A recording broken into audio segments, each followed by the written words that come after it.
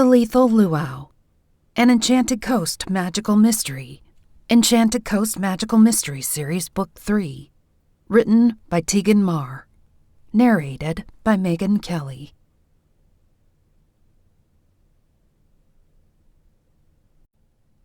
Chapter 1.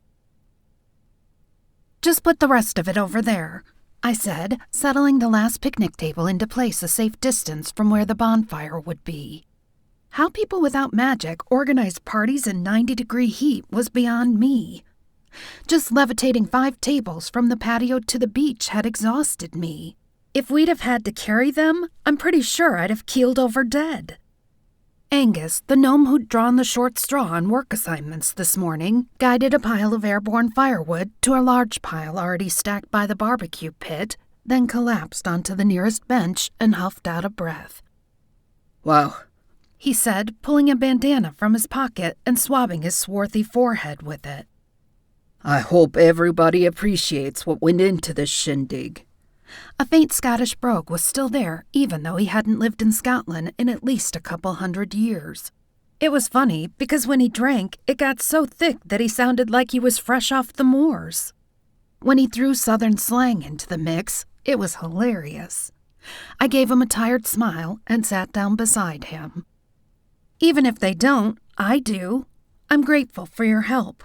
There's no way I could have done all this by myself. When I threw out the idea to have a luau, I was obviously having a brain-dead moment. We've had a ton of RSVPs, so I think it'll be worth it, though. It's a great way to show appreciation for our regulars."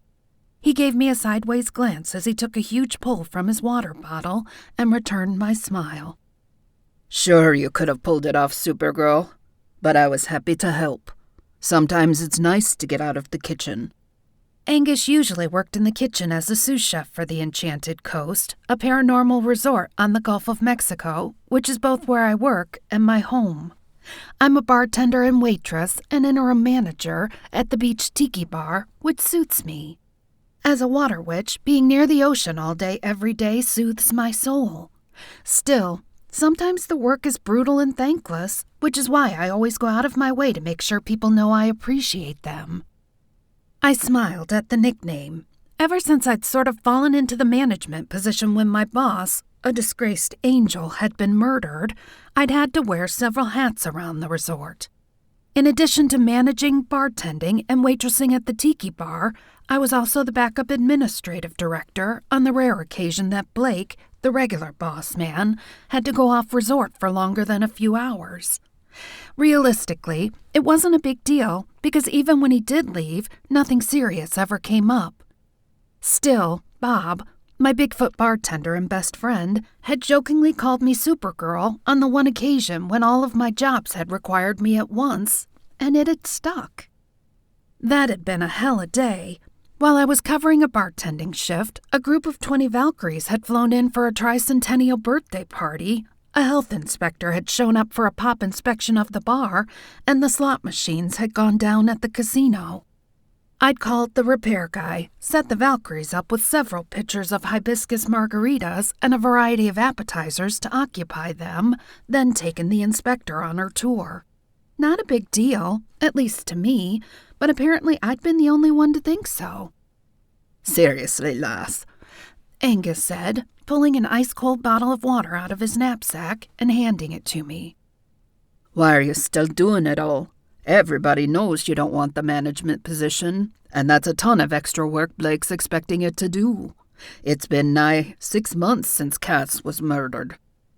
I lifted a shoulder as I pulled the clip out of my tangle of red curls and swept it back up, capturing the damp ringlets that had escaped.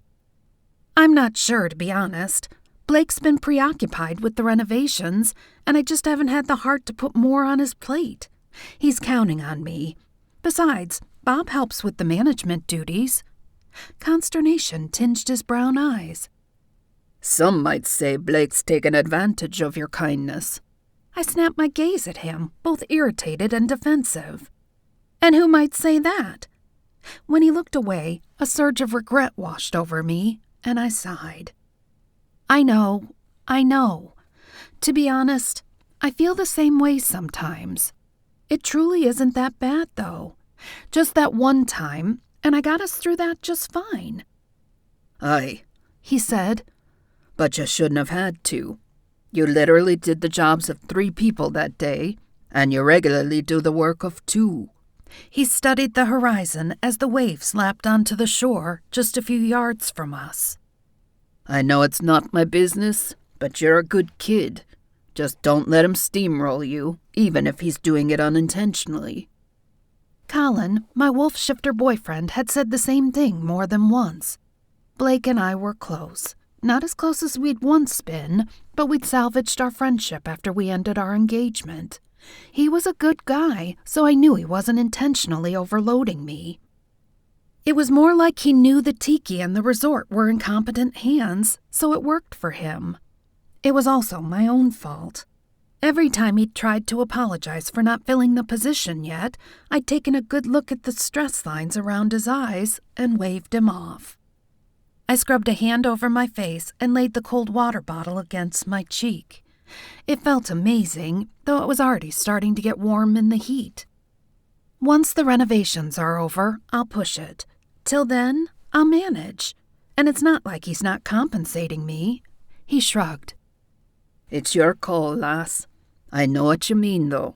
I like Blake, and this whole thing's been a nightmare for him, and that's a fact. He glanced sideways at me. Did you hear they're putting in a pool designed specifically for larger folks up at the new addition? Larger? I asked, brow raised. You mean like for giants? Well, he said. I guess it worked for them sorta, but no. I mean for people like centaurs and unicorns. It's gonna be the size of like 4 Olympic pools, so they have enough room to get in and swim even if they bring groups. I had not heard that, I said.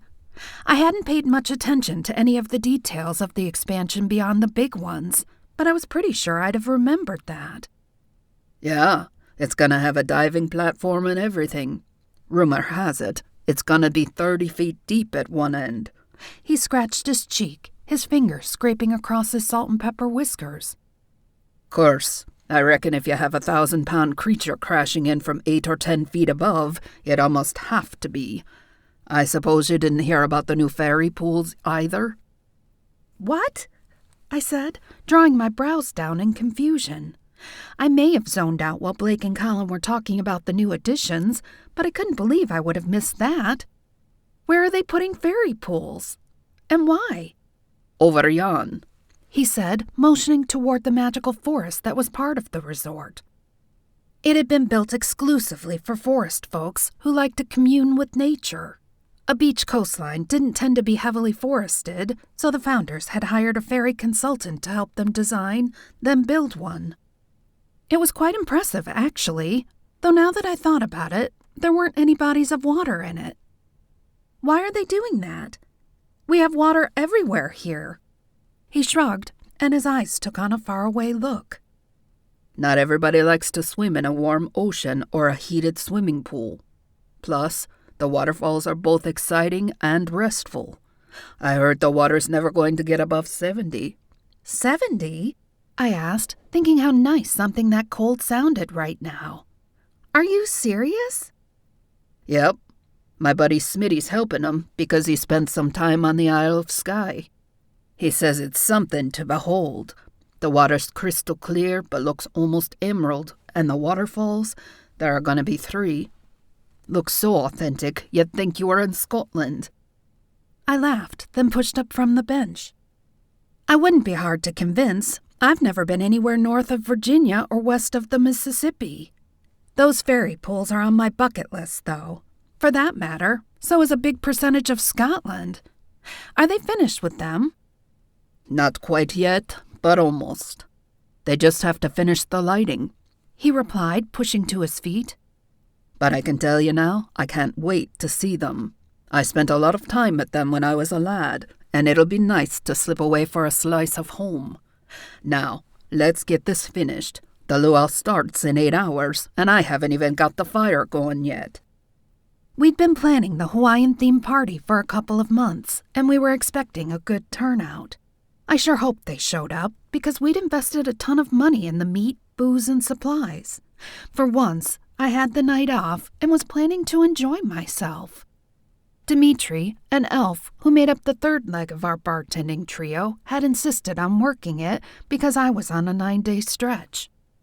Bob had been in Tennessee on a family emergency, so it had just been the two of us until our giant hairy friend had gotten back the night before.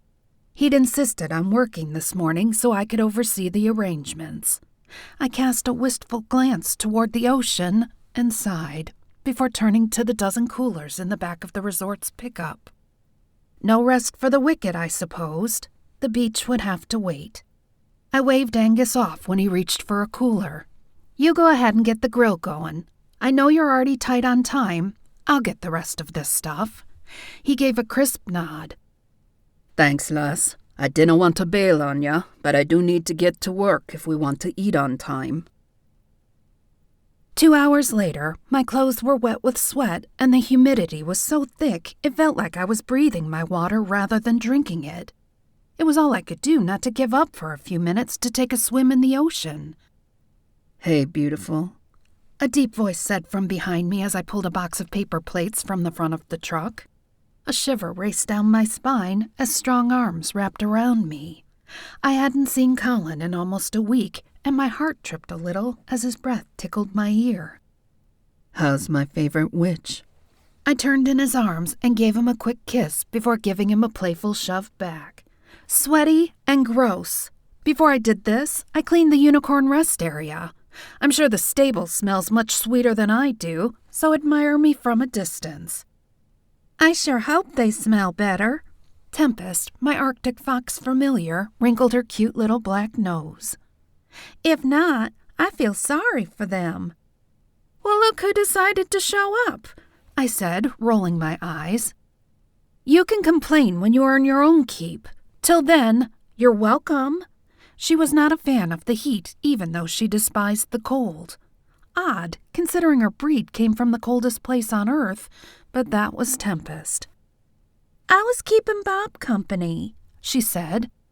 I think he's still a little sad that his aunt passed, so he needed me more than you did.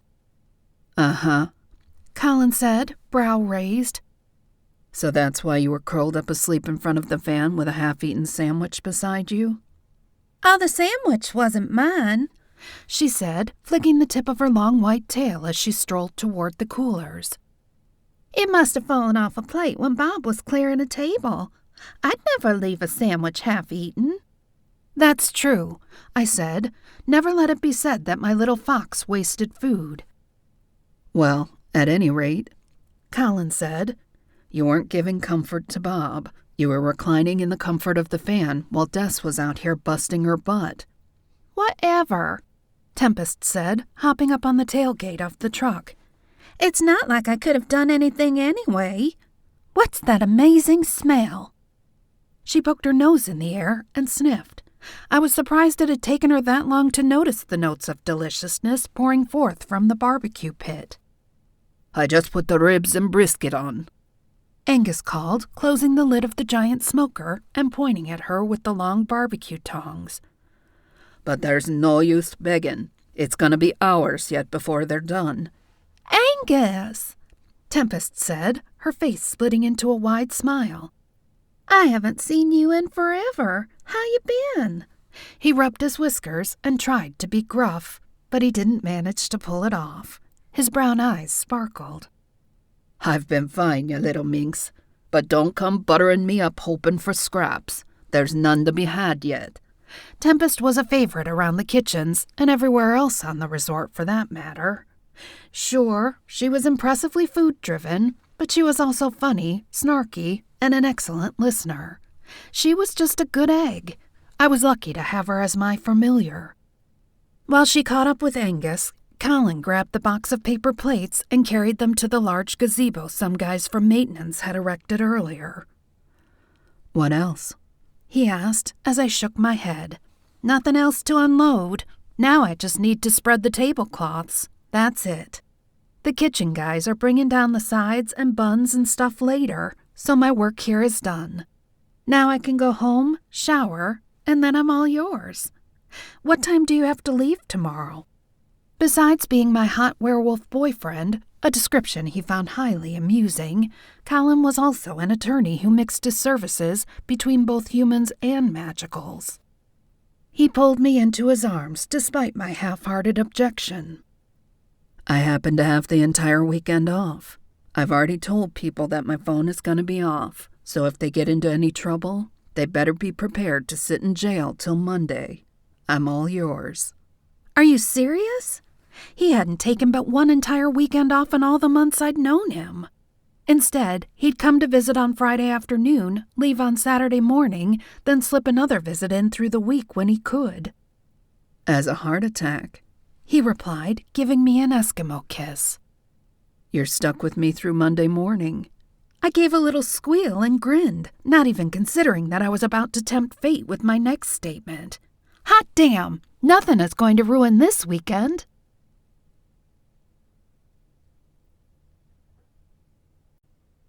Chapter 2. An hour later, I was cleaned up, in my bathing suit, and strolling along the beach with Colin.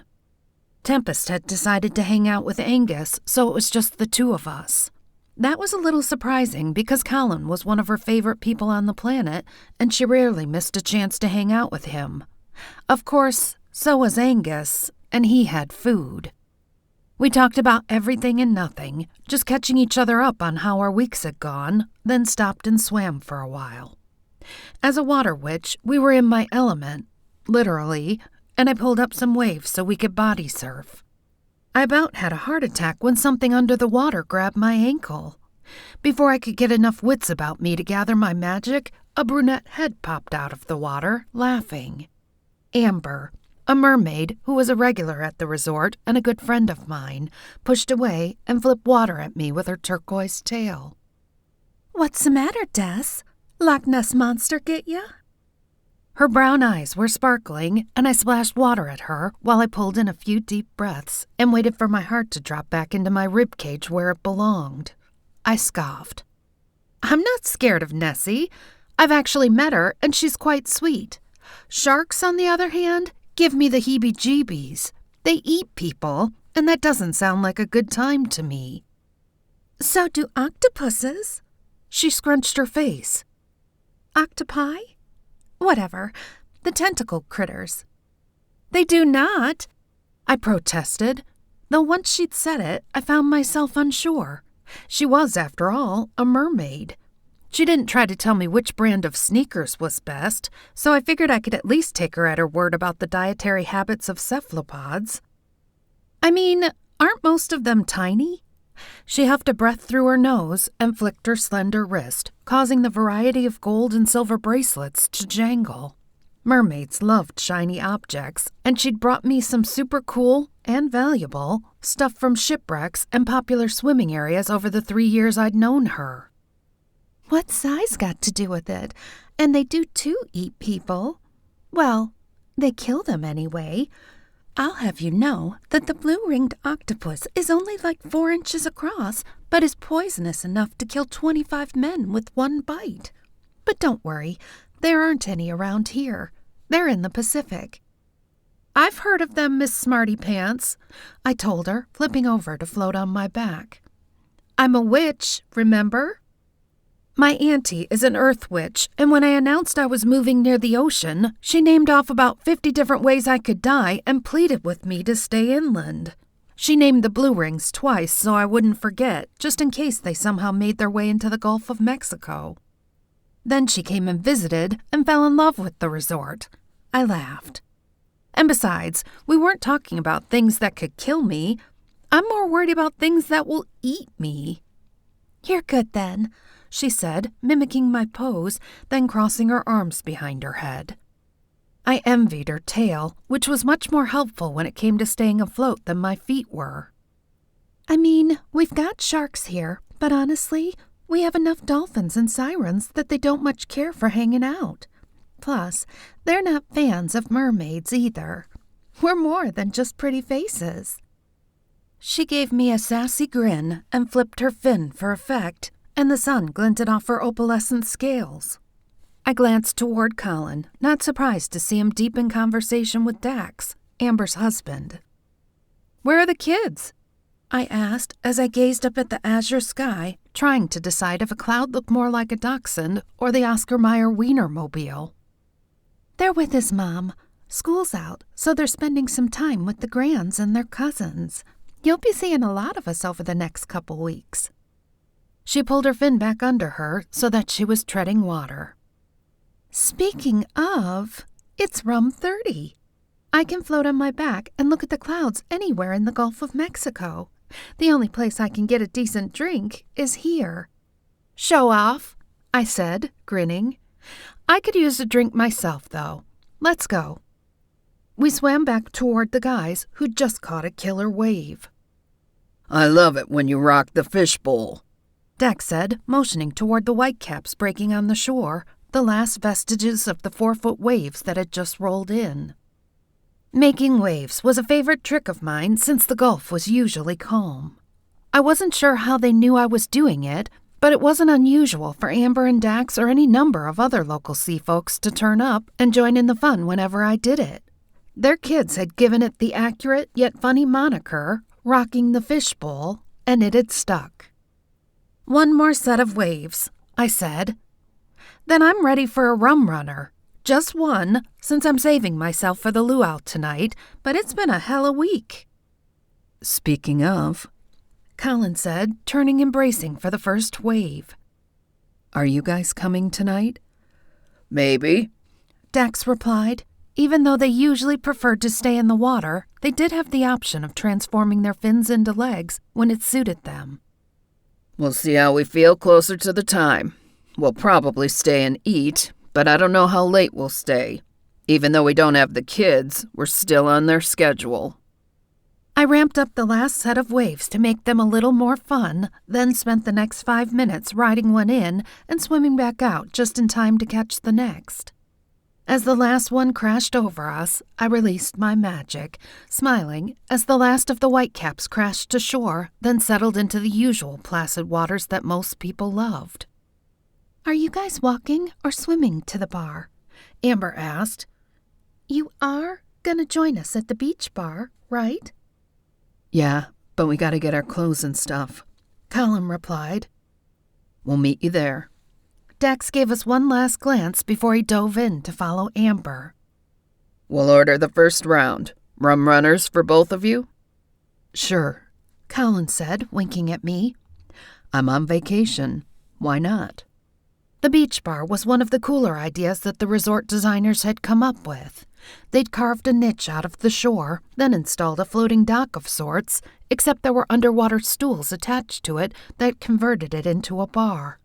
If you were swimming in the water, you could just take a seat, ring the service bell, and wait for me or one of the other beach servers to come take your order.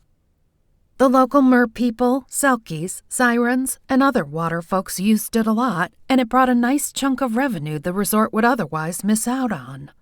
It wasn't uncommon for other guests to use it either, as was evidenced when we got to it. There was a lot to be said for being able to drink without getting out of the water when the temperatures soared above 90 in the shade. Stephanie, a Valkyrie, and another good friend of mine, was sitting with several of her friends along the opposite side of the bar from us. I pulled up onto the stool and leaned my elbows on the wooden bar. Even sitting, the water was still at my hips, which was nice, considering the temperature was about 10 degrees above the melting point of steel. Elena, an Italian vampire who'd been a server there for longer than I'd been around, smiled as she strolled down the bar and set our drinks in front of us. "It's about time you took some time off," she said to me, then drew her delicate eyebrows down. "Though I understand you still insisted on working this morning." I lifted my shoulders in defense. I had to. The luau's tonight, and there was nobody else to set it up. It only took me a couple hours. She scowled at me. "Well, you better not come in tomorrow. If you do, I'll have Steph here boot you out." "And I'll do it, too," the beautiful chestnut-haired Valkyrie across from me said, her expression fierce. "You promised to take the weekend off, and that's what you're going to do." She crossed her bronze-tattooed arms across her gold bikini top. Don't make me call Buttercup to guard you. Buttercup was her pitch-black warhorse. He was massive, winged, and snorted fire. He was also putty in my hands, especially when I had sugar cubes. I wasn't going to risk putting his loyalties to the test if he was given a direct order, which Steph wouldn't hesitate to do. Plus, I had no desire to work. I held my hands up in surrender and grinned. Okay, no need to sick your vicious beast on me. I'll take the weekend off. Good, Steph said with a sharp nod. Now that we've settled that, I'd like you to meet my friends. She motioned to the blonde to her right that was every bit as dangerously stunning as she was. This is Mariah. The woman gave me a big smile and held out her hand. It's great to meet you, Destiny. I've heard so many stories from Steph that I feel like I already know you. I returned her smile and took her hand. Any friend of Steph's is a friend of mine, though I'm a little worried what she's told you about me. She laughed. Nothing but good things, I assure you. Judging by the symbols tattooed down her arm and the golden bracelet circling her wrist, Mariah was a Valkyrie too. The woman to her right, however, lacked the tattoos, though she sported the intricate bracelet that linked her to the goddesses. She had a bright smile and hair close to my own shade of red, though hers was cut short in a pixie cut that framed a delicate face. Her green eyes were just a tad too luminescent to be human, though that was about the only real giveaway. I tilted my head. Faye, if I had to guess. Lizbeth, she said, amusement lighting her eyes. But you can call me Liz. And yes, I'm Faye. Well, half. My mom was a Valkyrie. A shadow crossed all three of the girls' faces, and I sensed a tragedy there. The shadow disappeared as quickly as it had appeared, and she was once again the carefree girl she'd seemed at first. I took an instant liking to her, which wasn't normal for me. I tended to reserve judgment until I knew somebody. This girl, though, exuded nothing but kindness. It's nice to meet you, Liz. Destiny. How long are you ladies staying? Just the weekend, Liz replied. So we're going to make every minute count.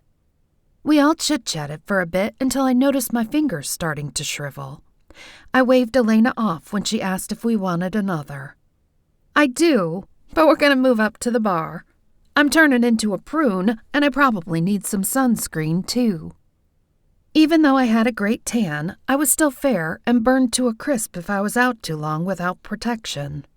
Beside me, Colin's stomach rumbled, then mine echoed it. We'd gotten so caught up in visiting and relaxing that we'd forgotten all about our earlier plans to get lunch.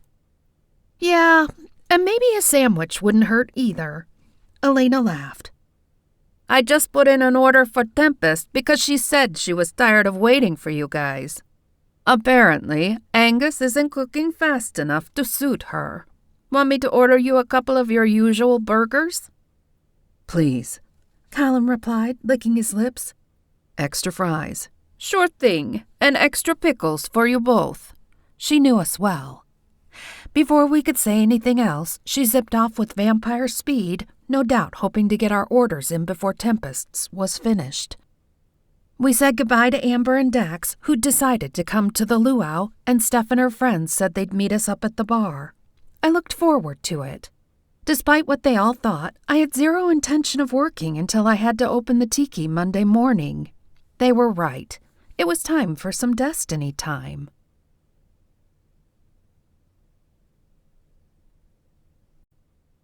Chapter 3.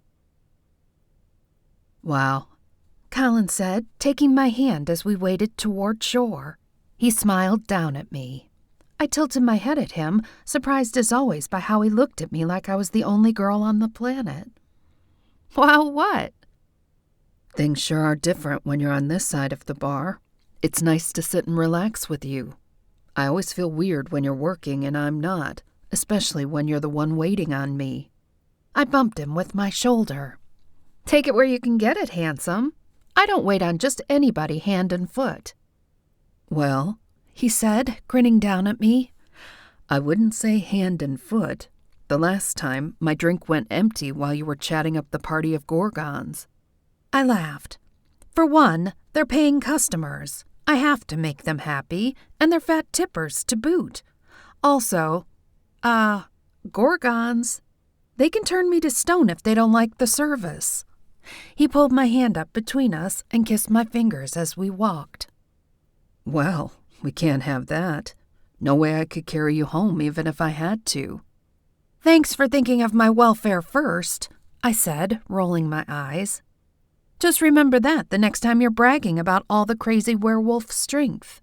He arched a brow at me. "I'm a werewolf, not a forklift." For some weird reason, I find that mildly insulting. I laughed. Colin led me around to the shaded part of the bar, and we slid onto our stools. Bob had apparently seen us coming because he slid 2 fresh drinks in front of us, along with the cheeseburgers we'd ordered before we'd even settled.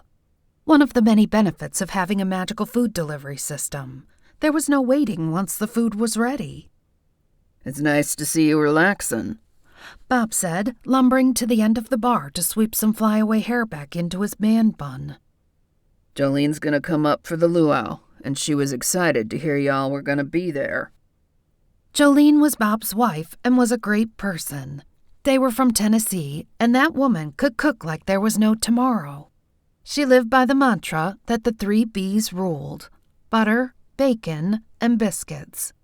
We'd become good friends over the last few years, and I was glad she was going to be there. She didn't get out as much as Bob, and I thought she should. "That's awesome," I said, squeezing a blob of ketchup onto my plate, then Tempest's. "When's she coming?" "Around 6. He replied, washing his hands. "The sitter's only able to stay for a few hours, though, so she won't be able to stay." I caught a flash of movement out of the corner of my left eye and whipped my head around as a man built like a linebacker crashed into Elena, who was carrying a full tray of drinks. Even her vampire reflexes didn't save her. She cried out as the tray went flying, and I thrust my hands out just in time to keep the 6 cocktails from landing right on me. Carefully, I reversed their course, doing my best to catch every single airborne cherry and pineapple slice and deposit them, along with the rest of the drink, back into the glasses they came from. Thankfully, Elena had the grace to equal her incredible speed and managed to rebalance the tray as the rum runners, pina coladas, and appletinis settled back where they belonged. One errant piece of pineapple splatted to a rest on the bar in front of me, but the rest seemed to have survived unscathed. "Nice save, Tess," she said, heaving a sigh of relief. "I am so sorry," the man said, guiltily stuffing his phone into the back pocket of his flowered teal board shorts. "I was checking to see if I'd missed a text and didn't even see you until it was too late." Elena, rarely one to sweat it, just smiled at him. "No problem. But be careful next time. You almost killed 6 innocent cocktails. That's considered a felony around here." She replaced the fallen pineapple slice with a fresh one and sashayed toward the porch to deliver the rescued libations. Blushing, the man shot Colin and me an embarrassed glance. "Bob, please buy these 2 around on me." I waved him off, smiling. "You don't have to do that. It happens all the time. That was nothing compared to the great spill of 2019. Full tray of frozen daiquiris all landed on the Angel of Destruction's wife. Well, most of them anyway. Fortunately, she's not nearly as fond of wreaking havoc as he is. That's just what happens when you sit here in the splash zone. That's what we dubbed the aisle that ran to the restrooms, because at least once a week somebody came plowing through without looking where they were going and sent something flying. No matter how careful we were, it was such a tight space that it just happened. "Nevertheless," he said, flashing us a grateful smile, "I insist. And I'm also intrigued. You get a lot of angels through here?" "A few," I said, unwilling to talk much about the celestial guests who frequented the resort. Some of them were close personal friends of mine, and, just as with all my guests, I was protective of their privacy. You'd be surprised at the variety of people we get through here. The guy motioned to the chair on the other side of Colin. Do you guys mind if I sit? Not at all, Colin said, sliding our mini cooler over to clear the space. Is this your first visit here? It is, the man answered, climbing up onto the stool. He pulled in a deep breath and ran his fingers through his sandy hair. I'm supposed to meet a friend here, but she hasn't shown up yet. I was checking to see if I'd missed a text from her when I almost caused Drink-A-Geddon there. Something flashed across his features too quickly for me to tell if he was worried or irritated. Ah, Colin said, his mouth full. Women. I elbowed him and gave him a dirty look. He scrunched his nose at me and grinned before he chased his big bite down with a swig of beer. I have no doubt she has a good reason. Regardless, if I have to wait, there are worse places to pass the time, he said as Bob sat a fresh draft beer in front of him and took his empty. Since you know about the splash zone, I assume this isn't your first trip here? I shook my head and popped the cherry from my drink into my mouth. Nah, I came for the first time 3 years ago and just never left. At his befuddled look, Colin explained. She works here. We're just taking a weekend off. You have a weekend off, and you stay at your job? He grinned and took a gulp of beer. You either have a lot more dedication or like where you work much better than I do. If your days off are as rare as mine, I'd run far and fast once that clock was punched. I'm Charles, by the way. Destiny and Colin replied. She's off, but she's in charge of the place, so she can't go too far. Plus, I added, despite working here, I love the place. I'm perfectly content being a guest when I'm not playing employee. Charles stopped with his beer halfway to his mouth and glanced over at me. Wait, Destiny? Is your last name Maganti? I gave him a slow nod. It is? But why? And how did you know that? Because the friend I'm waiting for is your cousin Mila. It was my turn to pause. Mila never mentioned she was coming here, and she always texts before she comes. My cousin ran a boutique in nearby Abaddon's Gate, a supernatural city accessible by magical port. She was an ace earth witch, and people came from all over for her potions, herbs, and beauty products. Charles shrugged. I'm not sure why she didn't, just like I'm not sure why she isn't here yet. She's almost 2 hours late. That didn't sit right with me. Of the two of us, I was the late one. Mila considered being on time late. I pulled out my phone and tapped out a quick text. I'm sure something probably came up at the store or she got her times mixed up. Why was she meeting you here? She hadn't mentioned that she was dating anybody, and I'd just talked to her the day before. Unease settled over me. She'd looked tired the last few times I'd seen her, and she'd taken to texting more than FaceTiming like we usually did. How do you know her? Colin asked, picking up on my worry. We met through a mutual friend. I started to ask more questions, but decided it was none of my business, unless, of course, she didn't show up in the next hour or answer my text. Then all bets would be off. I fingered the tiny conch shell hanging from the silver chain around my neck. I'd spelled this one and another with a link, then made necklaces from them. Mila had the other, and if she was wearing hers, which she always did, she'd know I was thinking of her. I'll reach out to Calamity, Tempest said through our link, and I nodded. Calamity was her sister and Mila's familiar. They could talk to each other regardless of distance, and if Tempest could reach her, I'd feel better about the whole situation. They were always straight with each other. I'm sure you're right, and she's just tied up at the store, Colin said, and I arched a brow. Okay, he said, smiling. Maybe not the best choice of words, but you know what I mean. I did, and he was right. Mila was a big girl, and she also knew I was only a fox shot away if anything ever happened. We chatted with Charles for a bit, then decided to go hang out with Dax and Amber, who'd swam through the access channel to the entryless salt pool on the other side of the patio. The resort really was set up to accommodate everybody, and it was days like this that I was glad.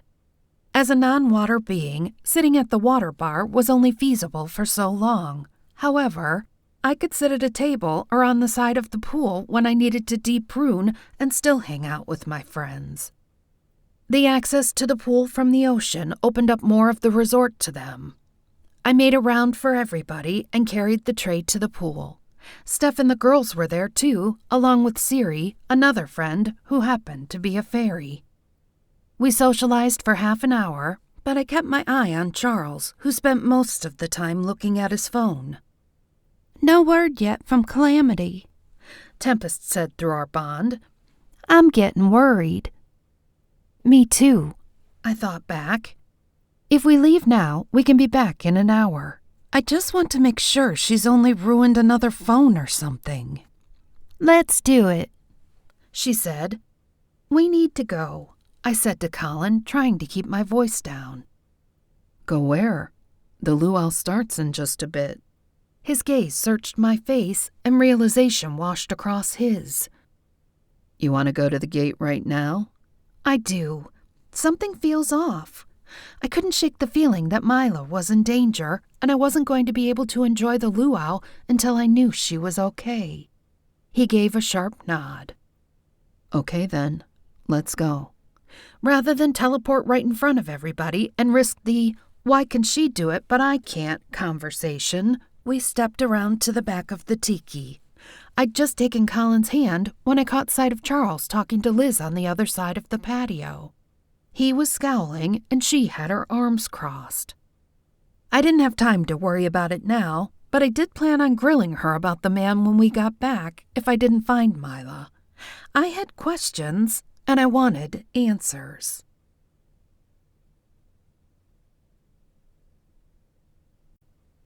Chapter 4. When we stepped out of the alley beside Mila's shop, Potions and Lotions, Abaddon's gate was bustling. Moms of all species hustled their children down the street, stopping at this street vendor or that for roasted treats for the kids or dried herbs or fresh produce for herself. Businessmen strode with purpose, most of them either talking on Bluetooth mics or staring down at their phones, punching out texts or scrolling through work-related stuff. This part of the gate was decent, catering to small, legit businesses. The whole town wasn't like that, though. Just a few blocks over, shady people conducted all sorts of business 24/7.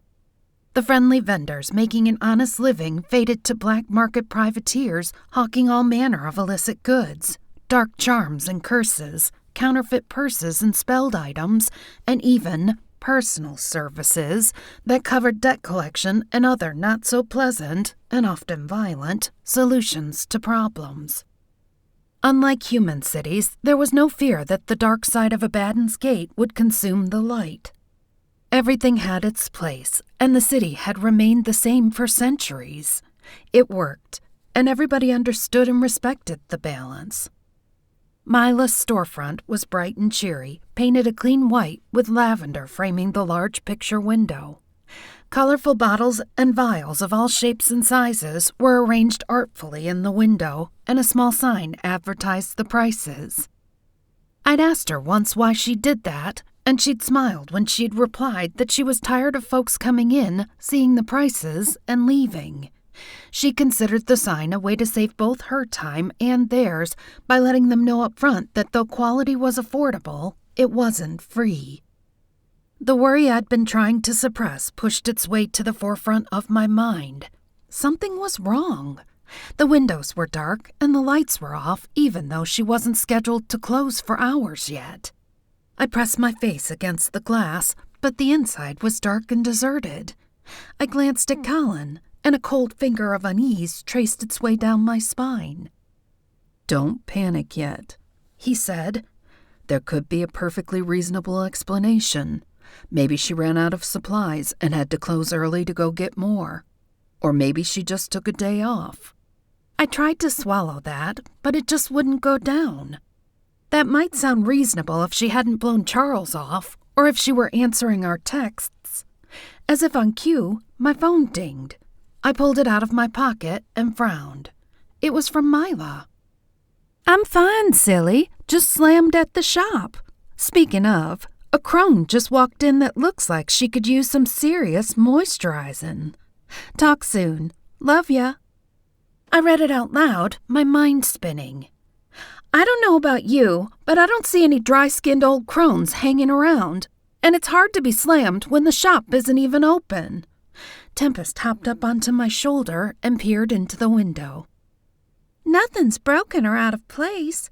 No sign of a struggle." "Try Calamity again," I urged. She closed her eyes, then sucked in a breath and popped them back open again.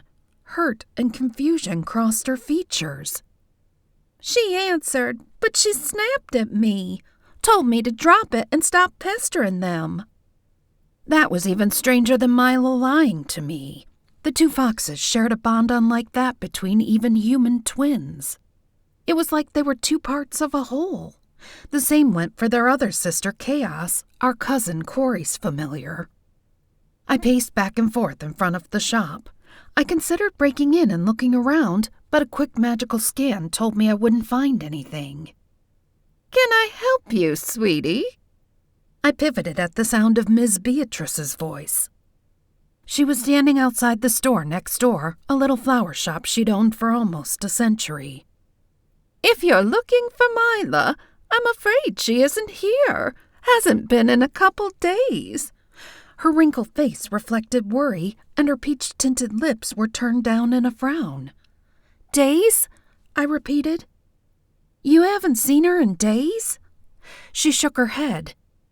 "She's been strange lately. She'll be around for 3 or 4 days, then disappear for a few. She said she had some upheaval in her personal life and asked me to watch over the place when she has to leave. She gave me a key so I can water her plants." "And she hasn't said anything else about this upheaval?" Colin asked. "No details?" Ms. Beatrice shook her head, her gray bun wobbling. "Nothing. I'm worried about her, to be honest. When I do see her, she looks tired, black circles under her eyes, and she's lost weight. Not quite a bag of bones, but I know she's not eating right." "What about Calamity?" Tempest asked. "Oh, your sister looks fine. She tried to soothe me last time, saying what they were going through was temporary and that they weren't in any danger. But I could tell she wasn't telling me the whole truth." A Gorgon with a couple of kids walked into her shop, and she smiled at them. "I have to go, but if you find her, please let me know. An old lady worries." I patted her on the arm and assured her I would. "You take care, Miss Beatrice.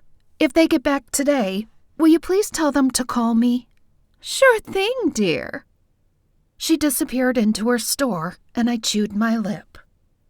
I don't get it. She never lies to me, and this shop means everything to her.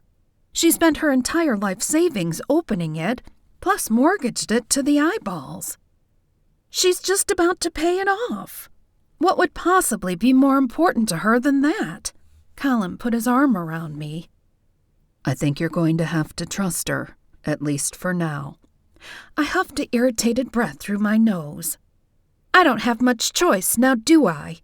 Let's just go home. But you can bet your boots this ain't over."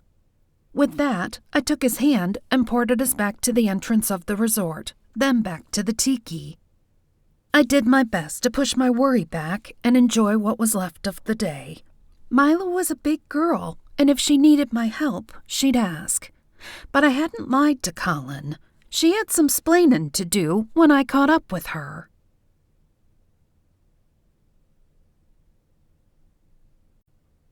Chapter 5. Since the luau was on the beach, we opted not to go back to my place to clean up. No need to wash off sand just to replace it with fresh. The smell of roasting meat was making my mouth water as we strolled down to where Angus was hard at work. Well, He was drinking beer and sitting in the shade shooting the breeze with a brownie who must have come down from the kitchen to help him. But still, he was cooking meat over a blazing grill in 90-plus degree temps. That counted as work. 2 tables I'd set up earlier were practically groaning under the weight of a dozen big bowls of sides, finger foods, and desserts, and the coolers were full of waters and sodas for people who didn't want to buy booze from the bar or needed to take a break from drinking while they ate. A 3rd table held 4 giant serving tins covered in foil, the meat, no doubt. "Hey, Angus," I said, grabbing a Coke from the cooler, then waving a hand over it to refreeze the melting ice cubes. "It smells amazing down here." I picked up the corner of the foil covering a large roasting pan and plucked a piece of brisket out before Angus could smack my fingers with his tongs. "No piecing," he said. "Get a plate." I gave Tempest a piece of my purloined goodie, then stepped back out of Angus's range and smiled at Colin as he handed me 2 plates. I loaded them up, then took them to a table where Jolene, Bob's wife, was sitting with a couple other girls who worked in the casino. "Hey, ladies," I said as Colin and I slid onto the bench across from them. Tempest hopped up onto the bench and went to work on the plate I'd made for her. "Where's my baked beans?" she asked around a mouthful of brisket, and I shook my head. "No way! You want beans? You're sleeping on the porch. Count yourself lucky I put coleslaw on there." My little fox was furry and adorable, but she could gas out an entire platoon if she ate beans, onions, or broccoli. She scowled at me, but didn't push it. Not that she had any reason to. Even without the beans, her plate was loaded. "Who was that guy you were talking to at the bar earlier?" Kathy, the older of the 2 casino girls, asked me. "I was off today and I couldn't help but notice him." I had to admit, Charles was a looker if you liked the brawny type. Still, just in case Mila was involved with him, I figured I'd approach it from that direction. "He's a friend of my cousin's. She was going to join him, but couldn't make it." The worry I'd been trying to ignore pushed at me, and I glanced down at my phone for the 100th time that day. I was getting anxious and had already decided to take another trip to the gate the following day if she hadn't gotten back with me. I didn't know how much good it would do me, but I could at least ask around. It would be better than sitting here at the resort doing nothing.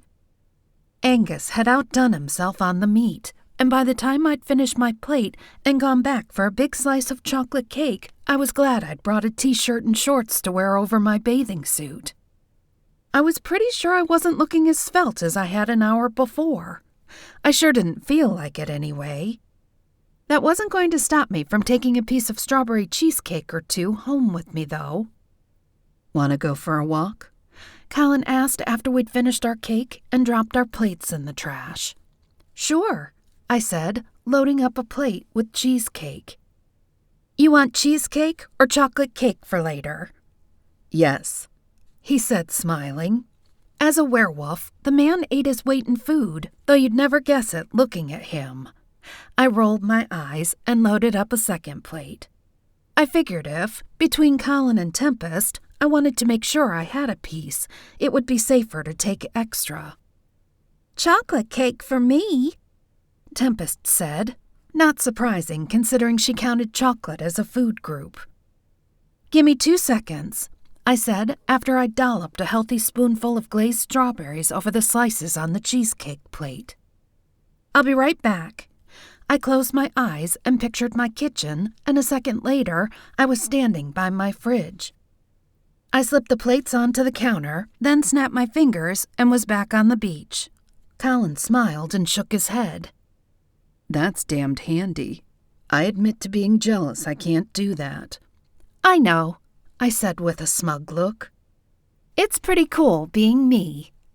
He held out his hand, and I took it, but rather than following him toward the beach, I pulled him toward the forest behind us.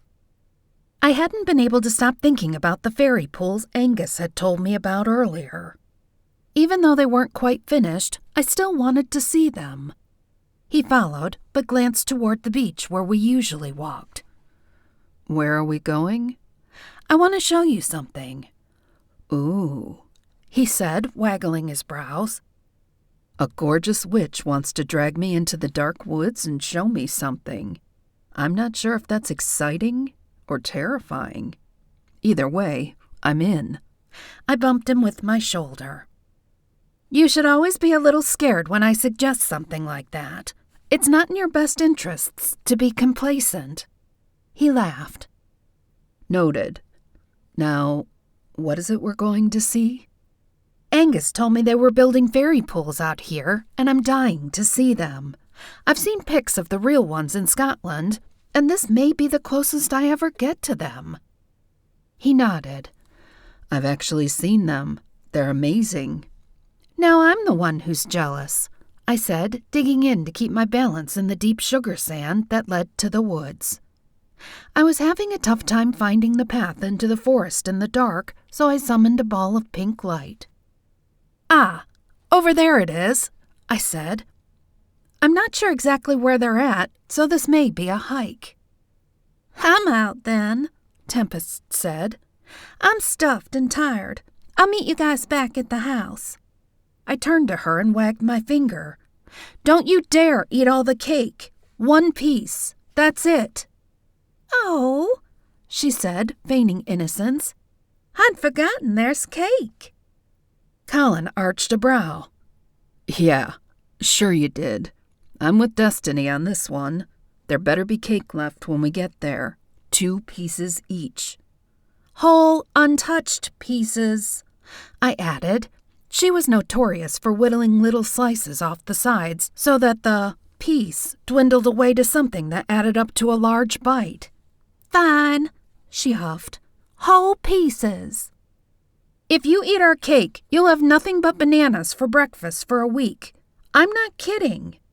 She liked bananas, but preferred them sliced in pancakes. Eating them plain for a week would be extra painful because she'd be lamenting the lack of sweetbread and fresh maple syrup that usually accompanied them. The threat would be sufficient to keep my cake safe. With a final eye roll, she blinked out. She and I were one of the only 2 people on the resort aside from Blake who had teleporting privileges, and it sure did come in handy. We strolled along in comfortable silence for a few minutes, the pink light orb bobbing ahead of us. It didn't shed much light, but it provided enough that I didn't fall flat on my face. Colin didn't need it. Werewolves had excellent night vision. "Stop," he commanded out of the blue, grasping my hand tighter and shoving me behind him. Coming from anybody else, the alpha behavior would have irritated me, but he had utter faith in my abilities. If he thought I needed to be behind him, I was willing to listen. The action set my defenses on red alert, though, and rather than stare at his back, I turned and put mine to his, watching his 6. I scanned the inky darkness for danger, my magic tingling through me. "Make the orb bigger," he said. Keeping one eye behind us, I flicked my hand at the ball and turned up the wattage. He paused and listened, then put his nose in the air and sniffed. "We're alone. Look, up ahead." I relaxed and released the magic that had hummed instinctively to the ready. Turning around, I looked where he was pointing. Somebody was lying on the path in front of us, her back to us. With the way she was positioned, all I could see was that she was wearing a black tank top and jean shorts, which didn't do much to identify her. She also had short red hair, and my stomach sank. I'd only seen one woman with hair like that today. I crept closer, still holding Colin's hand. "Hey," he called. "Are you okay?" When she didn't respond, he cautiously closed the gap between us and the body and reached down to touch her shoulder. When he did, she rolled over onto her back, and I sucked in a breath. Liz's lifeless green eyes stared up at us, and the barbecue fork sticking out of her chest was proof that she was definitely not okay.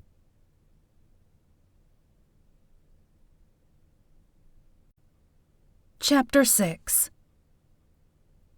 The forest around us suddenly felt dark and dangerous. Every sound was magnified, and I expanded the ball of light until it shone as bright as a stadium light. Or, I suppose, a crime scene light. I scanned the shadows again with both my eyesight and my magic, searching for any sign that we weren't alone. Colin shook his head. I'm absolutely positive there's nobody here, or within a quarter of a mile for that matter. I can still smell the luau, but there's nothing else, and all I can hear are normal forest noises. Even those are muted at this point, though, which tells me whoever did this hasn't been gone long. I had to go get Blake. The question was whether or not Colin should stay near the body or go with me. He was a werewolf, but the dead woman in front of us had been Valkyrie and Faye. She hadn't exactly been a lightweight. I wished Tempest had decided to stay with us. That way she could have gone. Go get him, Colin said, reading my mind. We don't both need to go, and I'll wait here to make sure nobody else stumbles across her. I pulled in a breath and pictured the luau where I'd last seen Blake. Rather than just blink in, I ported to the edge of the woods, then trotted over to where he was talking to Stephanie and Mariah. I sighed. That wasn't ideal, but they deserved to know. Still, that was Blake's call to make, and my first loyalty had to be to him. Sorry to interrupt, I said, breathless. But I need to talk to you for a minute, Blake. It's an emergency. Concern colored his chocolate eyes, but he followed me several feet to where we had some privacy. I slapped up a muffling bubble around us, just in case. There's been a murder in the forest. Liz, the second girl who's here with Steph, I said, keeping my voice as low as I could while still being heard. Muffling spells were good for humans, but they didn't always work well against other magicals. The color drained from his face. How? When? I shook my head. I don't know when, but Colin thinks it wasn't long ago. She was stabbed with a barbecue fork. I glanced toward Steph. We have to tell them now. If we don't, Steph will lose her mind, and we won't be able to maintain control of the situation. You know how hot-tempered Valkyries are. He rubbed his jaw, something he tended to do when he was stressed and trying to make a decision. Yeah, and Valkyrie law is clear and quick. They don't require much proof, especially if it seems clear-cut. We can't have her going off half-cocked. Take me to the body first, though. Then you can come back and tell them. Gently. The two Valkyries were watching us, curious, but seemed more interested in whatever gossip I may be bringing. They'd obviously not overheard us. Can you two wait right here? I called, trying to keep my tone serious but calm. I need to talk to you, but I have to show Blake something first. Sure, Steph said, drawing her brows down. Is everything okay? I pulled in a deep breath and blew it out through my cheeks. No, it isn't, but give me 10 seconds. I'll be right back. Blake took my hand and gave me a sharp nod to let me know he was ready for me to take us to the body. I closed my eyes, trying to remember the exact location. Snapping my fingers, I sent out a wish to the universe to guide me, then waited while the sensation similar to taking off in an airplane overtook me. When the coppery smell of blood and the clean scent of Colin's cologne filled my nostrils, I knew I had gotten us to the right place. Blake and I had been peas and carrots at one point, so he was used to porting together, even though he was perfectly capable of doing it himself. The thing with teleporting, though, was that it helped to have been wherever you were going. In my case, it was almost necessary. So, when we went somewhere he'd never been, I took us, and vice versa. Since he was used to traveling with me, it only took him a split second to gain his balance and stride forward. He nodded to Colin, who was standing with his arms crossed and his feet shoulder-width apart. I'll be right back, I said as Colin briefed him on the situation and how we'd come to find the body. In another second, I was standing a few feet away from Stephanie and Mariah. I paused, trying to find the best way to tell them their friend was dead. Just spit it out, Stephanie snapped. We're both eons old. Whatever you have to say can't be any worse than some of the news we've heard before. I shifted my weight from one foot to the other, then ripped off the Band-Aid. Colin and I just found Liz on a path in the forest. I'm sorry. It took a couple of seconds for the impatience on the girls' faces to fade to confusion, then shock, grief, and finally, rage. Valkyries were beautiful, but lethal. I'd always known that, but I'd never really seen the latter trait. Who did it? Stephanie said, her words clipped. I don't know yet. We just found her while we were walking, and I came to get Blake. She was stabbed. Take us to her, Mariah commanded, and all signs of the soft fun girl I'd hung out with that afternoon were gone. In her place, a fierce warrior stood, a blush of rage high on her angled cheekbones. I paused, then held out my hands. When they took them, I blinked us back to the body. Blake was bent over her, hiding most of the body from view. Stephanie strode to him, Mariah close on her heels. After a few seconds, Stephanie looked at Mariah. Tears shone in her eyes, but were the only sign of sorrow. Her expression was hard. We'll take it from here. I stepped forward. Stephanie, you have to let us handle this. She spun toward me, fire in her eyes. The hell we do. She's one of us. We take care of our own business. Whoever did this will pay according to Valkyrie justice. Your cutesy little resort doesn't get an opinion. I pulled in a breath, willing myself to look beyond the harsh words to their source. Stephanie and I were friends, and more importantly, we respected each other. Have you ever known me to let something go? Do I ever slack before I get to the bottom of things? She'd seen me through 2 murders on the resort and had to remember that I'd worked tirelessly both times to find the killers and bring them to justice. And once I'd solved it, the murderers had been handed over to the proper authorities. I'm not trying to steal your power. I'm trying to help you, I said, stepping closer to her when her expression didn't soften. People around here aren't going to talk to you like they will to me. What are you going to do? Beat answers out of them? You know I'm right. Once we find out who did it, you'll get your justice. We won't intervene. The one downside to running a resort that played host to a vast array of magical beings was that we had to take a hard line on many different political circles. Valkyries didn't really do politics, but they did do justice. Their entire reason for existing was to choose who lives and dies in battle. By necessity, their laws were brutal.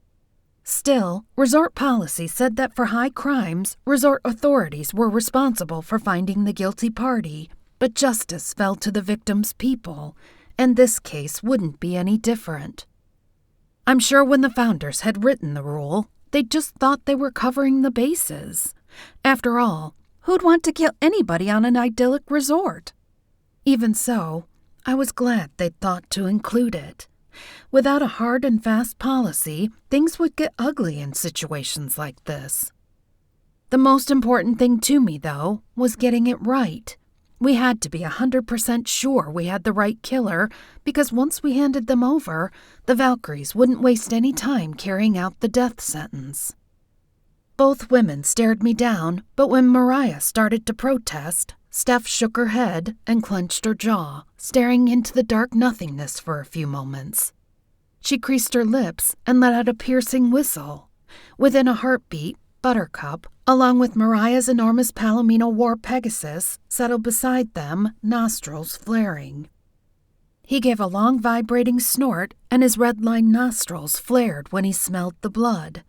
Prancing sideways, he bobbed his massive black head up and down, his long forelock streaming, then bent a front knee so Steph could mount. You have 48 hours. We'll give you your space, but we'll be watching. She hopped astride Buttercup, and Mariah mounted hers, glaring at me as she whipped her head back around and wrapped her hands in her mount's flowing mane. The winged horses took flight, and I shielded my eyes against the sand and debris stirred up by the downdraft. Blake grimaced. Well, that could have gone better. No, I replied, giving a wry shake of my head. It really couldn't have. That was way more latitude than I expected her to give us. Now I just have to do everything in my power not to let her down. Yeah, because we don't need the hellfire a bunch of Valkyries will rain down on the resort, Blake muttered.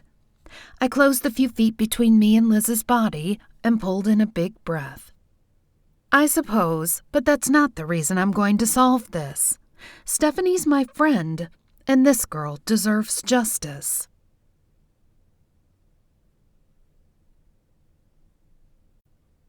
Chapter 7. I left Blake and his security team to deal with the crime scene.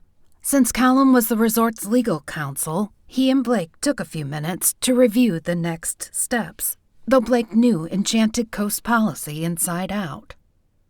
Where to? Callum asked after he and Blake were finished. I want to go back to the beach and see if that fork came from the luau, I replied. I was almost positive it had. It was only logical, but I didn't want to assume anything. For all I knew, Angus had gotten on somebody's bad side and they'd decided to set him up. Not probable, but it warranted following up on, considering what was at stake. Colin held his hand out to me. I took it, then summoned another light orb and set it bobbing in front of us. If you don't mind, I'd like to walk rather than teleport. I know time's critical, but I need time to sift through this. Probably not a bad idea, he replied, leading us back toward the beach. Do you know anything about her at all? I shook my head as I stepped over a root. Just what we learned today. I've never met her before or even heard Stephanie talk about her. She told me she was half Fae, half Valkyrie, and I got the feeling there was some sort of tragedy involving her mother. That's just my gut, though. Nobody mentioned it. The image of Liz and Charles arguing flashed through my head. Wait, I said. I saw her earlier up at the tiki talking to Charles. They looked like they were disagreeing about something. She looked sort of defensive, and he looked pissed. I assume Mila still hasn't gotten back to you? No, I replied, shaking my head. I looked up at him, but could barely see him through the inky darkness. I turned up the juice a little on the orb, and the pink glow increased. I think maybe we need to go to Abaddon's Gate tomorrow if we don't hear from her by then.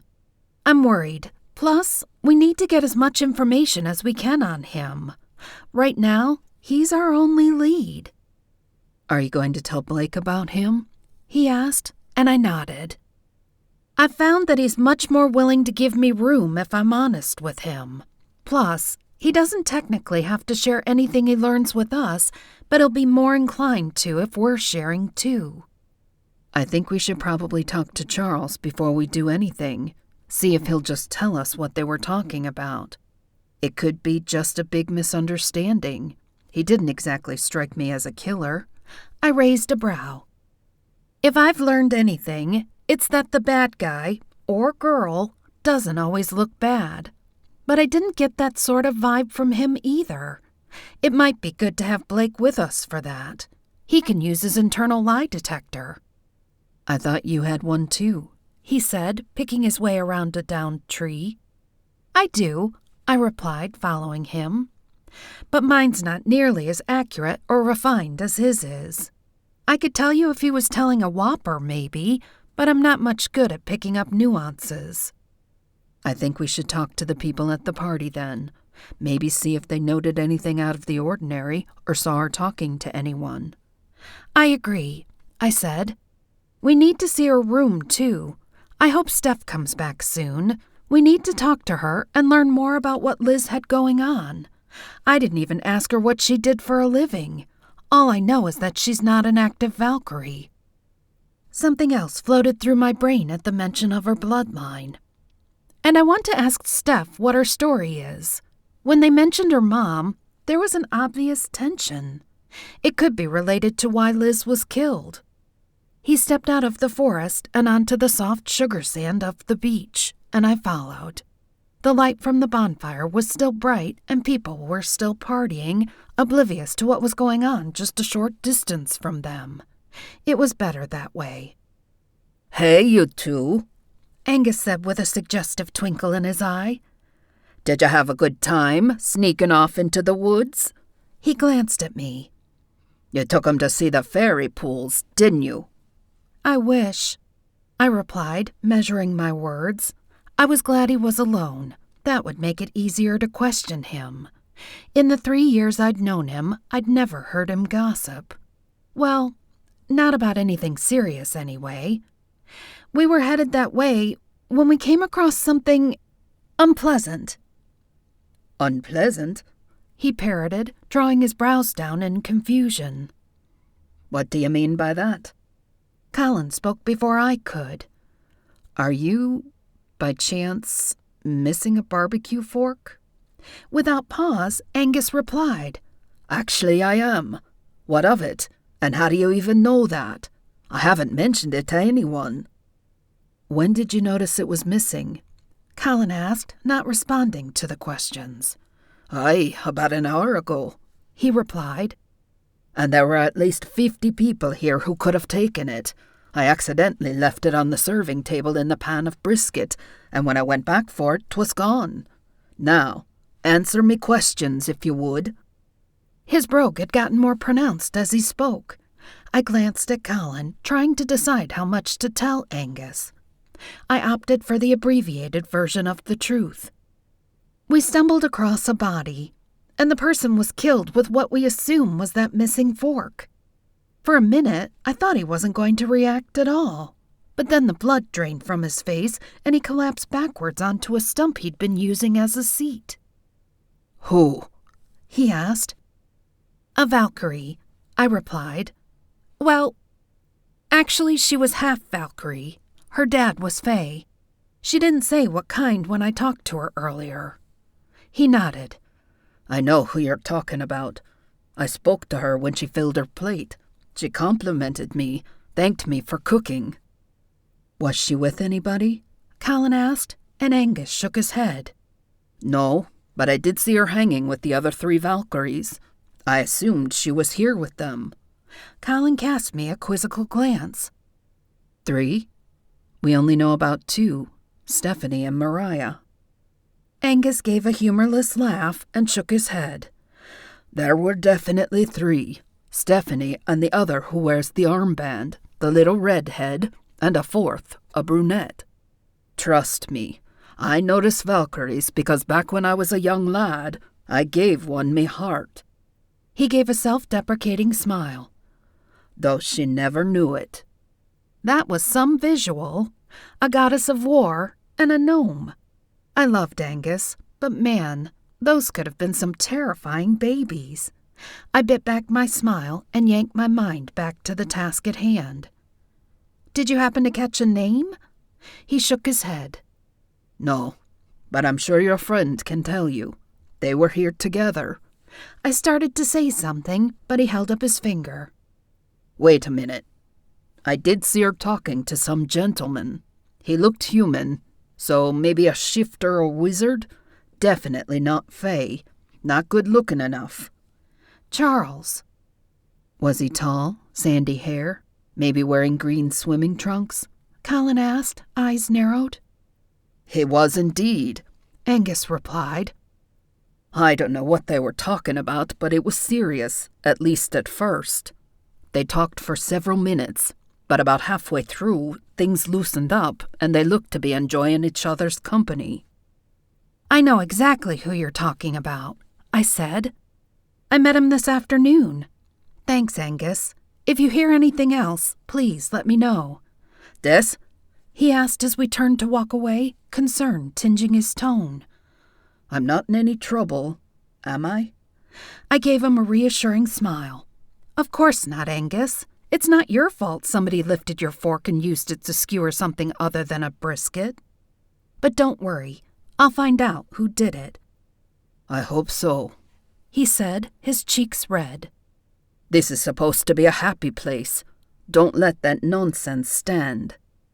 Many magicals lived long lives, Murder wasn't the same to them as it was to those of us who hadn't known anything other than modern acceptable behavior. So when he called it nonsense, it wasn't that he was callous. It was just that he'd likely seen a lot of killing in his centuries on the planet. I was both envious of his ability to compartmentalize and sad at the same time. We won't, I promise you that.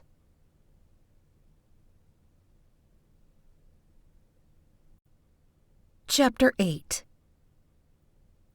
We talked to several other people who were still chilling out and enjoying the party, but we kept it discreet. The last thing we wanted was to cause a panic, but it did put a ward on the forest that prevented guests from wandering in. We didn't know yet whether she'd run afoul of something she shouldn't have, or if she was intentionally followed and killed, so I didn't want to take any chances. The worst thing about magicals was that they had a certain sense of immortality. Even though some of them actually were immortal, that didn't mean somebody couldn't kill them. But when you'd been alive for hundreds of years, you sometimes forgot that little fact. I figured it was best to protect them from themselves until we knew more. Ready to go check out her room? Colin asked. I glanced at my watch. Even though it felt like it was the middle of the night, it was barely 9. Sure thing. Hopefully we'll find something in there that'll give us some sort of direction. Or at least a clue as to who she really was. There's a chance she was just in the wrong place at the wrong time, but something tells me that's not the case. Everybody had secrets, and though she didn't deserve to die for them, knowing more about her might help find her murderer. I was getting tired, and the last thing I felt like doing was slogging through the sand all the way up to the main resort, so I took his hand. When he nodded that he was ready, I snapped my fingers and took us there. I didn't even need to focus to get us there because I'd done it so often. Nobody was allowed to port into the main resort except for Blake, and weirdly enough, Tempest. Blake had given her the ability back when we weren't speaking so that she could reach him in case of an emergency. Unlike me, who would have rather caught myself on fire than called him, Tempest had remained logical during that time. The ability had come in useful on several occasions, and I was kind of glad I didn't have the ability to get all the way inside. That way, if anything ever went wrong, they couldn't blame it on me. When we landed at the top of the steps on the sweeping flagstone area in front of the resort, Colin took a deep, steadying breath. He was a little green, but compared to way back at the beginning of our relationship, he looked downright healthy. Back then, he'd tossed his cookies every single time he'd traveled with me. This time, I wasn't even a little worried he was gonna heave, which was a relief. "Hello, Destiny, Colin. How are you two doing this fine evening?" The cultured voice came from way above us, and I tilted my head backward. "Hey, Margot. How are you?" Margot was the Sphinx who guarded the front of the resort. A lion with the head of a beautiful woman, she was an unexpected security measure, and we'd become friends back when I'd first started working at the Enchanted Coast. She had the best sunset view on the entire grounds, and we'd spent many hours watching them and talking about everything under the sun. She'd also helped solve the last murder we'd had, even though Blake had underestimated her. He wouldn't likely make that mistake again. She tilted her massive head down, and some sand trickled down on us. "Sorry about that," she said, smiling. "I've been doing well. Lots of people coming and going, and I've gotten acquainted with a few other employees. For the first time in my life, I feel like I have friends." "That's great, Margot," I replied, trying to infuse enthusiasm into my words, even though I felt a strange stab of jealousy that made me instantly ashamed of myself. I truly was happy she had people to talk to. It was just that I missed her. Her stone lips turned up into a knowing smile. "I miss you, though. Nobody has that same snarky sense of humor that we share. Why, just the other day, I had to stop myself from comparing a stuffy old siren who'd been on my last nerve to a turkey vulture when I was talking to this really nice young lady from housekeeping." I grinned as she continued. But you should have seen the old hag, Destiny. For the entire week she was here, she'd spit her gum onto the sidewalk or else stuck it in the crevice between my paw and my pedestal. She curled up her nose. Nasty woman, and the way she talked to the staff, why, I wanted to chomp her just for the fun of it. And she always wore this old black feather hat that I swear made her look just like a vulture, with her flabby turkey neck and beady eyes. But of course, I couldn't say such a thing to anybody but you. The mirth on her face was contagious, and the visual was hilarious. Now I'm jealous I didn't get to see her. We could have gotten an evening's entertainment out of that. We could have, indeed. The smile left her face. But I'm picking up an entirely different emotion from you two right now. What's happened? The brief moment of levity fled as reality came crashing back. There was a girl murdered over in the forest tonight. A Valkyrie. Oh, no, she said. Which one? Not your friend, I hope. I shook my head. No, not Stephanie, but a friend of hers. A girl with short red hair. Ah, she said, nodding. The halfling. That's a shame. She seemed quite sweet. I imagine the nice young man she's here with is crushed. I hope they made up before all this happened. Colin and I exchanged glances. Nice young man? He asked. Why, yes, Margot said. I didn't catch his name, but he's a handsome man, broad shoulders and a nice smile. Just got here this morning, but they seemed close. I described Charles to her, and she nodded. That sounds like him. And you say they were friendly? Colin asked. No, she said, drawing the word out. I said they seemed to be close. Friends. Or maybe even siblings, though I didn't get that vibe. Definitely intimate acquaintances, though. I can't quite explain it. They were angry with each other, but I sensed that they cared for each other underneath that. You didn't happen to hear what they were angry about, did you? She shook her head. I'm sorry, I didn't. I scanned them for ill intent, and when I didn't pick up any, I turned my attention to a large group of witches who'd just shown up. That was her superpower, so to speak, as well as her job at the resort. She could look into people's hearts to determine if they came with ill intent. If somebody did, she either notified Blake or, if she felt the person was in immediate danger, she detained them. If things went sideways, she had full authority to chomp them, though she'd never utilized the privilege, at least not to its fullest. That's okay, I said. You've given us a lot, and we appreciate it. Have you noticed anybody else going through that may have set off any alarm bells? She shook her head. If anything, just the opposite. People have been overwhelmingly happy lately. I guess because summer's in full swing and they're on vacation. Thanks, Margot. Colin said. We're going to go in and check out Liz's room and see if we can learn anything. Maybe she has some sort of journal or something that'll give us some clues. Are you sure she was intentionally murdered? Margot asked, frowning in thought. I mean, there are a lot of valuables on this place. If someone was out there sneaking around and she ran across them, maybe that's why she died. What sort of valuables are in the forest that people would be willing to kill for? She lowered her head so that she was almost looking us in the eye, her giant head taller than we were.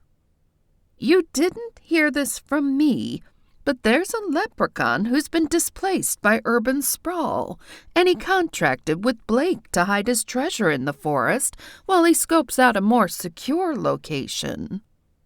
I rolled my eyes. Are you kidding me? I would never kid about something like that. Well, then are you absolutely certain it's a thing? Colin asked. She lifted a shoulder, sending another cascade of sand down. I just know what I hear. This leprechaun was standing right in front of me a few weeks ago, talking on his phone. He made the arrangements for all of his belongings to be put in storage. Then he said he'd be moving his treasure here while he looked for a new place. That was quite possibly one of the strangest and dumbest things I'd ever heard, but I also knew she wouldn't tell us if it wasn't the absolute truth. So, she continued, whether or not he actually did it is anyone's guess. All I know is what I heard. I pecked out a quick text to Blake using code just in case anybody was monitoring. Don't laugh or call me paranoid. Somebody had hacked my phone in order to kidnap me not so long ago, so I was officially a born-again skeptic. Is there any way this could be related to that oversized shipment of Lucky Charms? It took several seconds, but my phone dinged with his tone. His initial response didn't do much good, though, because it was just angry and annoyed emojis followed by the grimace face drilling into his own head. Then a second text. How did you even know about that? Talkin' 30. Your house. Almost done here. Well, Margot, it looks like you were right, I said, grinning. Her expression, however, was one of dismay. She chewed on her lip, causing a few pebbles to fall. Can we keep my name out of it unless it's absolutely necessary? It would look really bad, considering I'm one of the top beings in charge of security, if I were the one to spread that kind of secret. Colin smiled. I'm sure Destiny will be able to work around it without using your name. I patted her paw. I've got your back, Margot. We'll do a sunset as soon as all this is over. And thank you. She breathed a sigh of relief and returned to her natural position. Good luck to you both. If I hear anything else or sense anything off, I'll let you know immediately. With that, she turned her gaze back out to the ocean and settled into what, to an average eye, looked to be nothing more than a beautiful statue gracing the grand entrance of a luxury resort.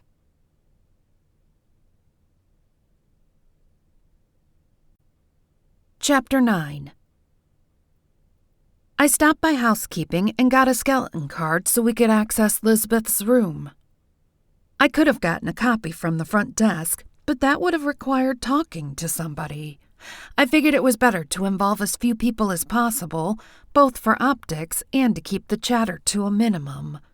It would be much harder to pick fact from fiction once the rumors started flying.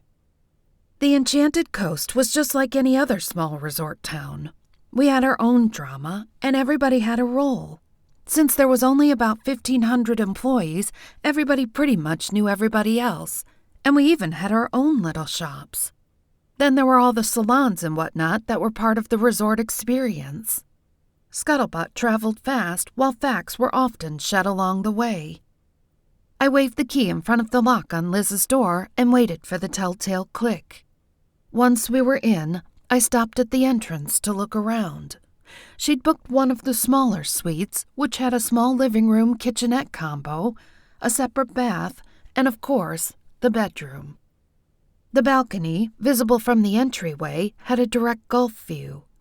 The place was as neat as a pin, and not just because we had good housekeeping.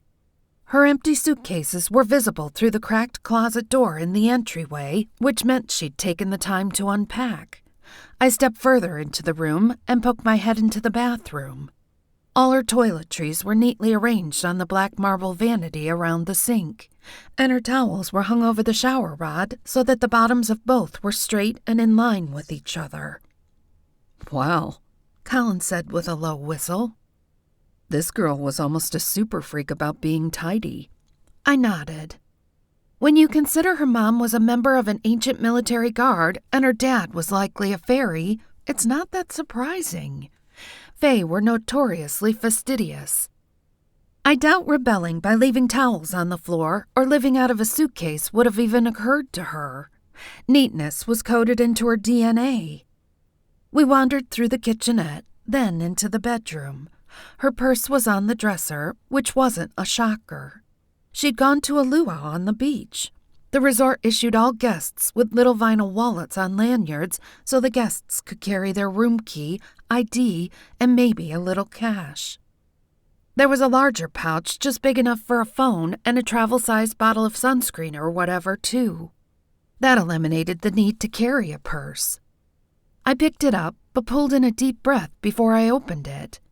Even though she was gone, it still felt like a huge invasion of privacy to be going through somebody else's purse. There wasn't much to be found besides the standard stuff, though. Her wallet, sans ID, chapstick, a couple of lipsticks, gum, loose change, a hairbrush, and a granola bar.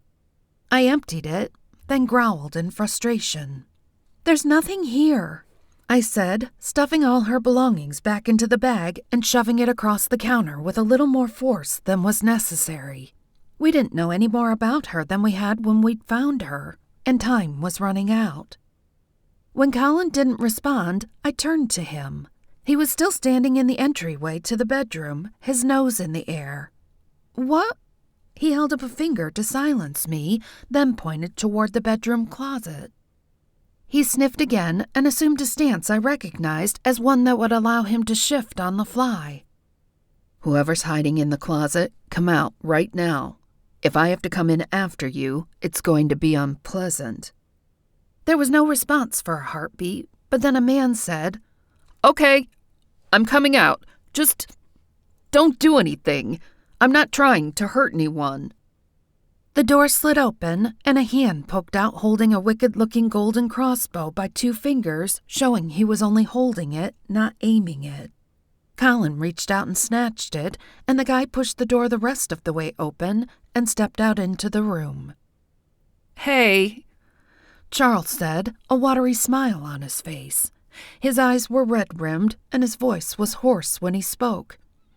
"I can explain. Well, sort of." I glanced at Colin, who raised a brow and replied, "I'm pretty sure 'sort of' isn't going to cut it. We're going to need full disclosure on this one." Charles sighed. "I can tell you what I can. The rest isn't up to me."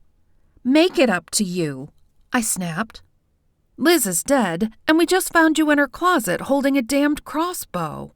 Plus, I saw you 2 arguing down by the tiki today, and somebody else saw you arguing in front of the main building, and yet another saw you having words with her at the luau. I have a pair of Valkyries out for blood.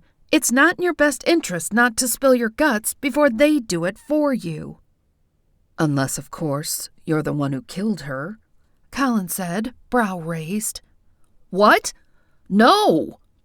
Charles exclaimed, then clamped his teeth together. Tears glistened in his eyes. "I didn't kill her. I loved her. I'm the reason she was out there to begin with. It's my fault she's dead." He collapsed down onto the edge of the bed and dropped his head into his hands. His shoulders shook with grief. "How about you start with how you even know she was dead?" I said, doubt settling over me like a mantle. He heaved a sigh and cleared his throat, then swiped the tears off his cheeks. "I overheard you 2 when you were coming out of the woods," he said.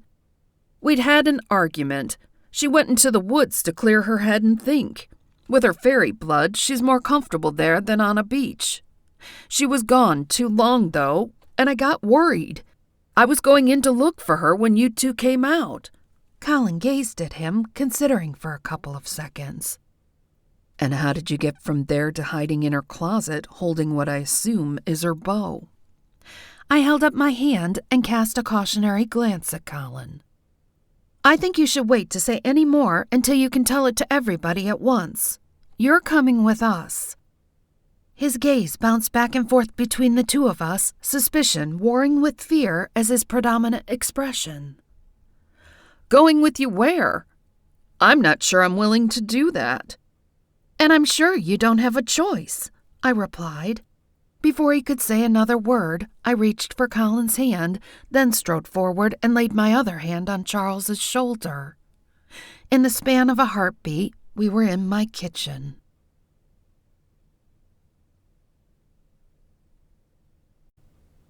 Chapter 10. Where are we?" Charles asked, looking around with fear glinting in his brown eyes. He raked a hand through his hair, his posture ready for battle.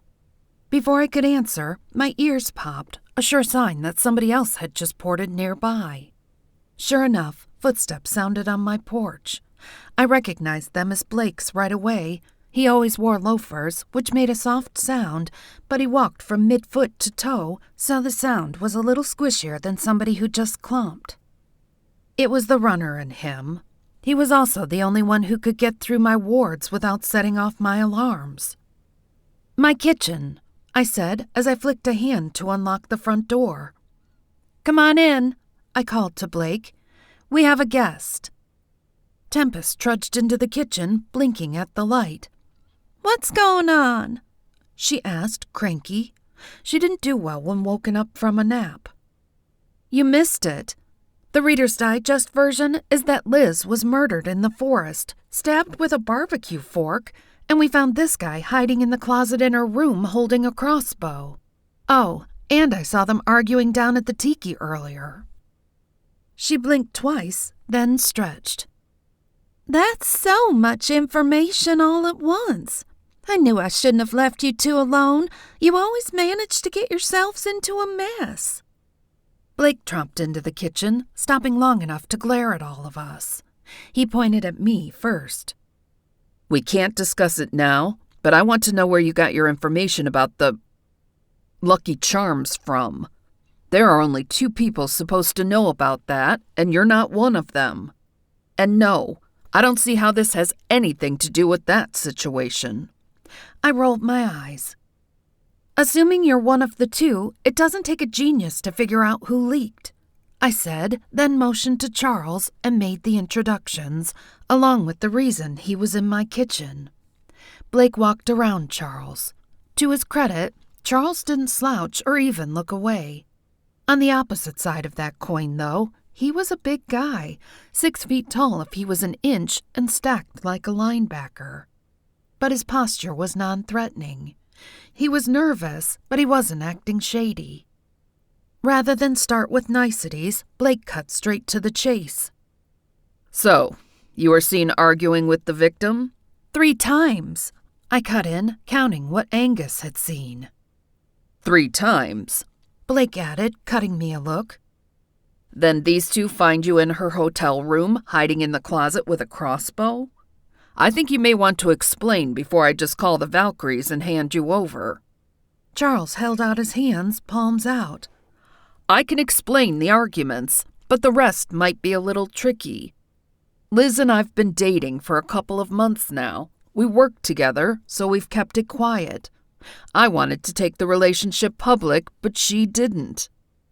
"Sure," I said, dragging the word out. "It's always the guy who doesn't want to sneak around." Not fair, Des." Colin replied, shooting me a sideways glance. "Agreed," Blake snapped. I couldn't argue with him, considering I'd been the holdout in our relationship. He'd wanted to take things public almost right from the start, but I hadn't wanted to be seen as the girl sleeping with her boss. Not, at least, until I was sure we were on stable ground. "Okay," I said, rolling my fingers in an attempt to get them back on track. "I take it back. Now, please continue." Charles glared at me too. Apparently, I'd managed to ignite the instinct all men shared to band together in brotherhood. "As I was saying, I wanted to go public with the relationship, but she wasn't sure it was a good idea. What we do is dangerous, and she didn't want anybody's focus on us rather than the task at hand. She also didn't want to give our enemies any ammo. I'm pretty sure most of our coworkers already know anyway, so I don't see what the big deal is." "So what? You 2 came here separately but were actually here together?" I asked, trying to figure the logistics of it. "No. Well, sort of," he replied, leaning forward on the kitchen chair and bracing his elbows on his knees. "I really was here to meet Mila, who, by the way, still isn't answering my calls or texts." I have to leave day after tomorrow. Liz had to be in the area for her current project. When Stephanie and Mariah mentioned they were coming, Liz decided to make it a working vacation." "And why were you in her room? Hiding in the closet, no less?" Blake asked. His lips lifted into a humorless half-smile. "When I overheard you two outside the forest, I freaked out. I didn't know what to do. I just ran and ended up here. The only place I could think of to be close to her. Then, when I heard somebody at the door, I figured it might be the person who killed her. Since I have no idea who that was, I figured it was better to stay unseen until I could assess the situation. Her bow was on the bed. Since I'd been at a luau, not a training exercise, I didn't have my own weapon, so I grabbed it.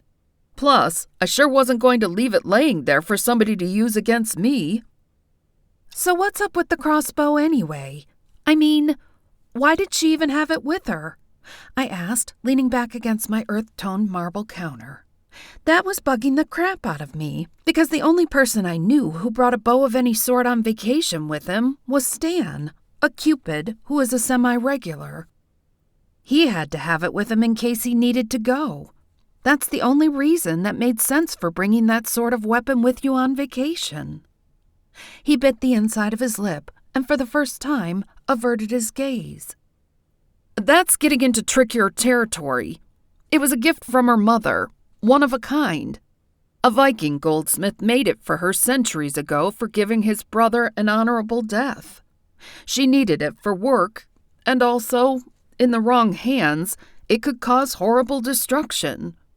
"What kind of work?" I asked, not too worried about the bow. Artifacts with that kind of punch were pretty much a dime a dozen in the magical world. Anything could be used for evil in the right hands. He worked his jaw, but didn't say anything. I was losing patience. What kind of work? Again, he opened and closed his mouth like a fish gasping for air. Blake walked closer, examining him, and narrowed his eyes. "You can't say, can you? I mean, you literally can't utter the words. You're bound." Relief flooded Charles's face. "Yes." I glared at him, suspicious. "Why didn't you just come forward and say that the minute you knew she'd been murdered instead of skulking into her room?" "I didn't skulk. Like I said, I just ended up there. Besides," Charles said, his expression cynical, "I'm no dummy. I know what the punishment is for killing a Valkyrie." Sadness shadowed his features. "And I can't wait to find out who killed Liz so we can hand them over. But I'm not sacrificing myself for the cause." "So, point blank," Colin said, glancing at Blake, who nodded. "You didn't kill Liz, and you don't know who did?" Charles shook his head. "No, I didn't, and I don't. But you can bet your bottom dollar I'm going to find out." I looked at Blake, who hadn't taken his eyes off Charles while he answered. "He's telling the truth," he finally determined. I sighed. "So now we're back to square one, but we still don't know what she did for a living or anything else about her for that matter. At least we cleared Charles." "About that," Blake began, looking at his feet.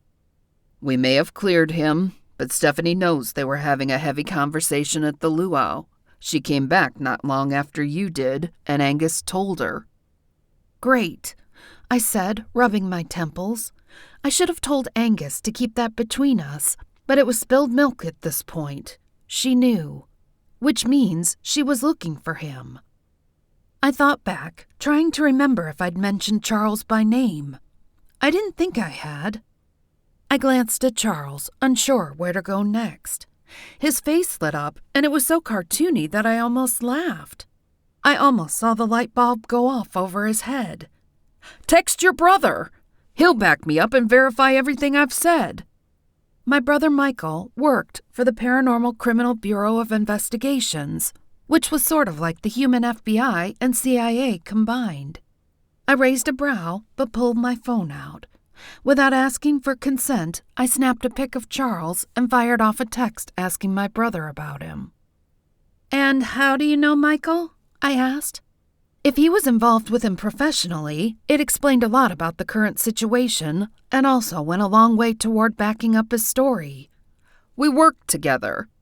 I waited for him to expound on that, but he didn't. Fortunately for Charles, Michael must not have been undercover because he answered almost immediately, confirming that he knew him and also attesting to his character. I received a second text right after the first. Charles is a good guy.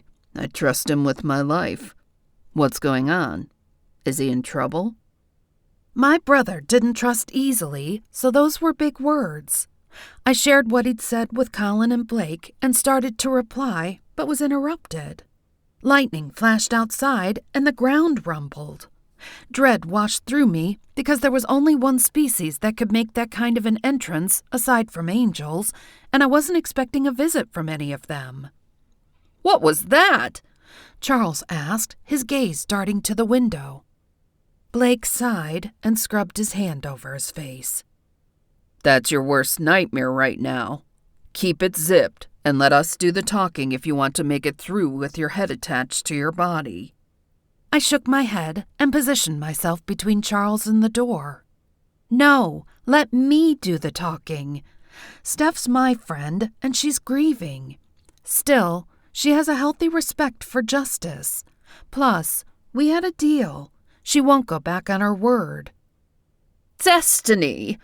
She bellowed from outside, then pounded on my door so hard I was afraid she was going to knock it off the hinges. I cringed, but replied. Come in, Steph. It's open. I flicked my wrist to release the ward, and she strode inside, righteous fury etched on her beautiful face. Her golden bracelets were glowing, and her expression was so fierce that I admit without shame to being at least a little scared of her. I was more afraid of what she'd do before I could reason with her, though, so I stepped toward her. What's up? I asked, as if she'd just moseyed up to the tiki rather than stormed into my house like she was breaching a fortress. What's up? She said, not even sparing me a glance. Is that your friend there killed Liz, and I'm here to take him in. Mariah flanked her right side, not looking any more reasonable than Steph.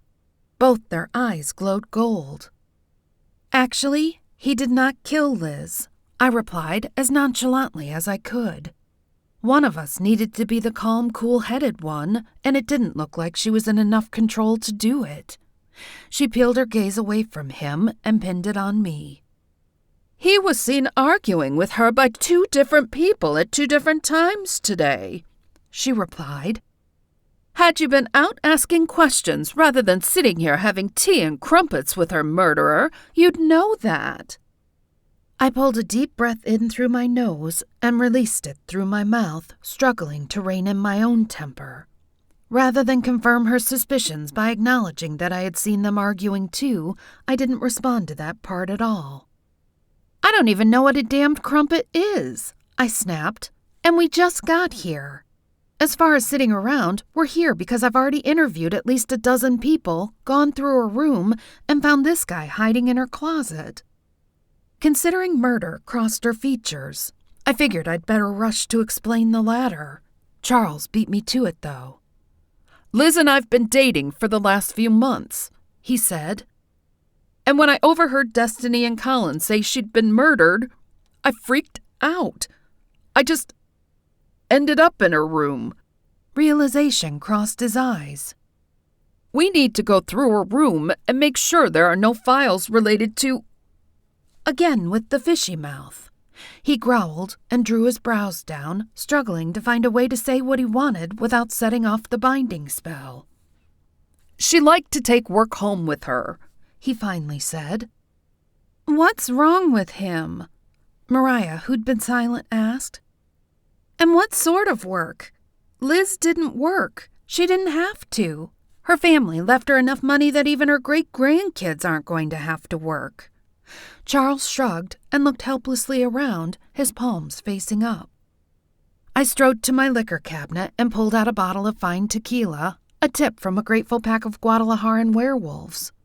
This seemed like a situation that required a little more than wine. He's under a binding spell. I said, splashing a bit of the liquor into 6 rocks glasses. He literally can't tell us what he's talking about. Or he's lying, Mariah said, taking the glass from my hands. Her eyes had returned to normal, though, so I took that as a good sign. He's not, Blake countered. I don't sense any deceit coming from him at all. I tossed back my drink, cringing a bit when the liquor hit the back of my throat. Look, this is counterproductive. We've already spoken to him, and we're inclined to believe him. Michael vouched for him. Now, was there another Valkyrie with you two at the luau? Somebody said there were 4 of you rather than 3. For a while, yeah, Mariah said, not taking her eyes off Charles. Liz's half-sister Veronica came down to hang out with us. Why? Where is she now?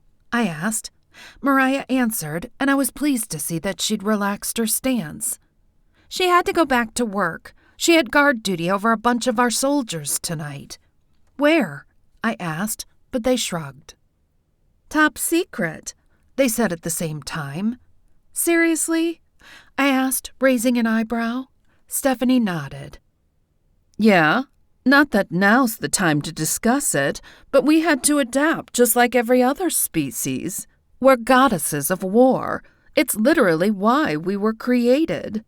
Now that hand-to-hand combat isn't much of a thing and people prefer standoffs to battles, some of us contract with governments as guards or elite fighting forces. It took me a second to process that. I'd never actually taken the time to consider where her money came from, but I suppose everybody had to have it. I guess I'd just assumed Odin had left them giant chests of gold or something. Blake surprised me when he cut in. I need to speak to her, sooner rather than later. We found a hoof print not far from Liz's body, and nowhere near where you two landed. Wow, that was a bombshell I hadn't seen coming. Stephanie waved an impatient hand. Probably from a unicorn or a centaur. It's a forest. That's where they like to hang out. He shook his head. It wasn't cloven. It was from a horse, and it was huge. Warhorse huge. Stephanie scoffed. That's ridiculous. Veronica left well before Liz was murdered. Be that as it may, there were only 4 Valkyries here today, he said, careful to keep his voice calm. We know it wasn't either of you. That leaves Liz's sister. She glared at him for the span of a few heartbeats, then clasped her bracelet. It glowed, but sputtered out. She growled when nothing happened. Thanks to your stupid security, I can't open a portal to go get her, and it would take most of the night to fly there and bring her back. Blake glanced at me. He didn't know her the way that I did, and I realized he wanted to know if I thought she would do as she said. I nodded. Even enraged, Stephanie was honorable. He muttered a few words in Latin, then turned to her. The wards are down, just for you and one other being, and you only have 5 minutes. She grasped her bracelet again, and this time, when it glowed, a swirling vortex opened in the middle of my kitchen. I'll be right back. Then you can get this ridiculous notion out of your head and find proof who really killed Liz. With that, she stepped into the portal and disappeared.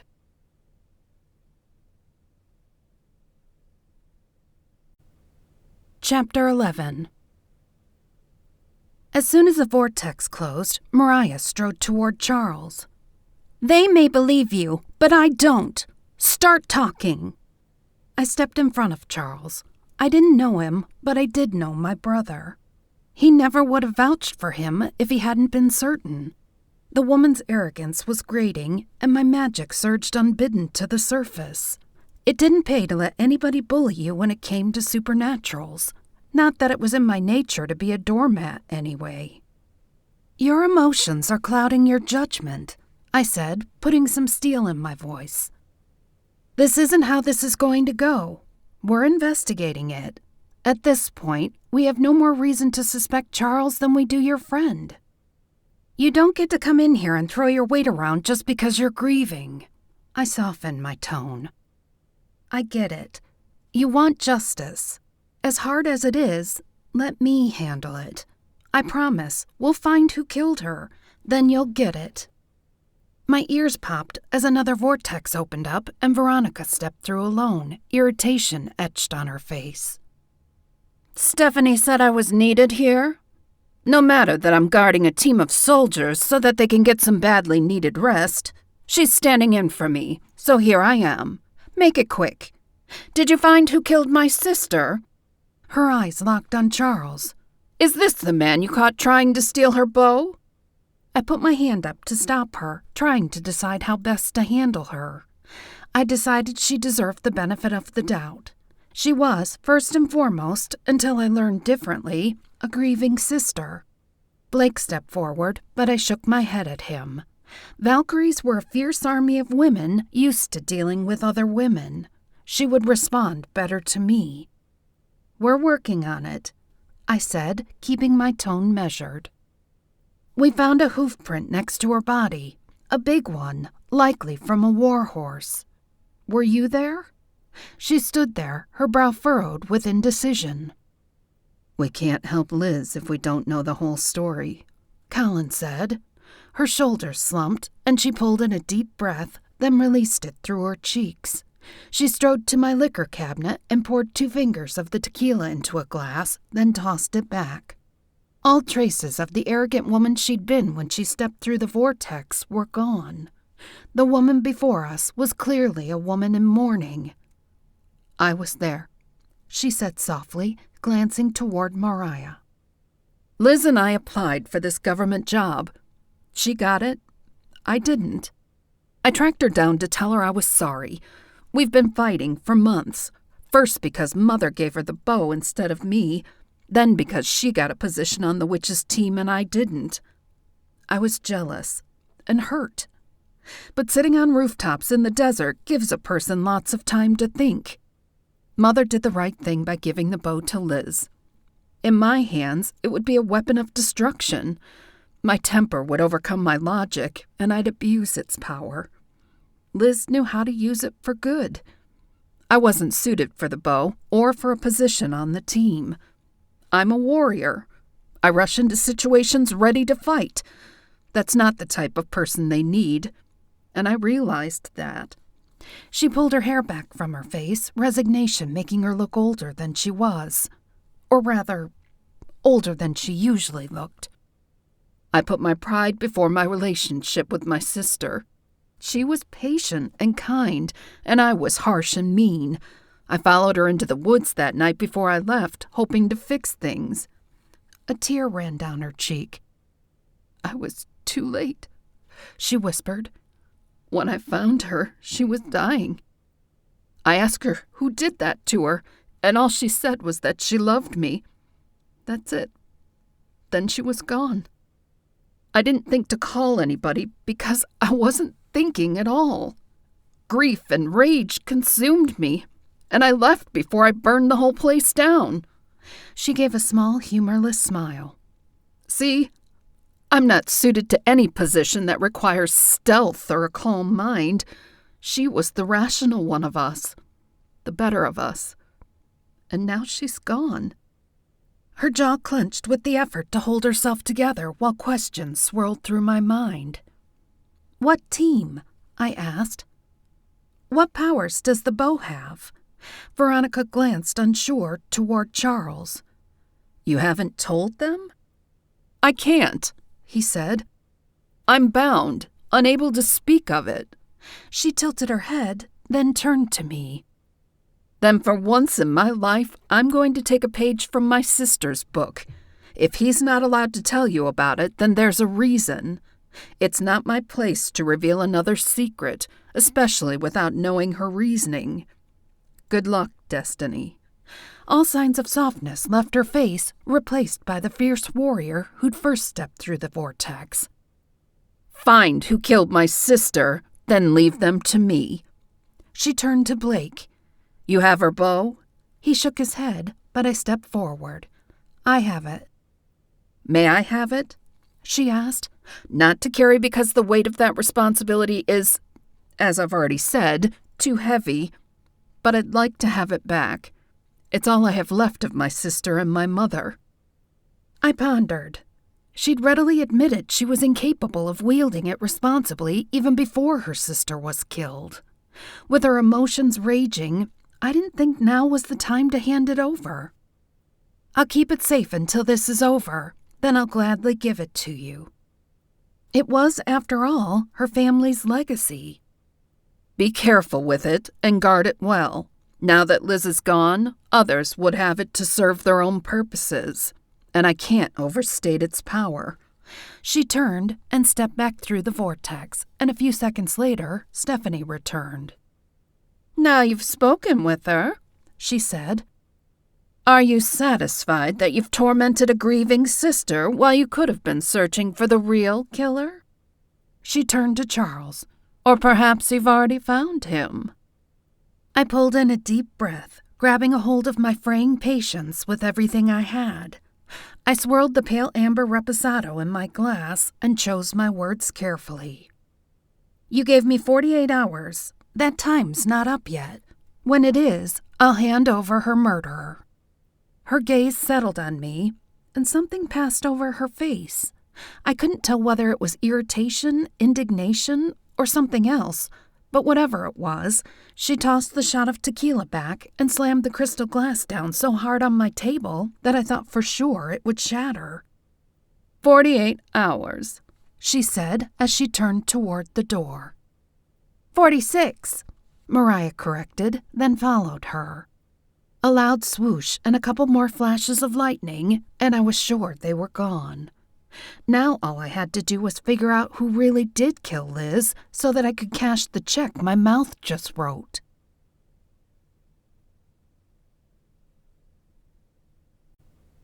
Chapter 12. "Wow," Colin said. "That was intense." "No," Charles said, shaking his head as he threw back the contents of his glass all at once. "That was nothing short of a miracle. Valkyries don't back down. What you just witnessed was a freak of nature, a once-in-a-lifetime occurrence." He turned to me. "Thank you." I sighed. "Don't thank me yet. I only bought us time. Now we have to use it wisely and hope for a whole basket full of luck." I chewed on my lip, thinking. Time to test the boundaries of the spell that was holding him tongue-tied. "Let's try this. Do you think somebody Liz has met professionally may have had a hand in this?" He pressed his lips together and nodded in approval when he realized what I was trying to do. "It's possible," he replied. "Okay, so he wasn't on total lockdown, or at least there were loopholes. Do you work with a wide variety of species?" "We do." "Do you work for the government?" Colin asked. He paused, then appeared to choose his words carefully. "I don't work for the human government." "The Witches' Council?" I asked, which would have made sense, seeing as how he was a wizard.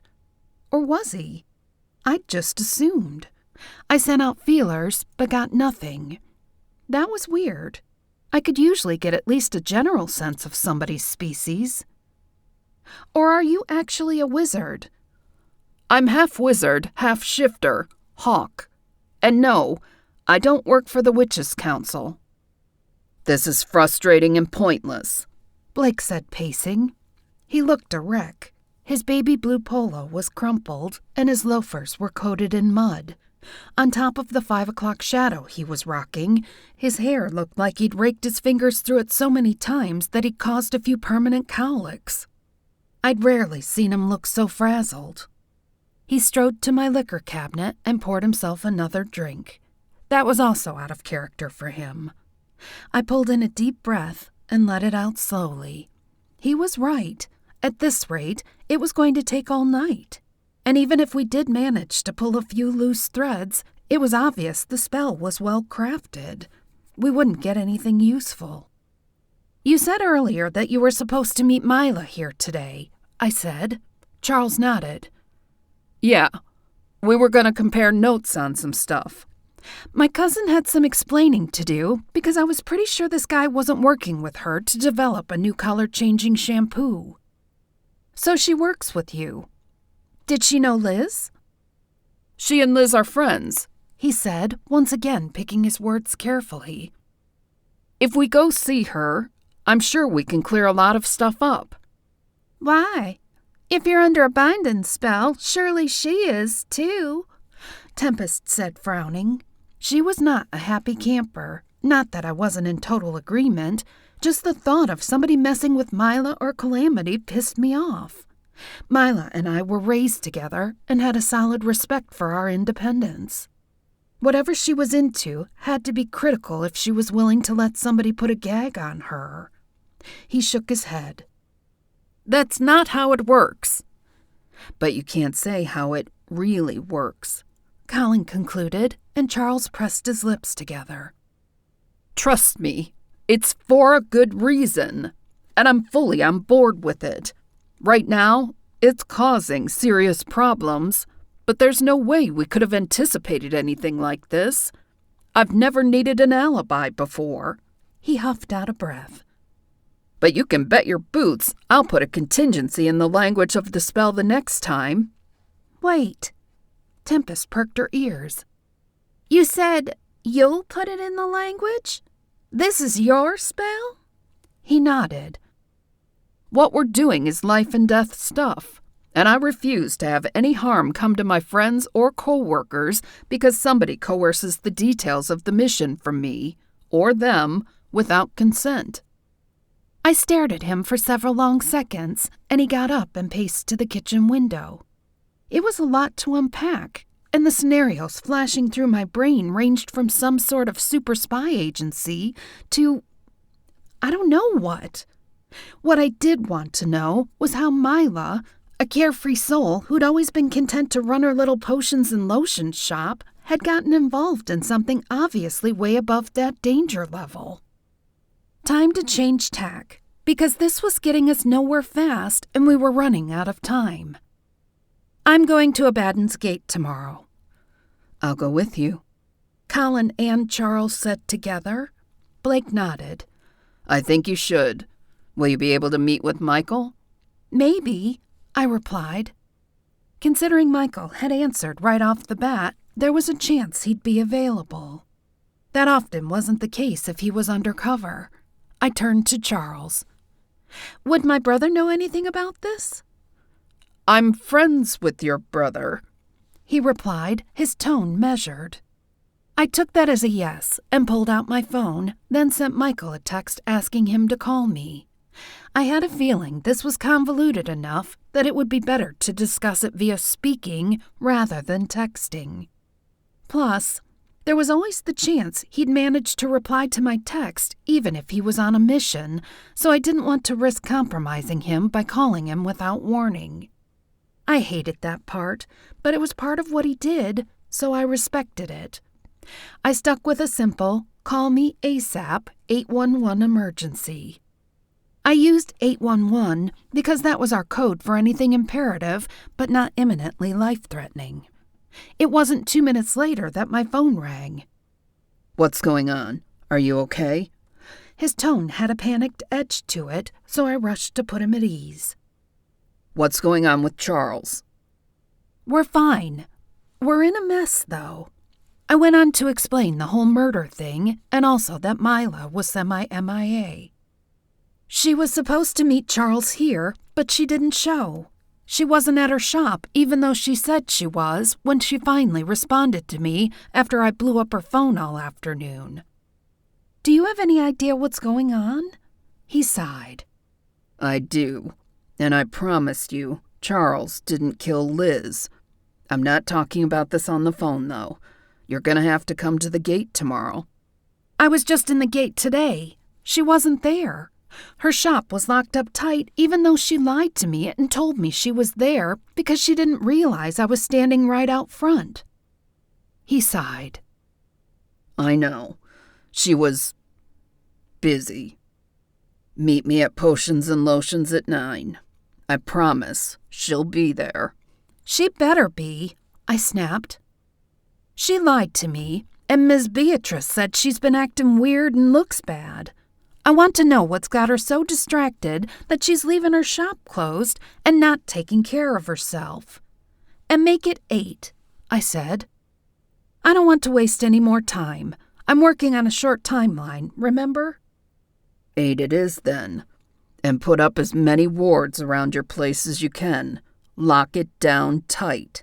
You're messing with something bad, and if you've drawn unwanted attention, I'd rather have you safe than sorry. I furrowed my brow. My brother dealt with the darker side of nature, but was never an alarmist. So if he thought I'd need wards, I'd dang sure set them. Will do. As soon as you get off the phone, he said.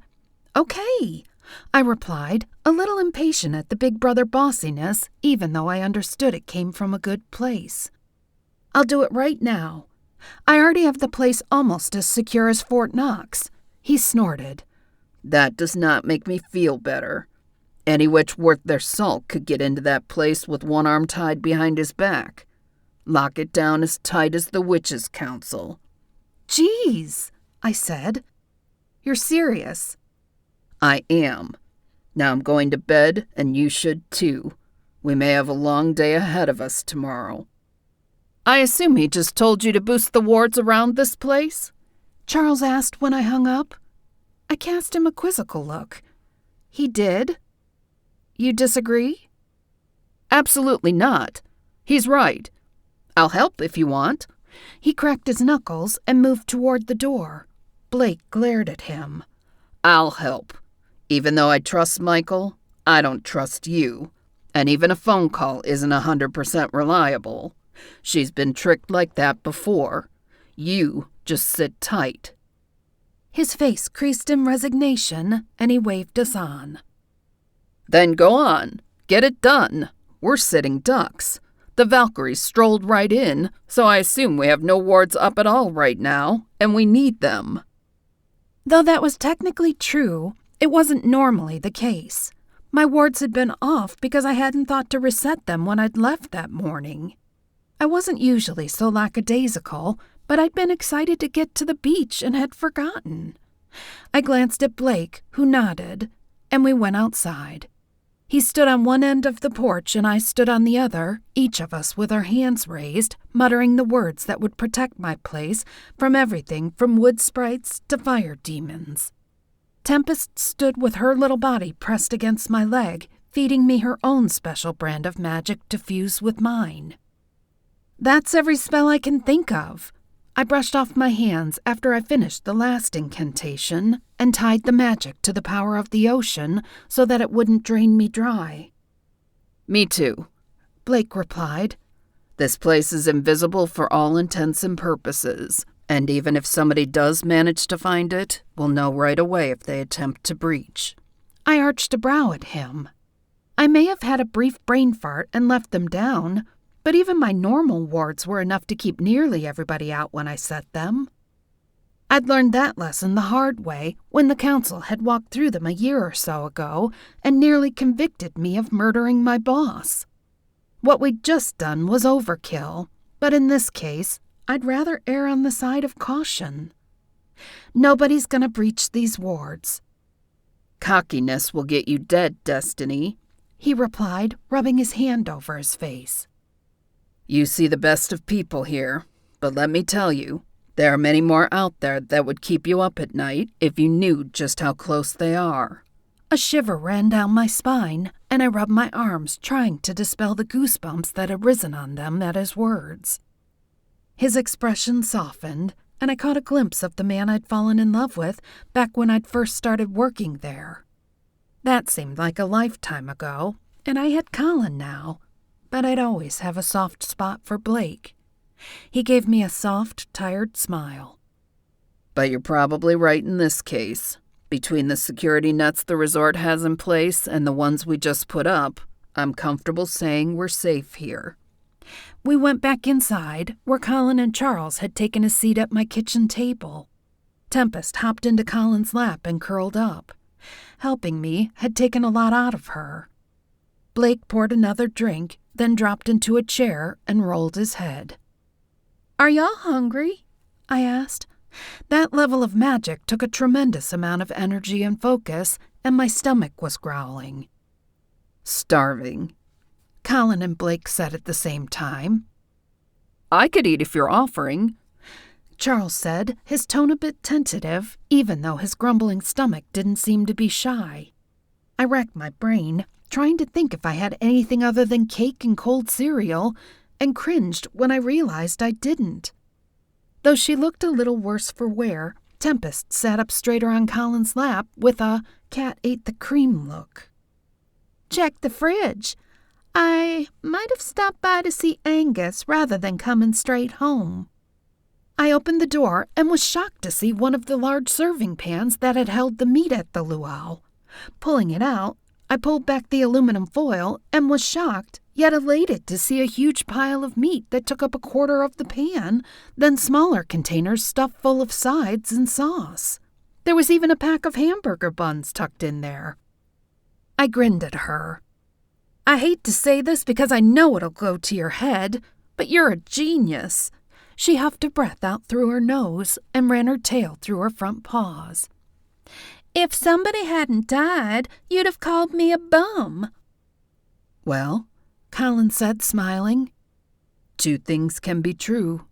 You're definitely a bum, but I'm grateful you are.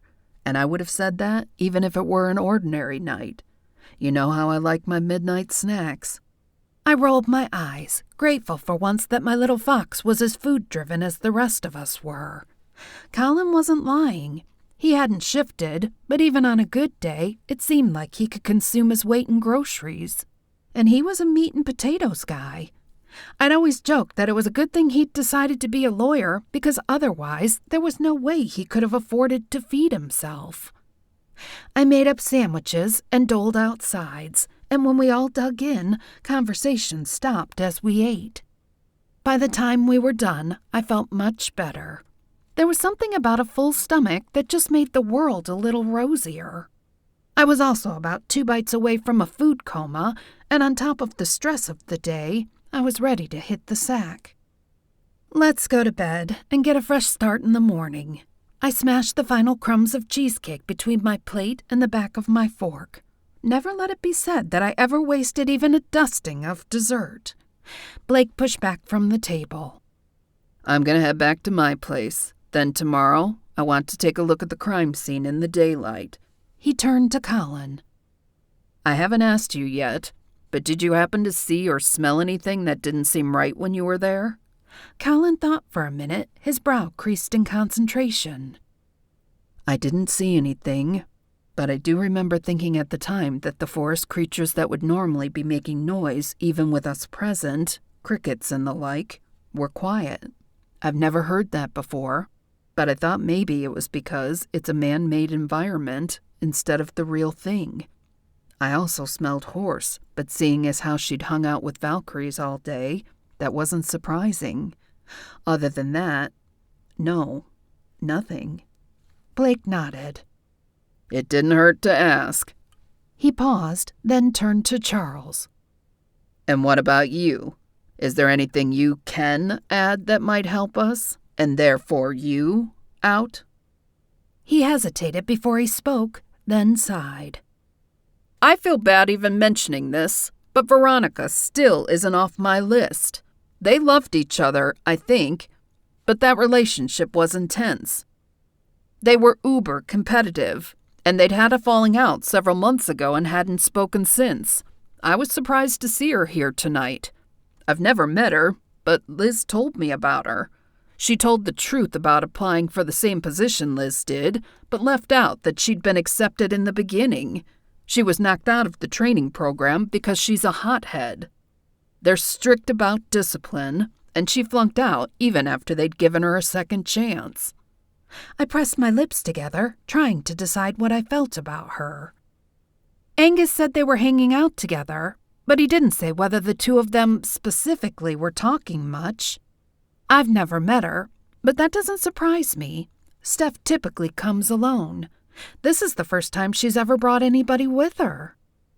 Sibling rivalry can be tough, especially when you're, as Stephanie pointed out, literally created for war. Do you have any idea who or what Veronica's father is? Colin asked. Valkyries were goddesses, created, not born. Halflings, just like in every species, weren't uncommon, at least today, when there weren't huge hand-to-hand combat situations going on every other day to keep them occupied. That meant, though, that if Veronica was her half-sister, they didn't share a father. Charles shook his head. I don't know. Liz never mentioned it, and I never thought to ask. Sorry.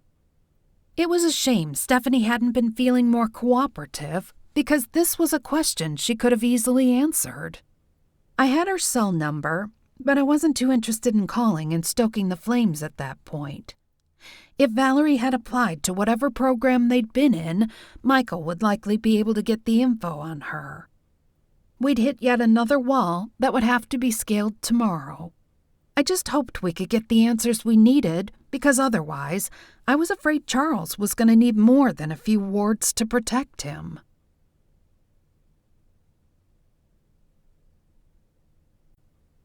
Chapter 13. Something fuzzy tickling my nose woke me up the next morning. I opened my eyes to find Tempest sitting on my chest, peering down at me while she rubbed the tip of her tail across my nose. "Stop that!" I snapped, scowling and batting at her. To say I wasn't a morning person was sort of like saying the moon was a twinkle light. She breathed down in my face, her nose so close to mine that my eyes crossed. "I will when you get up. I'm trying to be nice. I could have just dumped water on you. It's not even daylight yet," I grumbled, shoving her off me. I tried to roll over and pull the covers up over my head. Then I realized the bed was empty except for me and Tempest. "Where's Colin?" "He's downstairs. I'm sure he would have made breakfast if we had any groceries," she said, furry little brows arched. Her green eyes glittered with sarcasm and judgment. How was I supposed to know he was going to stay the weekend? He was just going to come for the luau, then jet back. "So maybe you should buy a few packs of bacon or sausage or something just to have on hand," she said. "You know, like normal adults do." I poked a finger at her. "I haven't had coffee yet. Is this the hill you want to die on? My lack of groceries? Because if it is, I'm sure Fox would taste delicious with pancakes." She smirked. "Probably, but we don't have any syrup. Or pancake mix. Get up. I'll meet you downstairs." I grumbled, but made my way through my morning routine before stumbling down the stairs. I was up and dressed and met the minimum standards for presentability, but I was still uncaffeinated, a state I was fixing to cure post-haste. I knew for a fact I wasn't out of that.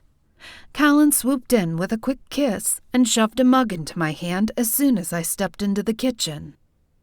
Good morning, beautiful. I would have woken you up when I got up a half hour ago, but you were sawing logs. I couldn't bring myself to do it. I cringed. Was I snoring that bad? Nah. He laughed. No louder than a small chainsaw tops. Definitely not as loud as one of those big industrial ones. "He's lying to keep from hurting your feelings," Tempest said as she strolled into the kitchen, her tail twitching. "You were drooling, too." Colin's eyes crinkled up at the corners in that adorable way I loved, and I scrunched my nose at him. "At least you know my deepest, darkest secrets. I can put a lumberjack to shame at a barbecue, and I snore like one, too. I'm not even going to deny the drooling." He dropped a kiss on my nose and pressed a glass of OJ into my hand. If those are your deepest, darkest, I think we have a real shot at this relationship thing. "What time is it?" I asked, slugging down the juice. The booze from the night before, though much needed at the time, had left my mouth feeling like a desert. "It's not even daylight yet." No, but I wanted to get a solid head start. Maybe we can grab some breakfast before we meet up with Michael. Tempest's earlier words floated through my head.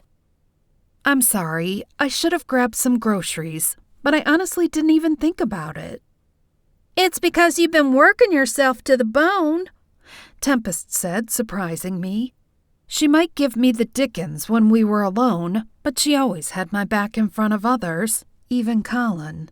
At least, usually. You need to slow down. Tell Blake to hire a manager. She had a point, and I sighed. I know. As soon as this mess is over, I'll talk to him. I don't mind standing in when he has to go somewhere, but this daily grind of running the tiki and working at it is dragging me down. I yawned again for emphasis. So where are you thinking of for breakfast? Tempest asked. My stomach growled at the thought of food. How about that little diner beside the cracked cauldron? We'd eaten there a few times. The food was good and cheap. My 2 top requirements. That sounds awesome, Tempest said. When can we leave?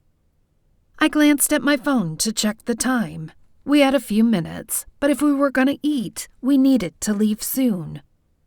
We have to wake up Charles and give him time to get ready. I'm good to go, came a voice from the living room shortly before the man in question shuffled in. I need coffee, but if we're porting, we can be there in just a few minutes. I teleported more in the last 2 days than I had in the last 2 months. Despite how easy it was, I liked to walk. It was a good time to think, and exercise that wasn't required in order to get drinks to impatient guests was good for me. We didn't have time for a stroll all the way to the other side of the resort, though. We are. I'll be right back. Let me grab my purse. I slipped by him to grab it off the stand table. Oh, you have fox hair on the back of your shirt, I said, brushing it off with my hand. Sorry about that. No worries, he said, smiling. I have a dog, so I'm used to it. We have to go outside to port. Those wards we set last night are bulletproof. Nobody can come or go. I hadn't bothered to exclude myself, since I could just drop the wards if I needed a quick escape.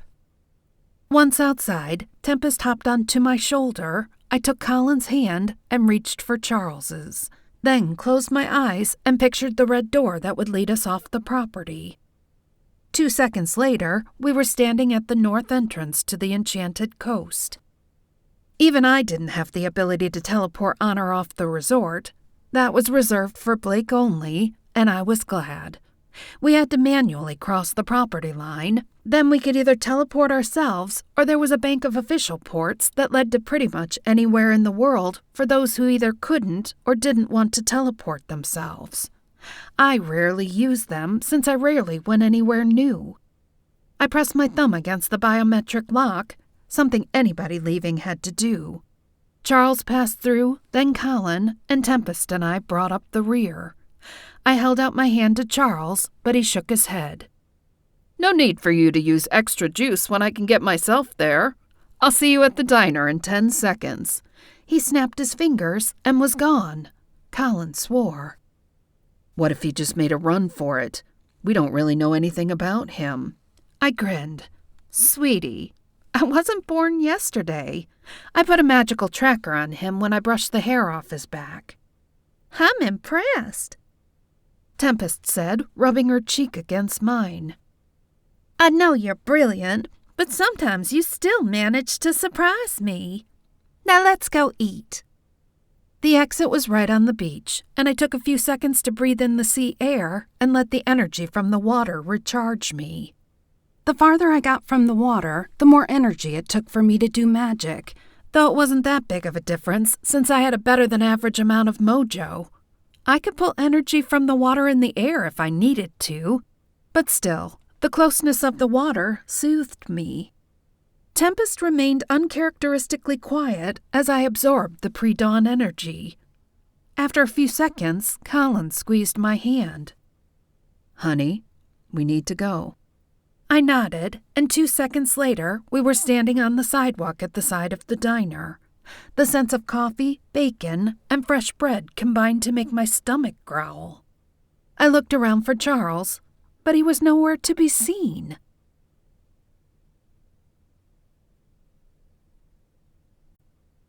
Chapter 14. Crap, I said, disappointment washing over me. I trusted him, which had been dumb. Michael was an excellent judge of character, but sometimes even good people did bad things when their backs were against the wall. Who's to say he didn't kill Liz in the heat of an argument or something? Or maybe he didn't kill her, but didn't have faith that I could clear his name. Either way, he was now gone on my watch. Just when I was pulling forth the magic to activate the tracking spell, somebody pecked on the glass from inside the diner. I swiveled my head to see who it was, and relief washed over me when Charles showed us a coffee cup and held his hands up, questioning why we were standing outside. I breathed a sigh of relief and spun on my heel to follow Colin and Tempest, who were already at the door. "What took you guys so long?" he asked as Colin and I slid into the other side of the booth he'd chosen. "Nothing. I just paused to appreciate the sun coming up," I said, unwilling to give away too much about myself to a virtual stranger. He smiled knowingly. "Water's my element, too. Or at least one of them. I wanted to pause, but I needed coffee more." The waitress, a tall, buxom woman with big bleach blonde hair and enough makeup to give Tammy Faye Baker a run for her money, filled our coffee cups and took our orders. I did a double take when, right as I was dumping the sugar into my cup, Michael strode up the sidewalk outside the diner. Before I could tap on the glass to get his attention, he disappeared from view and the bell over the door behind us tinkled. I pulled my napkin off my lap and stood to wave him down. He raised his brows in surprise, then strode toward me, his brown eyes shining. "Hey, little sister," he said, swooping me up into a hug. "How have you been? I've missed you." We'd always been close, but between his work and mine, we didn't see each other nearly as often as either of us would have liked. "I've been good. Working my tail off, but good. I'd planned to take the whole weekend off, then this happened." The waitress hustled back to our table, giving me a wicked hairy eyeball as she said to him, "You want your usual sugar?" "Please, Charlene. Make it 2 and add double all the meats to the second one." She gave him a wink and a smile that left absolutely nothing open to interpretation, though he didn't even seem to notice. He stuck his hand out toward first Colin, then Charles. "Gentlemen, good to see you both. This worked out better than I could have hoped. Now we can eat while we talk, then after, we'll go to Mila's. I think it may be good if I give you the lowdown before you talk to her. That way, you'll have a few minutes to digest it and can ask her whatever you want. It's a lot, and I don't want you to go in blind." He turned to Charles and muttered a few words in Latin. Charles blinked a couple times, then worked his jaw. "Thanks, man. That feels a lot weirder than I thought it would, and I didn't like the idea of not being able to speak when I wanted to at all. We're going to have to find a better way of protecting our secrets than that." Michael shrugged. "It was your idea. I suggested cyanide pills, but everybody was all, 'No, that stuff will kill you. We can't do that.'" He'd raised his voice a couple octaves when he was imitating everybody, and I smiled. It was so nice to see him joking around. He'd been through a rough several years, and there was a time when I'd been afraid he'd never smile again. "Okay," Tempest said, her voice echoing my impatience. "Now do we finally get to know what this super-secret job is all about? And where's Rocky?" Rocky was Michael's wolf familiar, and she'd had a semi-crush on him forever, just like her sister Calamity did. They thought the moon hung from his tail, though I couldn't exactly blame them for being attracted to him. After all, Colin was a wolf. I got the appeal. Colin and Charles exchanged a look. "Rocky's waiting outside. Unlike you, he's way too big to sit at the table. As far as the info, it's kind of a need-to-know thing," Michael said. "I can't just tell you everything that's going on. Otherwise, it wouldn't be secret, and we keep it under wraps for a reason." "Numerous reasons, in fact," Charles agreed, nodding. "I don't think we should talk much about it until we're at Mila's. She's lead on the project, and it should be up to her what, if anything, you need to know." I raised my brows at him as I took a drink of coffee. "I kinda need to know at least enough to clear you." I turned to Michael, swatting his hand away when he tried to swipe a sausage link. "I have 3 Valkyries bent on dragging him to Valhalla, or wherever, and making him dead because they think he killed Liz." Michael's food arrived. "Do you want me to take this out and give it to Rocky?" Charlene asked, batting her eyes as she lifted the plate loaded with meats. I shoved my empty coffee cup to the end of the table so she could reach it. "Sure, Charlene," he replied with a quick glance up at her as she filled his coffee. "That would be nice of you." She stood there for just a second longer than she needed to, the half-empty coffee pot swinging a little bit from her index finger.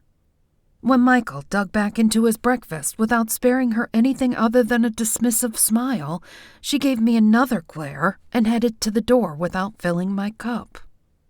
"They're not going to drag you to Valhalla," Michael told Charles around a bite of toast. "Not if I have anything to say about it, they're not," I replied.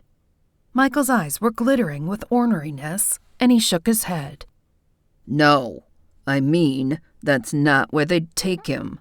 Valhalla is sort of like the Norse version of heaven for warriors. That's what a Valkyrie's job is, or at least used to be, to choose which warriors died and went to Valhalla." "Yeah, I know," I replied. "Stephanie's told me about it. So where will they take him then?" "Heck if I know," Michael said, forking up a bite of his eggs. "It's my job to know about real monsters, not memorize Norse mythology. They'd probably just kill him and be done with it." When poor Charles's face paled, I scowled at my clueless brother and snatched his fresh cup of coffee. "Wrong answer. They're not taking him anywhere if I have anything to say about it. Now, hurry up and finish. I want to go see Mila so I can get some answers. They only gave me 48 hours, and that was 12 hours ago." He reached for his cup, protesting, but I pulled it closer to me and did the one thing I knew would make it mine. Dumped sugar in it. "What'd you do that for?" he asked, glowering at me. "Because," I said, motioning to my still empty cup sitting on the end of the table. "I didn't get a refill because you weren't nice to Charlene, and she obviously thinks I'm the competition. A blind man could see she's got it bad for you. I'm not going without caffeine because you're obtuse, and she's jealous."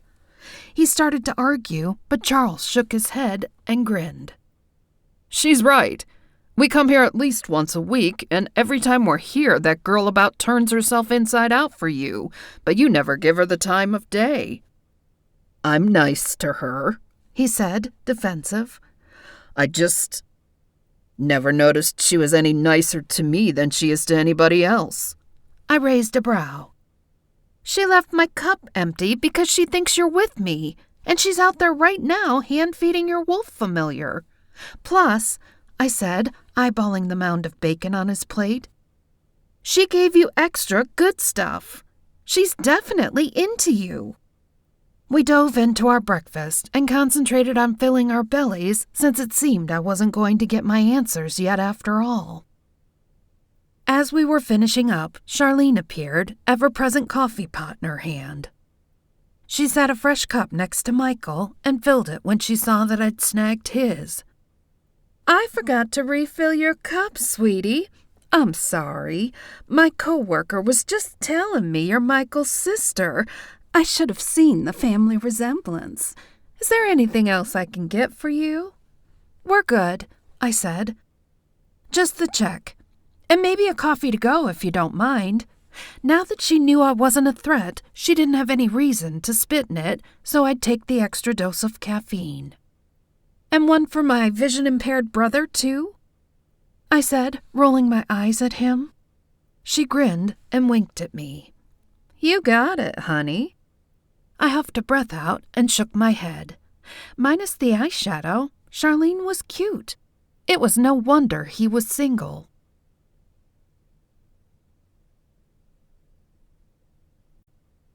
Chapter 15. Tempest went outside to say hi to Rocky while we paid up, and when we stepped out of the diner, the heat slammed us in the face like we'd opened an oven door. The humidity was already high, and within a couple minutes, my shirt was sticking to my back. "I don't know how you all live in this," I grumbled, cranky. "It's stifling." "You live in it too," Michael said, bemused. "No, I live on the beach where there's always a breeze. It's hot, yeah, but the air moves. Here, it feels like we're just being steamed alive." 2 blocks later, I almost wished we'd have just ported to Mila's, but I was getting lazy. It wasn't a habit I wanted to get into, mainly because I like to eat too much to stop exercising. Thankfully, Potions and Lotions was only a few blocks away, but when we reached our shop, the door was locked and the sign was turned to closed. I cut my hands to the windows, but just like the day before, the place was dark without a single soul in sight. "Why isn't she open? She always opens at 7, and it's after 8. Charles pulled in a deep breath. "When was the last time you actually spoke with her face to face?" "I don't know," I said, lifting a shoulder. "A month and a half or so ago." "Why?" "A lot's changed in that time," he replied, stepping around me. "She's had to adjust her hours a bit." As he said that, lights came on inside, and a flustered Mila flipped the sign to open. When she saw me staring in at her only a couple feet from her face, she squealed and about jumped out of her skin. Flinging her hand to her chest, she jumped back, but a broad smile split her face. She whipped the door open and pulled me into a hug. "Des, what are you doing here? You about gave me a heart attack." "I came to check on you for one thing," I said, giving her the once-over. "Charles said you were supposed to meet him at the resort yesterday, but you never showed. Then when we tried to get a hold of you, you didn't respond. On top of that, you lied to me when you told me about being busy here with a wrinkly old crone. I was standing right outside when you said that." Her cheeks pinked as she stepped back and drew us into the shop. The dark circles under her eyes worried me. Her dark hair, usually shiny and full, looked dull. Considering she was the one who made the only product that tamed my out-of-control mop, that wasn't good. Her hair usually looked better when she got out of bed than most people's did fresh from the salon. "What's up with you?" I asked, studying her closer. "You look like crap." She looked like she'd lost some weight, but gained some muscle, which was good, but there was a nasty bruise on her forearm and bags under her eyes. I took her by the elbow and twisted her arm around a little so I could get a better look at the bruise. She pulled away from me and brushed me off. "Pot kettle," she huffed, grabbing my chin and turning my head so she could examine my face. "Your skin looks terrible. Have you not been using the sunscreen and serum I made for you? You're going to look like an old leather bag by the time you're 40 if you keep spending all day every day in the sun with no protection." She motioned to the bruise on her arm. "And as for this, I've been taking self-defense classes." She flitted behind the counter to flip on the lights. "And I have been busy here. I can't make enough product to keep up with the demand. You know how it is this time of year, and my web business is off the chain. I'm fine." Rocky trotted to an out-of-the-way spot and plopped down on the cool tile, panting, but Tempest headed directly for the steps that led to the upstairs apartment. "I'm gonna go see Calamity. I assume she's still sleeping?" Mila nodded, yawning. We had a late night making potions. I'd grown up with this woman, and we were as close as sisters. We'd snuck out together. We'd covered for each other. We'd shared secrets and made a million memories, and now she was lying to me. Again. I called her on it. I'm not buying it. I jabbed my finger toward shelves that were only half full. She always kept everything stocked and neat. This isn't you. This isn't the shop of a woman who's staying up all night brewing potions and making lotions. What's really going on? And before you lie to me a third time, let me add that if you don't tell me, there's a good chance Charles here is going to get a taste of what Valkyries do to murderers. What? She gasped, snapping her gaze to mine finally. You heard me. Apparently he— Wait, Charles said, stepping forward. let me explain it. Somebody explain it, Mila snapped, glancing back and forth between the three of us. Michael had taken a seat at the beauty bar and motioned to Charles. It's his show. Charles shifted his weight from foot to foot, then pulled in a deep breath. Liz and I have been seeing each other for a few months now. Mila rolled her fingers, telling him to get to it. Duh, I've known that. I was just waiting for y'all to finally admit it.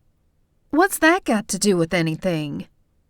She paused, and even though I had no idea what the group dynamic was, or even if there was a group, I had the distinct feeling that Mila expected Liz to be with us.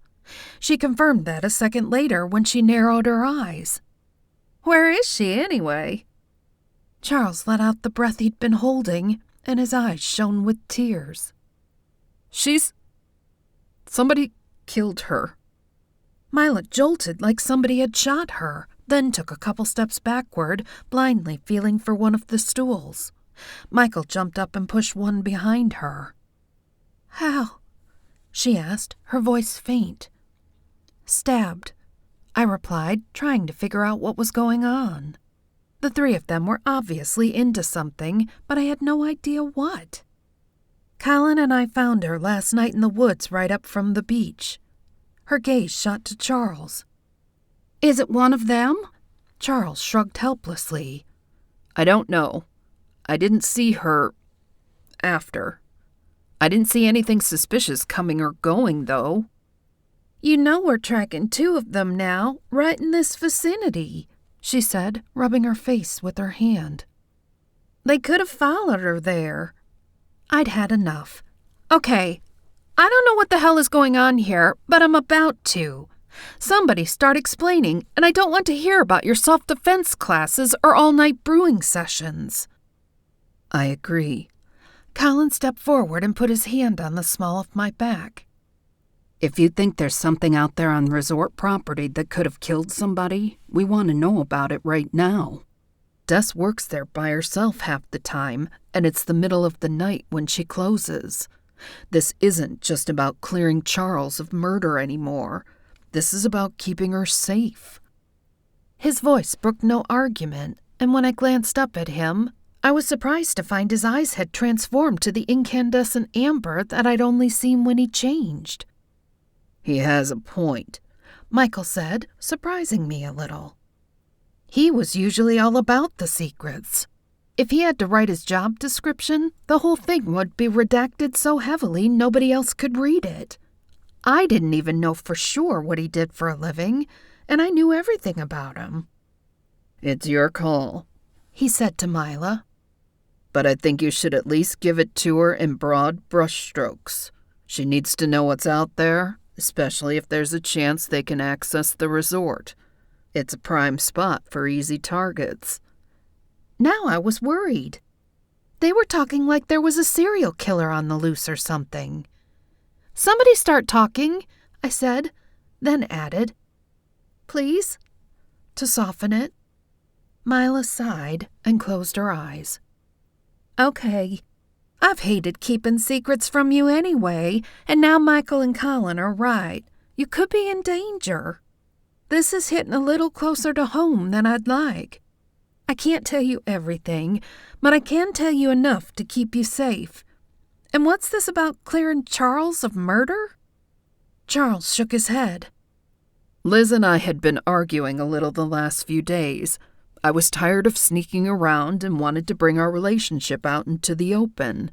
She didn't think it was a good idea. He hung his head. I may not have killed her, but it's my fault she's dead. It's not, I said, trying to feed as much conviction into my tone as possible. There's no way you could have known anything bad was going to happen to her. She's half fae, for heaven's sake. The woods were her home. And I shouldn't need to remind you that she was also half Valkyrie. Not exactly women known for being lightweight pushovers. Charles paced, anguish rolling off of him. If I hadn't pushed her, she wouldn't have wanted to take a walk by herself. Paint it however you want, but I do know what's out there, and I still let her go off on her own.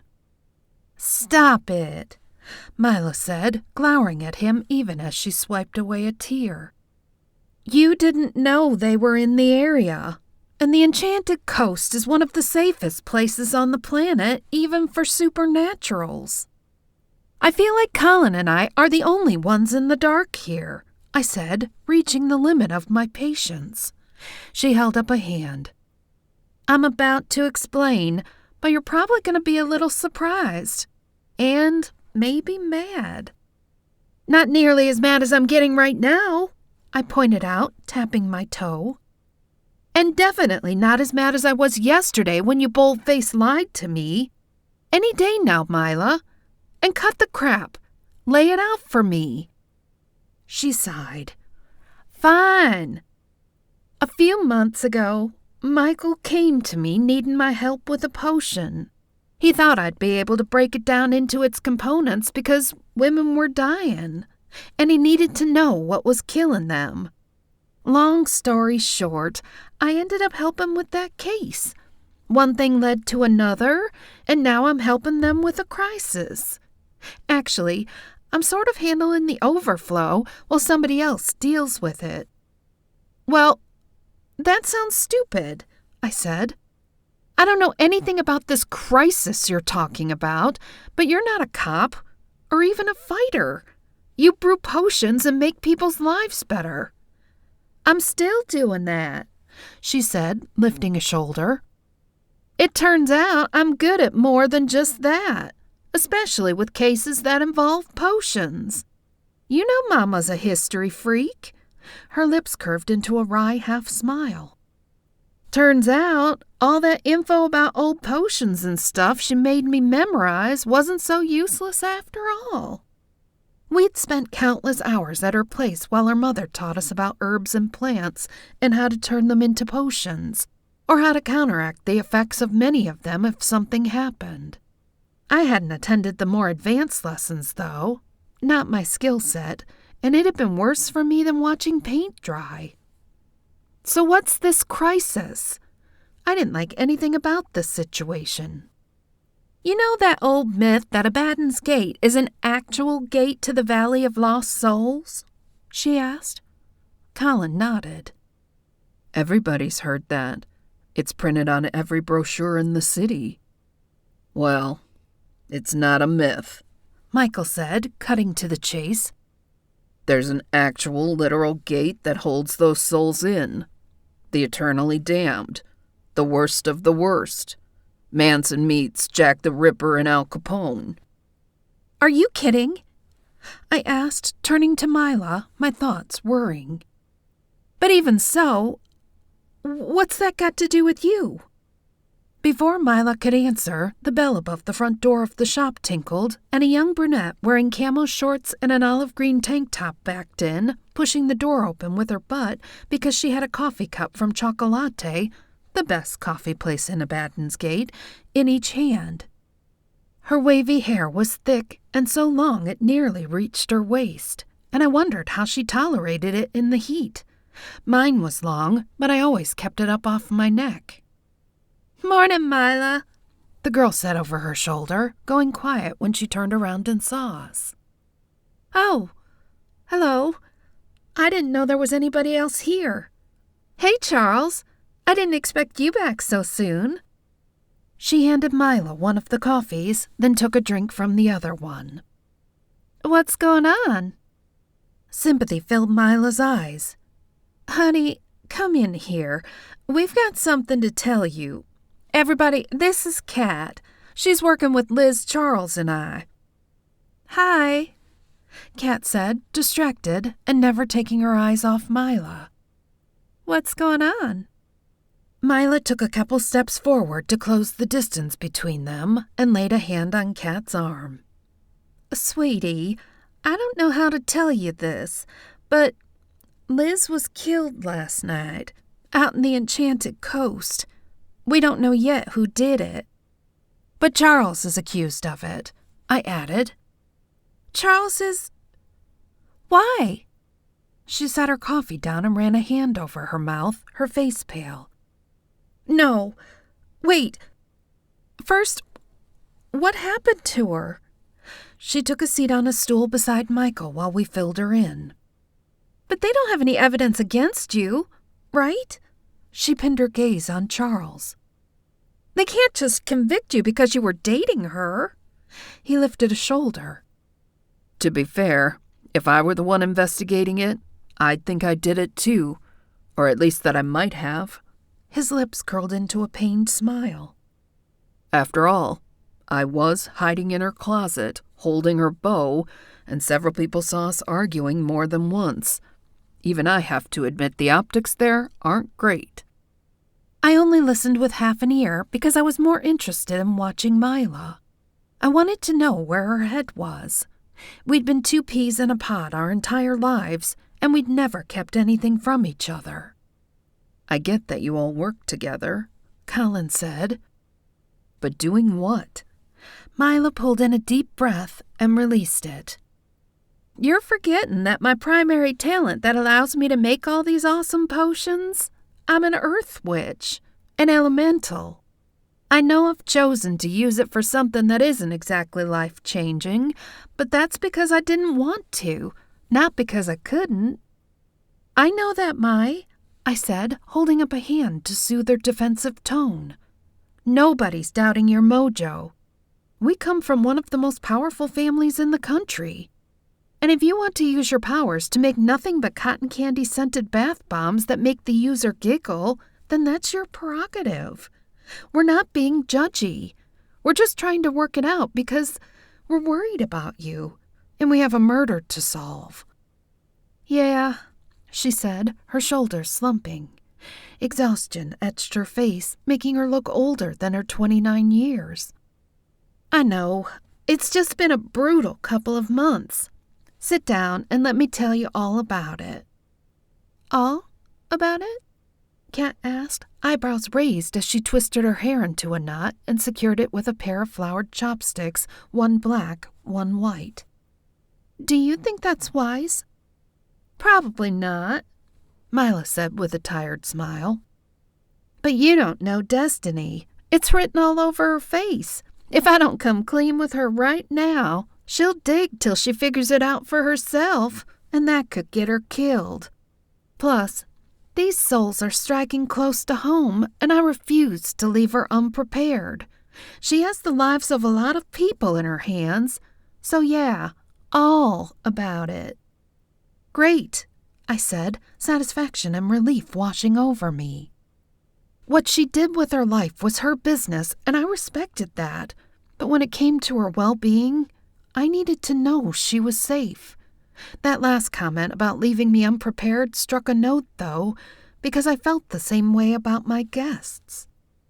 A lot of them were like family to me, too, and if they were at risk, I needed to know so I could work with Blake to protect them. Everybody take a seat, Mila said, following her own directions. This is going to take a minute. Once we were all relatively comfortable, she gave a sharp nod. Okay, so I'm going to need you to be open-minded. I work at a resort that caters exclusively to supernaturals, I said, rolling my eyes. I literally clean up sparkly unicorn poop and feed carrots to a fire-snorting winged warhorse named Buttercup. I think that speaks to my open-mindedness. She cocked an eyebrow at me. Yeah, well, how many evil souls bent on regaining their old lives via murder and mayhem do you deal with out there on a regular day? I huffed a disbelieving breath out my nose, then realized she, Charles, and Kat weren't laughing. Not even smiling. "You're serious?" "Dead serious," Charles said. "You wanted to know why Liz had her bow there? That's why. We've been hunting them for the last 2 months. She wouldn't even take a day off at a highly warded resort without taking it with her." "But how?" Colin asked, shifting his weight on his stool. He seemed to be reaching conclusions faster than I was. "You said souls.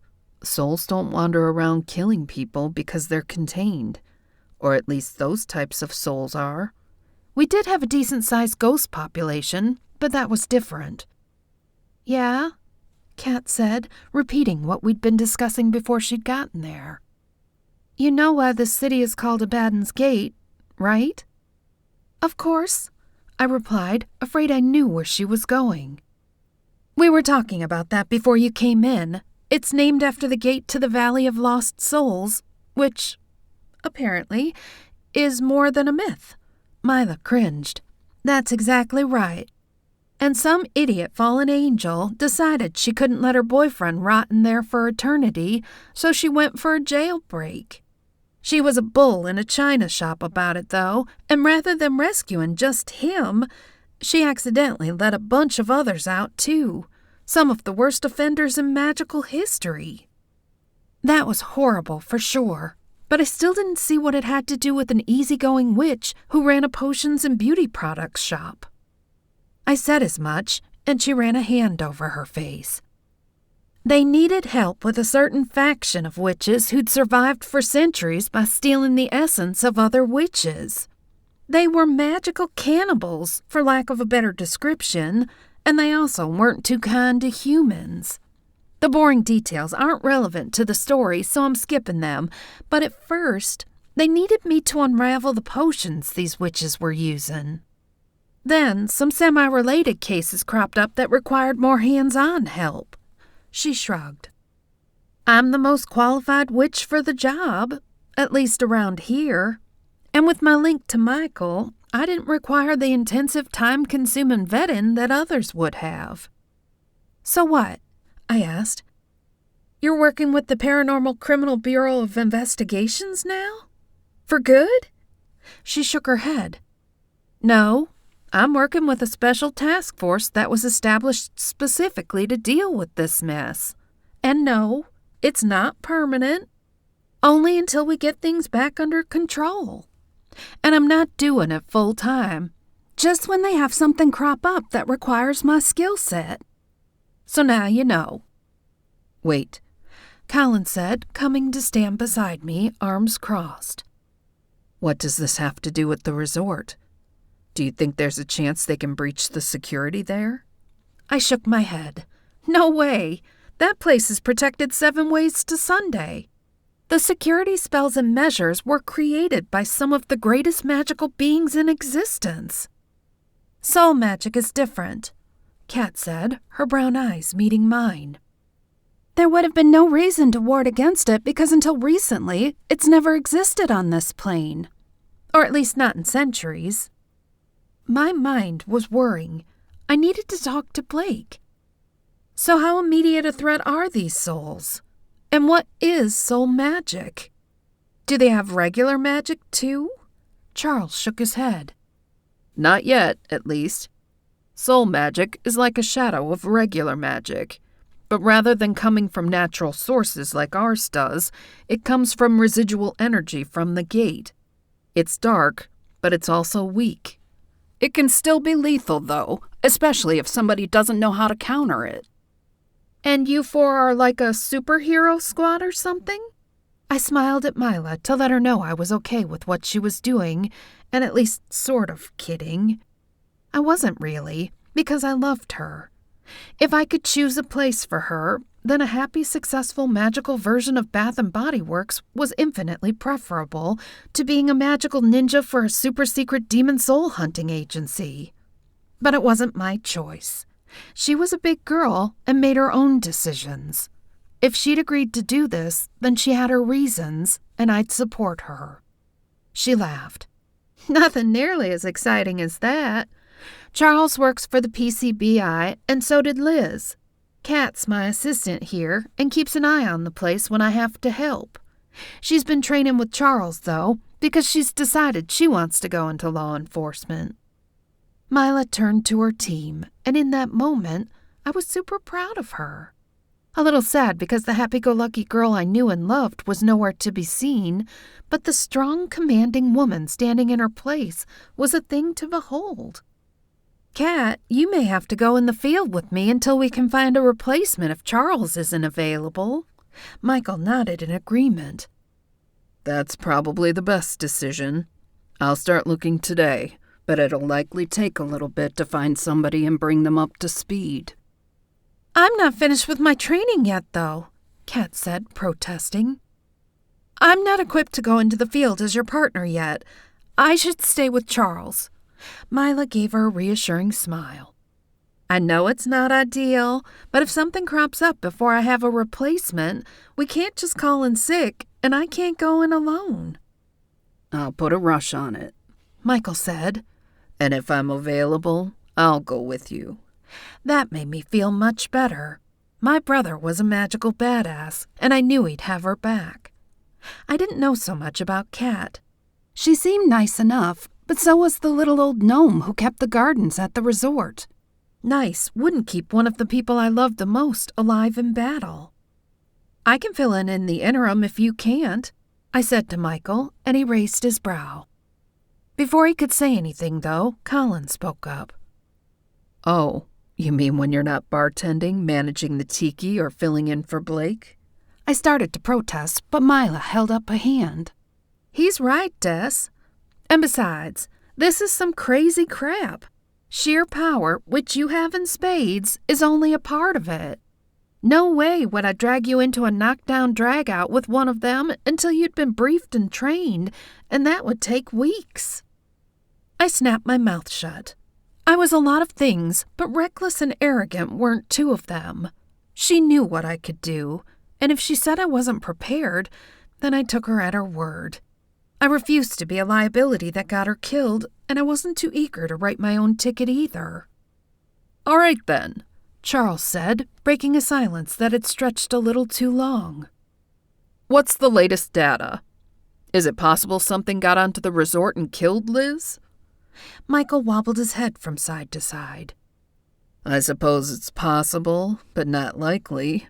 Like Destiny says, the security out there is insane. A lot of it was constructed by angels, for Pete's sake. I can't imagine they wouldn't have prepared for everything. After all, it's happened before. Only once, eons ago, but angels have long memories. That was a particularly bad situation, so I doubt they would have built their little playground without adding that to the long list of things that could go wrong. Do you have a specific reason to believe it's something supernatural? I'd run scenario after scenario through my head over the last several minutes, but couldn't put my finger on anything that made this anything other than a standard murder. I didn't want to put my head in the sand on it, though. I don't have enough information to answer that with any level of certainty, I said. I need to get back to the resort and talk to Blake about all this, but I need to know if there's anybody who would want Liz dead. You know, a regular resident of this existential plane. Mila thought, then shook her head. I know it's cliché in a case like this, but everybody liked Liz. She was easy to get along with and didn't poke people. Kat shifted her weight like she wanted to say something. When she didn't, I prompted her. Kat, can you think of anybody? Or anything that might have happened recently that may have gotten her killed? She pressed her lips together like she was thinking. Her sister Veronica, she said. They've been arguing lately, even worse than usual. Kat, Mila exclaimed. You don't honestly think Veronica would do something like this, do you? Kat shrugged. Now that the cat was out of the bag, she seemed more than willing to talk. I don't know. And can you honestly say you don't either? Veronica was beyond pissed when you picked Liz over her. Then again, when you picked me over her. She and Liz were at odds even before that, and everybody knows she's a hothead. Then when she was cut from the program altogether, she was livid. Mila worked her jaw, and I gave her a few moments to weigh the possibility. I suppose I can't in good faith rule her out, no, she finally said. But she wasn't the first person my mind jumped to. Who was? Colin asked. She shook her head. That's just it. Nobody. When you first asked, not a single person popped to mind. If you asked the same about me or you or even Destiny, I could name somebody that stood out at least a little, but not with Liz.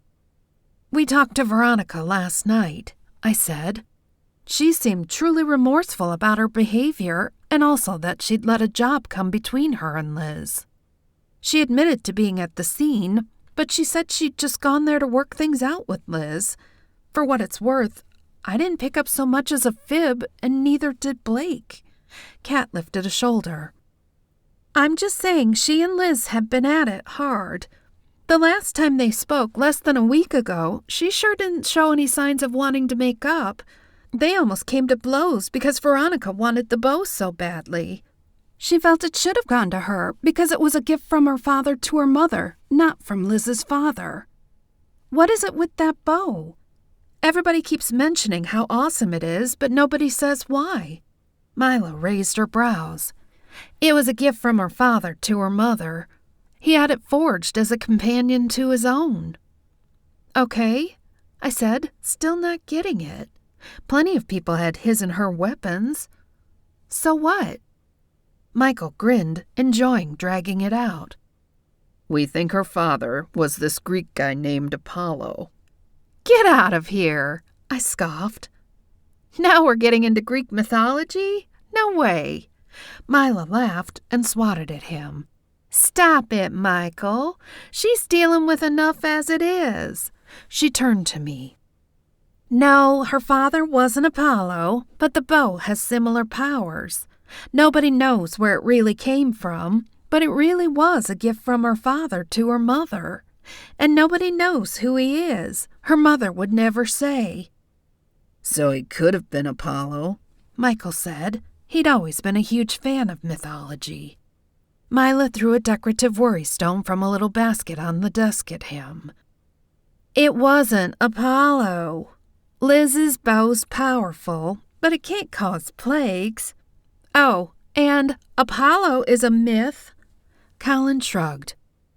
Well, strictly speaking, Valkyries are myths too.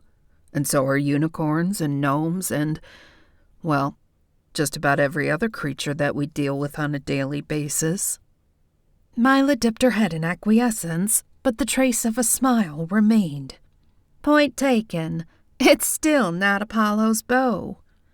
Okay, I said, holding up a hand to stop them. As much as I'd love to sit here and engage in ridiculous conversation for the rest of the day, I have a murder to solve before 3 angry Valkyries decide they'd do a better job than I have. If you have any idea who may have killed her, please do tell.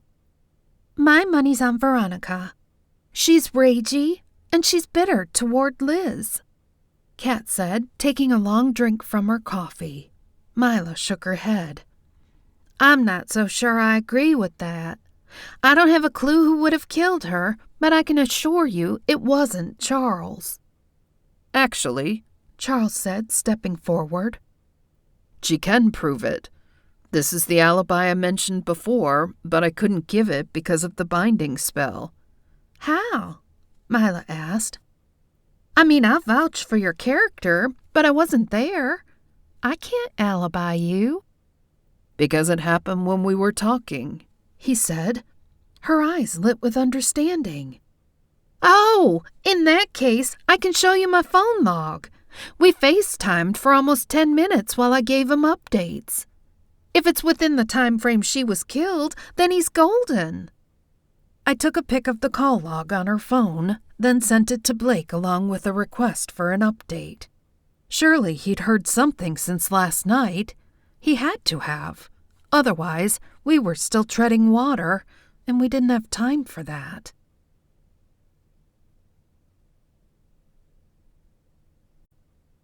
Chapter 16. Figures, I told Colin as we made our way to Chocolate, the gourmet coffee and chocolate shop a couple blocks up the street from Mila's.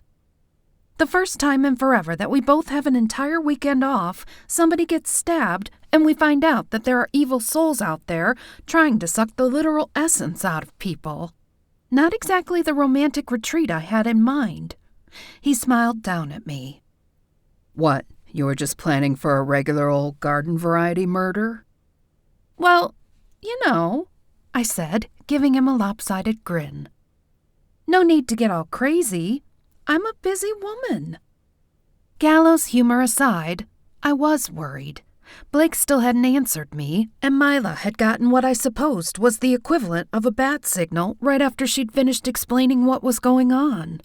I'd had to make a judgment call between bringing Charles back with us or letting him stay and help with the latest crisis. I'd chosen to let him stay. I knew in my bones that he wasn't guilty, and Mila's life may depend on his presence. Stephanie and Blake would just have to deal. Besides, I'd left the magical tracker I'd put on him that morning in place. He wouldn't be hard to find if he did decide to bail. The smile slid from Colin's face, and he cast me a sideways glance as we crossed the cobblestone street. Do you think there's a chance one thing has to do with the other? You mean the murder and the whole escaped souls thing? I'm not sure, I replied. The protection spells and wards on the resort are so complex and varied that I can't believe they wouldn't have thought of something like that. The Security Council has like 30 big hitters, and they meet at least quarterly to review and tweak things. I hear a but in there, he said. I sighed as I stepped onto the stoop of the shop. But I don't know how prepared you can actually be for something like this. Can their security measures even pick up soul magic? Do they know about it? Would Margot be able to feel them? It's just one big bag of unknown, at least until we hear from Blake. He pulled the door open. You know the rules, though. Love, money, jealousy, fear, or power. Those are the reasons behind murder. I think we can rule out money and power. True though that was, I didn't know anything about her, so that made the tidbit useless to us. Tempest butted her head against my leg. Let me up, please. I picked her up, and she climbed onto my shoulder as I pushed open the door to the shop. The smell of coffee and chocolate blended together to make a seductive perfume that drew me straight toward the counter. Tempest was leaning forward so far to check out the daily chocolate specials that I was afraid she was going to fall off my shoulder. Hold your horses, I grumbled when one of her claws pierced my backpack strap and scratched my shoulder. You can get whatever you want, but if you scratch me again, all you'll end up with is a side salad.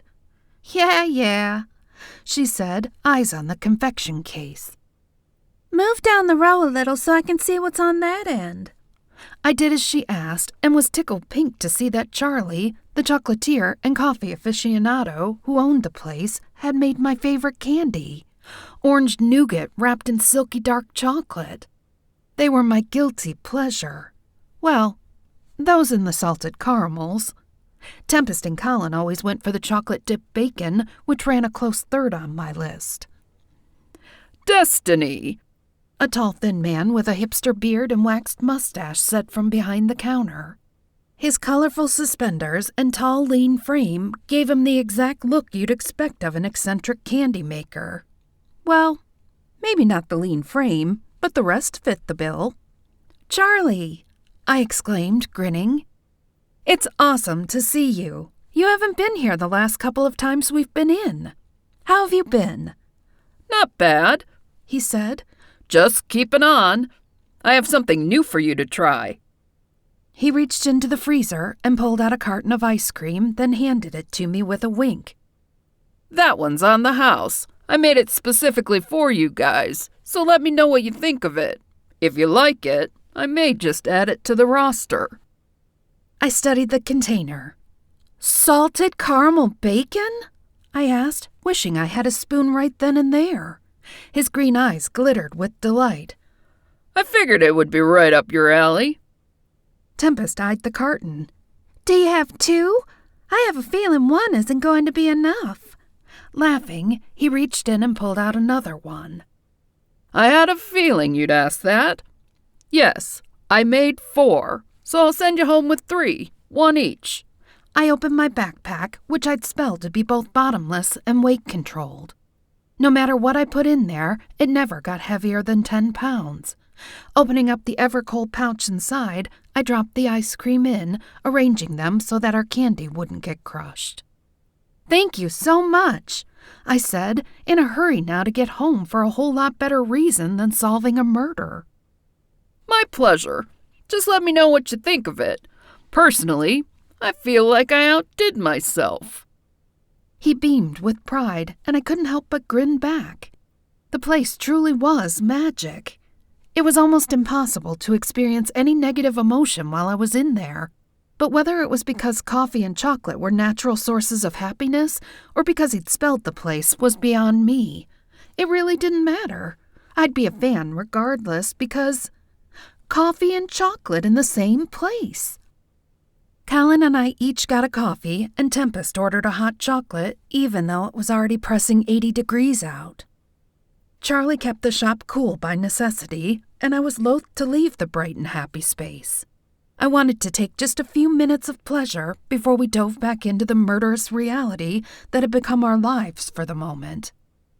We chose a wooden table by the window that had been worn to a dull sheen by thousands of elbows, and I pulled a few goodies from the bag to munch on as we drank. I was counting the luscious orange cream filling as a fruit and calling it a healthy brunch.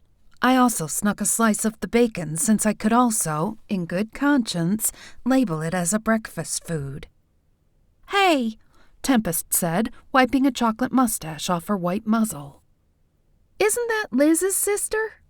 She pointed out the window, and sure enough, Veronica was crossing the street. I thought Steph said she was pulling a midnight shift guarding troops somewhere that would take hours to get to, Colin said. She did, but maybe she needed to come for supplies or something. And she does have the ability to use a portal, even create one apparently. He cast me a doubtful glance as he popped the last bit of his bacon into his mouth. She's a Valkyrie. Do you really think they stock up in the gate? I shrugged, not taking my eyes off Veronica. To be honest, I don't even know where they live. In all the times I've talked to Steph, I don't think it's ever come up. She talks about home, but I guess I just pictured it as some other world place.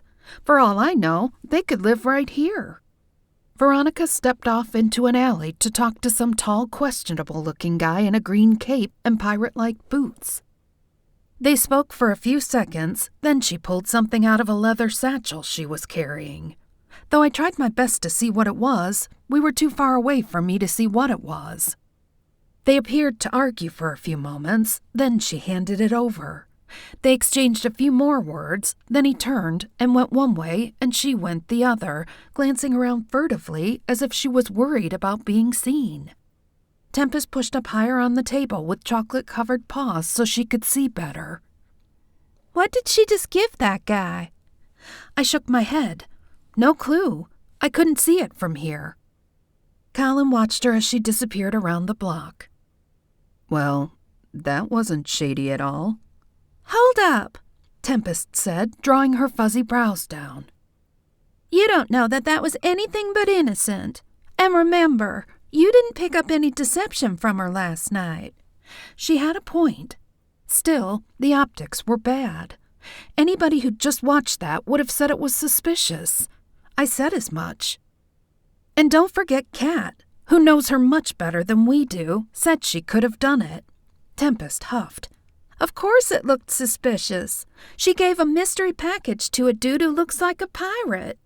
But remember, this is a Baden's Gate.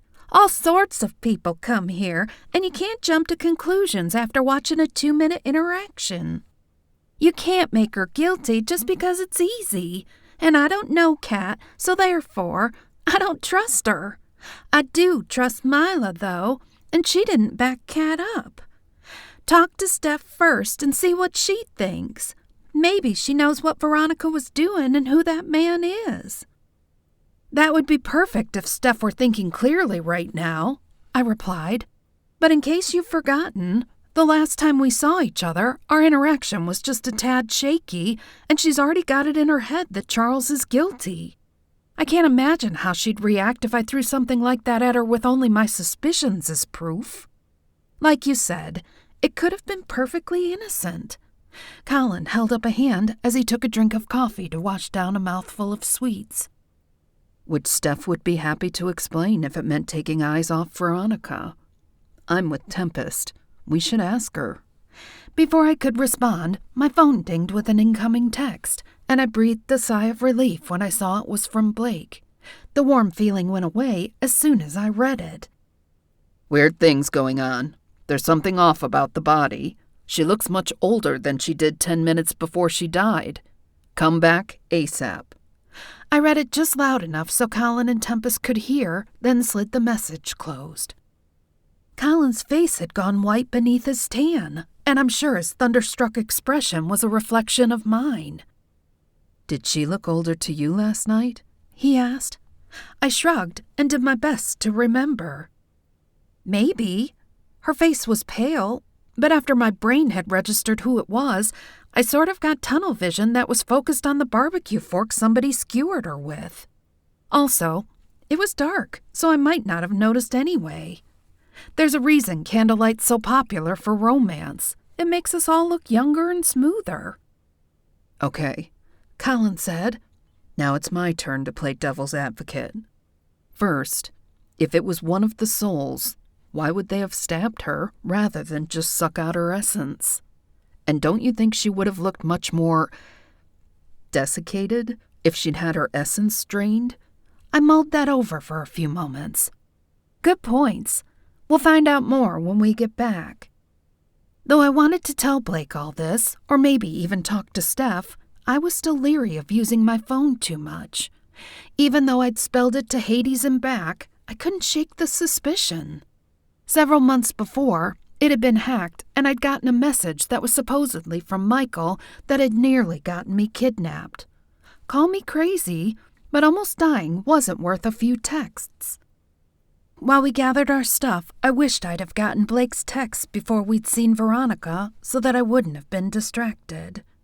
It was broad daylight, and I'd have likely confronted her. She wasn't going to attack me at 10 in the morning in the middle of the street, even if she was guilty of murdering Liz. Maybe. The gate was weird. Unlike human cities, different rules applied, and not everybody was as worried about justice as they were about minding their own business. After all, if you stuck your nose in the wrong place, there were much worse things that could happen to you than dying.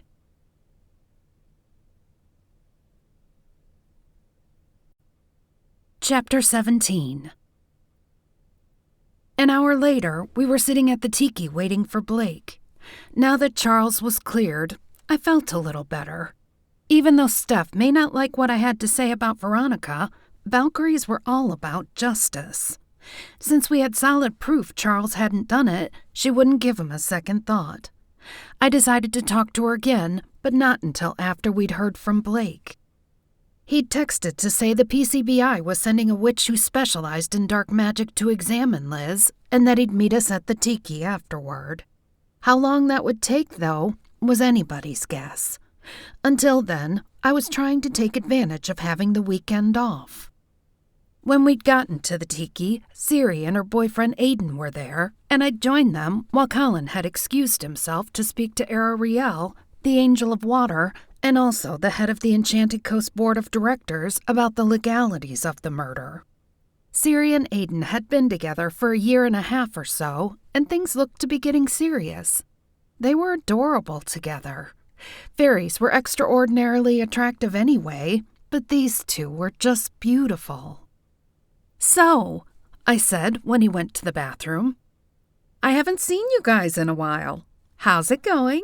She flipped her lavender ponytail and laughed, her luminous blue eyes sparkling with good humor. "They're going well, but remember that we fairies don't move like humans and witches do. We live for hundreds of years, so there's no rush to get married and start popping out little rainbow-haired heathens. We could date for a decade, and that still would be considered a relatively short courtship. I scrunched my brow. Seriously? I mean, I know you live forever practically, but still, even considering that, dating for 10 years screams commitment issues, don't you think? She laughed again, the sound tinkling, and adjusted the top of her electric blue bikini. No, having a shorter courtship than that screams reckless. Think about it. A lot of fairies aren't as progressive as us younger ones are, and divorce is still frowned upon by the elders. It has to be really bad to get them to release you. So, since we're going to be stuck together for hundreds or even thousands of years, assuming the Earth doesn't implode, you can see why I'm okay with not jumping in with both feet until I'm 100% sure. She paused to take a long pull from her drink. I realize it seems weird to you. I look your age. In reality, though, I'm 110, and I'm still considered a 20-something by our standards, not even to some. Trust me, I've seen some serious ugly situations from fairies who didn't have the sense to wait. She shook her head.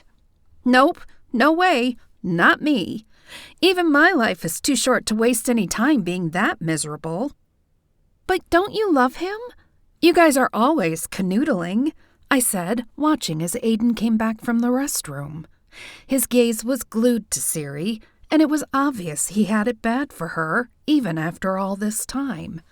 If I didn't know better, I'd have sworn they were still in the new and shiny phase of their relationship. I guess if I looked at it from their point of view, they were. From that perspective, what she was saying made sense. Before she could reply, he was back. What are you two plotting now? He asked, running his hand over his turquoise hair. You look like you're up to no good.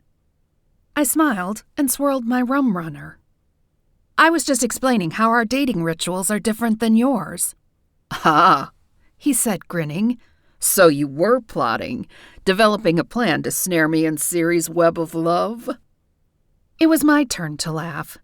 Yup, busted. She said she just can't live without you and wants to get married tomorrow down on the beach. Horror crossed his face as he examined us closer to see if I was kidding. That would be a terrible idea. We hardly know each other. He snapped his mouth closed, but by the look on his face, he was afraid he'd protested a bit too much. What? I asked, brows raised. You've been dating for what, over a year now? How can you say you don't know each other? Smug superiority crossed his face. You see, that's where you short-lived people mess up. No being can possibly get to know one another well enough to bond with them for life in so short a period. I huffed a disbelieving breath out of my nose. Not that I didn't necessarily agree with him on the year thing, but I'd been intrigued to hear if he felt the same way she did. Since Siri was one of the most laid-back people I'd ever met, I knew it was okay to mess with him a little without worrying she'd get all crazy woman if he answered differently. So, what for you is an ample amount of time? He glanced at Siri, suddenly not so sure of himself. Or more accurately, not so sure he should voice his opinion out loud. He cleared his throat and shifted his weight on his stool. Well, not that Siri and I have even reached the point of discussing such a thing yet, but if you insist on knowing, I think... He cringed a little and looked at her. 10 years or so is a good getting-to-know-you period? A good point to evaluate the relationship. Since he'd missed her saying the exact same thing, I tried to hide my smile when she rubbed her chin straight-faced and appraised him with a raised brow. A full decade, huh? He squirmed a little. Not that I don't adore you. He glared at me, but it lost most of its effectiveness when he picked up his tall frou-frou drink and poked himself in the nose with the umbrella. See?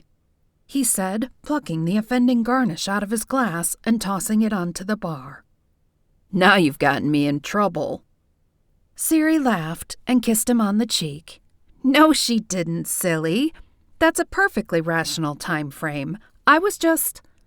How do you say it, Des? Pulling your chain. One of the coolest things about working with so many different cultures was watching them adopt other phrases and habits from others while they were here. I grinned. Yankin' is what I usually say, but pullin' works too. Blake popped around the corner. He still looked tired, but he'd showered and shaved, and his khaki shorts and pink polo shirt were fresh. "Where's Colin?" he asked as he slid onto a stool beside me. "Right over there," I said, motioning to an out-of-the-way table in the shade. Ari called asking about the legal end of all this, so he popped over there where it was quiet. He's been talking for probably 10 minutes, so he shouldn't be much longer. Ari, or Ariel, was laid back, but was also an astute businessman who cared deeply about the resort. It had been, in large part, his brainchild. Mila hadn't been wrong when she pointed out that we had some powerful mojo pulling the strings around here. You didn't get much more powerful than an archangel. He was also a good friend of mine, but that was irrelevant at the moment. "The legal end of the murder, you mean?" Siri asked. I jumped in surprise. We thought we were doing a good job keeping it quiet, and I hadn't said a word to them about it. Still, I shouldn't have been so shocked that it had made the rounds. The Enchanted Coast was small, and news traveled fast. "Shh," I said, leaning in. "We're trying to keep it behind the scenes." She laughed. "Oh, that horse left the stable about 10 minutes after it happened. There were several vampires at the luau who heard every word you guys were saying." I scowled, thinking back to the muffling spell I'd put around Blake and me. I hadn't bothered when I'd told Steph and Mariah, though, and I kicked myself. Stupid vampire hearing. "Don't be such a worrywart," she said, flapping her hand as she took a sip of her appletini. "You humanesque folks freak out much more than the rest of us do over stuff like that. I mean, not that any loss of life isn't tragic, but it's also not the end of the world or even the worst thing that could happen. This is a resort for supernaturals, for goddesses' sake. Some of us aren't nearly as civilized as others, so it's bound to happen every now and again. What's more surprising is that it doesn't happen more often. The Enchanted Coast is still the safest place any of us go." Aiden rolled his eyes. "That's the truth. We went to Vegas a couple of months ago and thought for sure we weren't going to make it out alive. Even the humans are dangerous and irrational over there. We were playing blackjack and winning, too. To be honest, it's not much of a challenge. All you have to do is keep track of which cards have already been played. There were very large men in dark suits who invited us to the back to meet the management." He shuddered.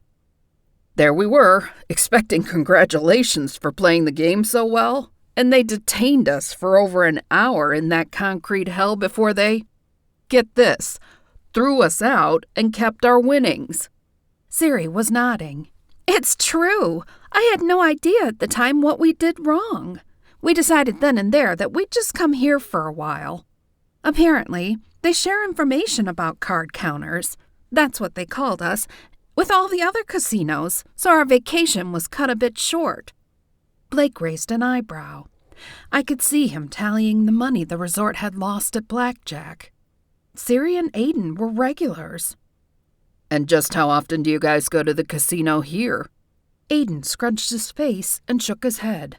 "Hardly ever. There are so many better things to do.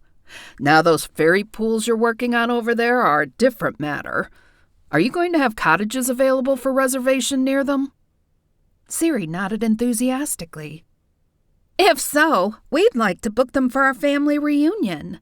Even the oldest of us would likely feel at home there, and then when we wanted a change of scenery, we could just pop over here or down to the ocean. It's the best of all worlds. I don't know whose idea that was, but it was brilliant." Blake smiled, but gave her another speculative glance out of the corner of his eye as Bob set a cold beer down in front of him. I knew he was going to double down on the card tables. Again.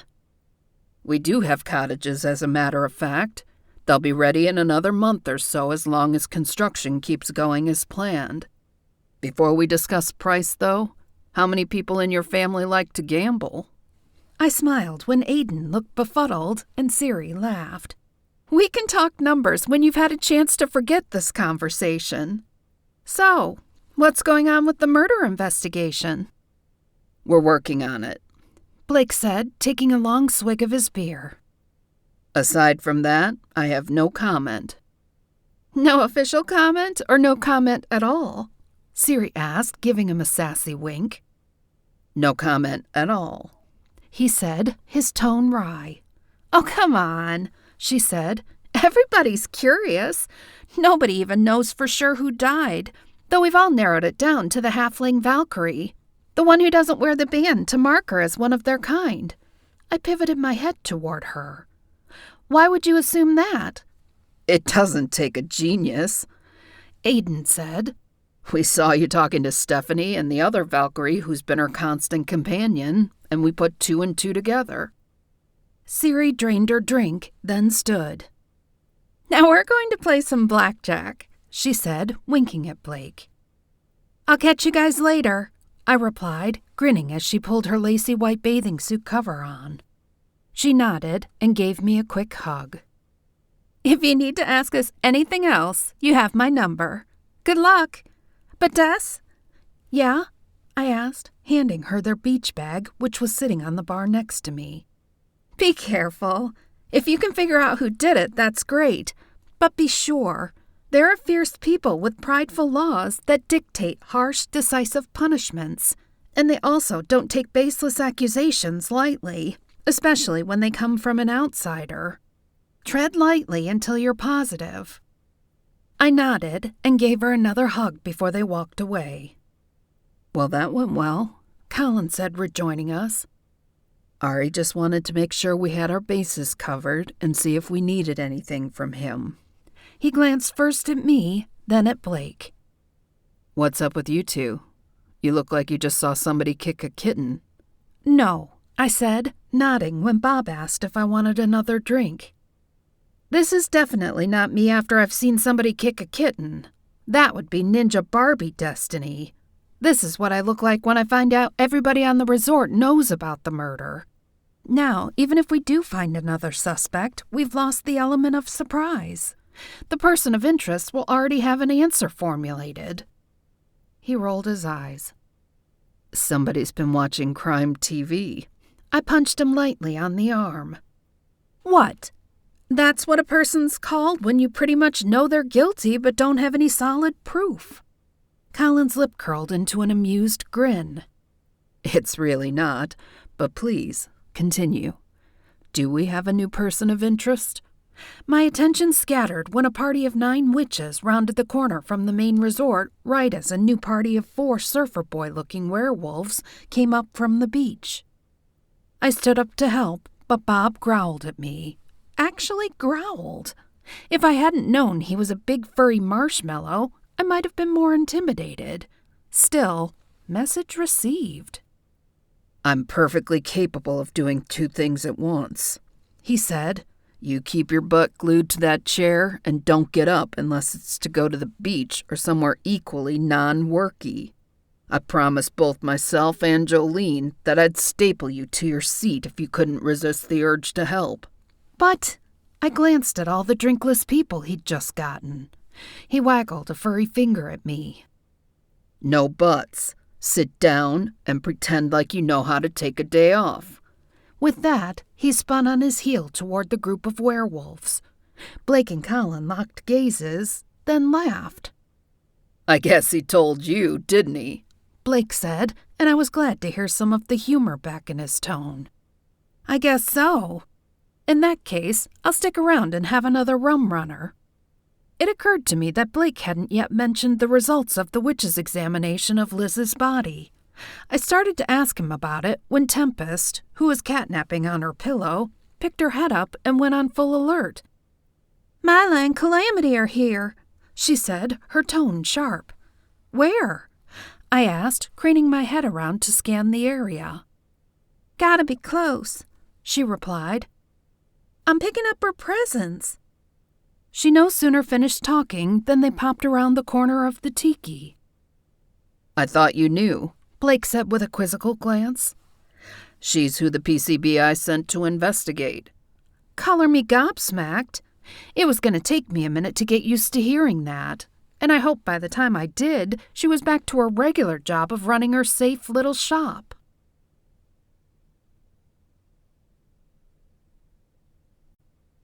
Chapter 18. "Long time no see," Mila said, smiling as she approached us. "Now who's not replying to messages? I texted you an hour or so ago to let you know I was coming." "Are you serious?" I asked, yanking my phone from my pocket. Sure enough, it was off. I should have figured that, because any time I did magic, my phone went wonky. I stood up and pulled her into a hug. "Well, I hope you were texting to say you were going to hang out for a bit. But first, I'm dying to hear what you found. I was just about to ask Blake about it when you popped around the corner." She held up a finger. "Hold that thought for a second. Kat stopped to use the little girl's room, and I'd rather wait so there's no distraction when I give you my results, such that they are." Mila climbed onto a stool and squeezed an orange wedge into the margarita Bob had already put in front of her. I had no idea how he always knew people were coming, but he always had my drink ready by the time I made it to the bar, too. Shoot, he even knew when I was going to have a rum runner instead of beer. Because of that, I joked with him that he was sort of the Radar O'Reilly of the tiki. By the time Mila took her first sip, Kat had joined us and ordered a beer. "Now, not that I'm glad to see you, but why are you guys investigating? Isn't that some sort of weird conflict of interest?" I asked. I wasn't trying to be difficult. I was truly curious. I wanted to know as much about her new duties as possible. If nothing else, I processed stressful situations better when I had as much info as possible, and her chasing down evil souls ticked all the boxes on the list of things that would keep me up at night. "Maybe in a regular situation," she said, taking a long pull off her drink. "But like I explained earlier, I'm the only specialist in arcane potions they've been able to recruit so far." She put her hands out, palms up, and smiled. "So here I am." Colin leaned forward on his elbows. "And you think maybe they had something to do with Liz's death?" Mila rubbed her forehead, a habit she had when she was trying to puzzle something out. "That's the weird thing. At first glance, I considered it because she's clearly been aged. When a soul steals somebody's essence, the bodies are usually drained to the point of being empty husks. That wasn't the case with Liz, so I figured maybe you guys interrupted the killer before she could siphon off all the magic." Pausing, she took a sip of her margarita. "But I was wrong. None of the tests we did on her, scientific or magical, reveal any sort of poison or potion. There was magic residue on her body, but nothing conclusive. That could have been left over from where one of you guys touched her, or even from a recent magical battle. We've had our fair share, and sometimes those curses and hexes leave a mark even when you deflect them." It sounded like she was saying we weren't any closer to figuring out who did it than we had been an hour ago. I pulled in a breath and puffed my cheeks when I blew it out. "Now what then?" "I want to examine the scene," Mila replied.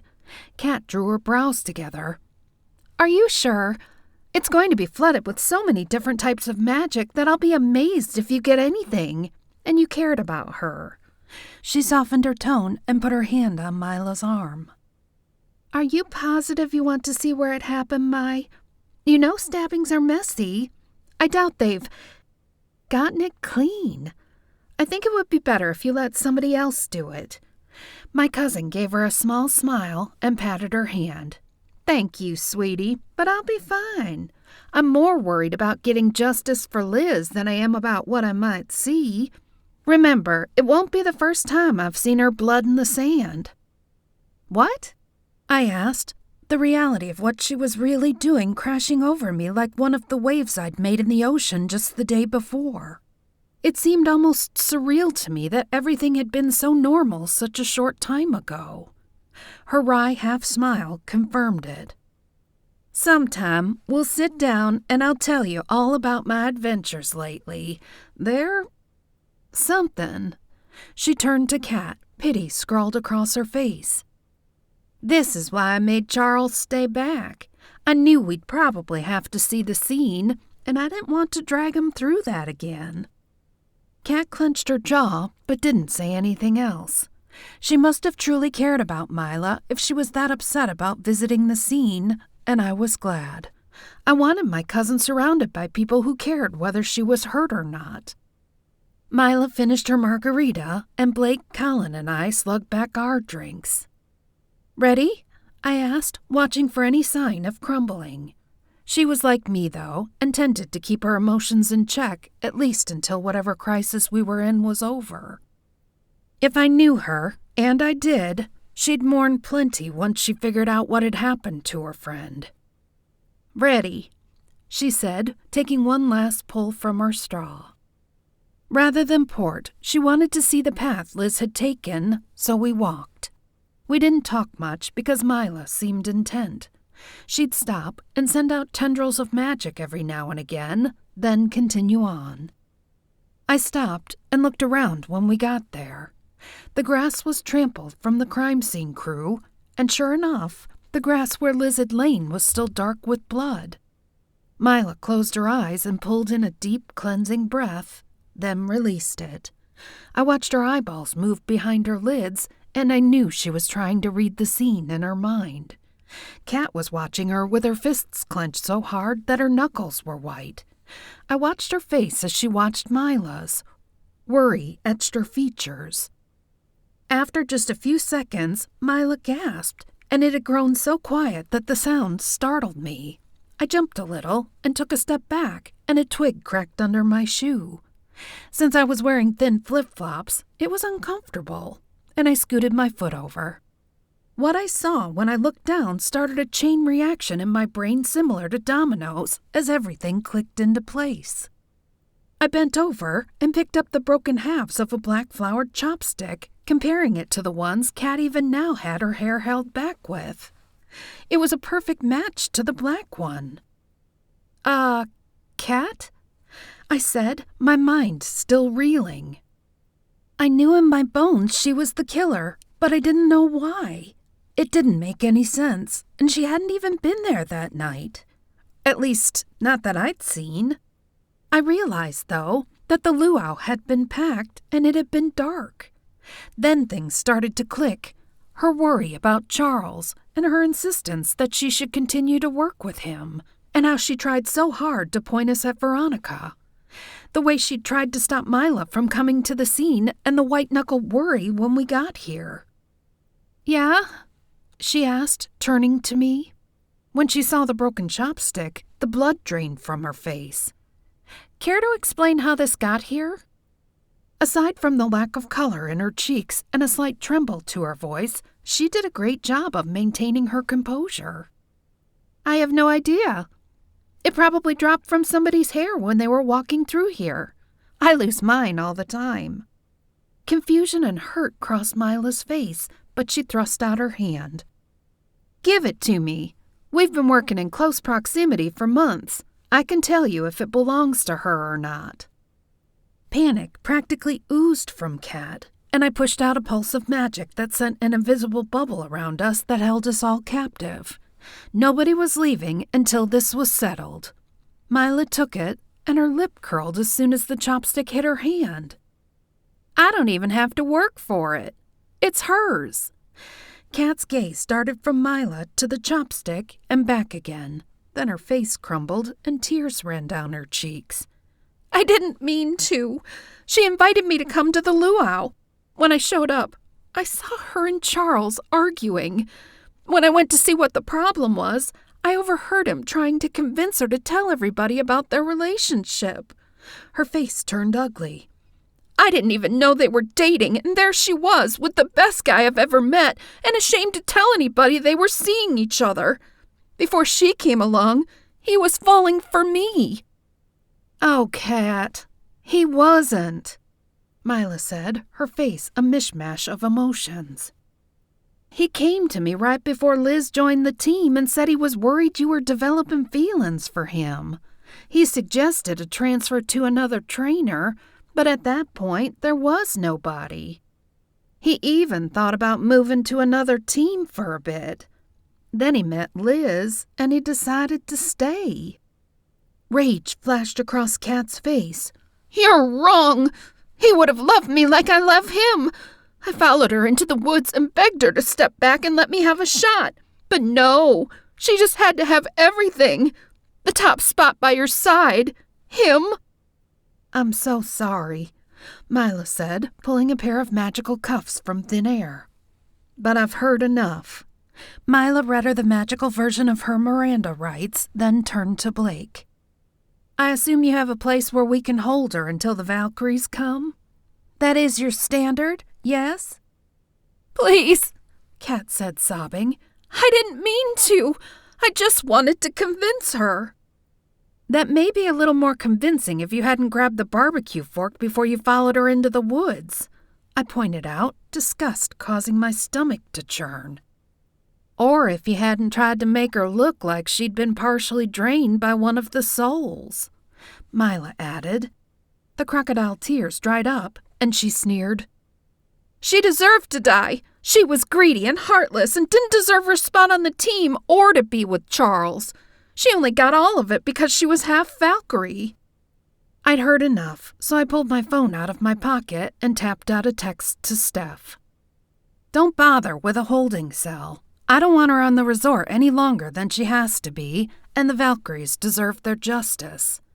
Blake, will you let down the wards for a minute?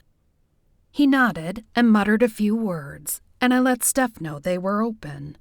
Within 30 seconds, thunder clapped and lightning crashed across the sky as a swirling black vortex opened up.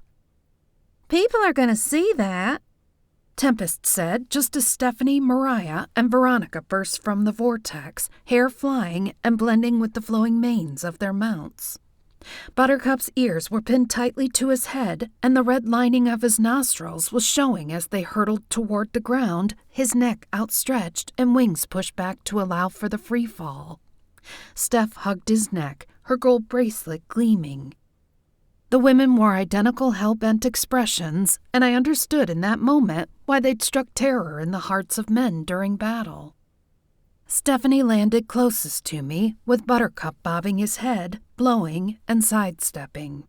Not the gentle giant pony I'd fed cotton candy to countless times. "Who?" she demanded, and I motioned toward Kat.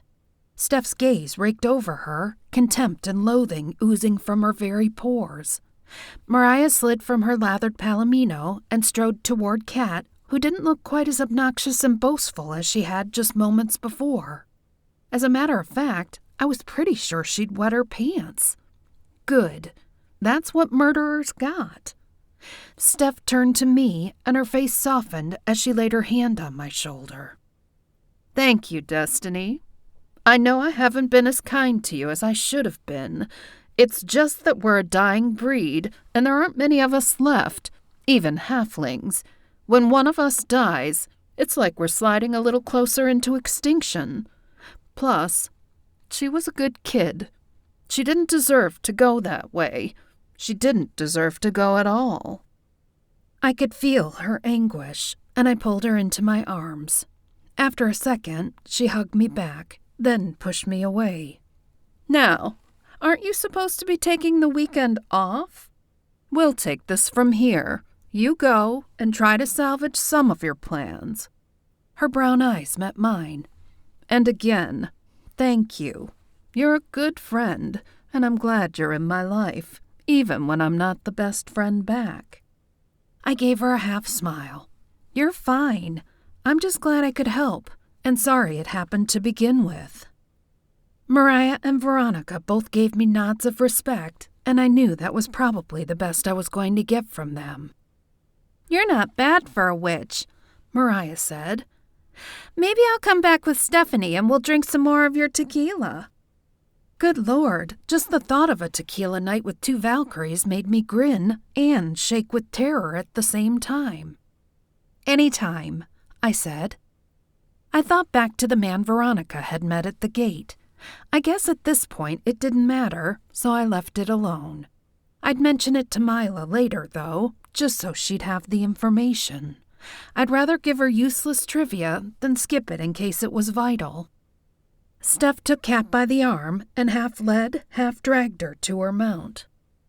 A few feet away from the winged horse, it apparently sank in with Kat what, exactly, was about to happen to her, and she dug her feet in, turning her head to plead with us. I looked away, and so did everybody else, as Mariah tossed her across her palomino, then jumped up behind her. The rules were clear, and the Valkyries would hear the facts, then make sure the punishment, however tough, fit the crime. With a powerful whoosh that sent sand flying, they took off and flew straight through the vortex. It closed with another deafening crash of thunder, and silence reigned. Wow, Blake said once they were gone. Did that all just happen like that? It did, I said, pulling in a deep breath. Another murder chalked up to love. Colin raised a brow, attempting to bring some levity to the situation. Well, that's a terrifying prospect. Should I be worried? I tried my best to brush off the intensity of what had just happened and curved my lips up into a smile. Like I said last night, you should never get too complacent. She's right, Blake said. Especially if you try to steal her cake. Now that, Colin said, putting his arm around me as we headed back toward the beach, is a murder I couldn't blame her for.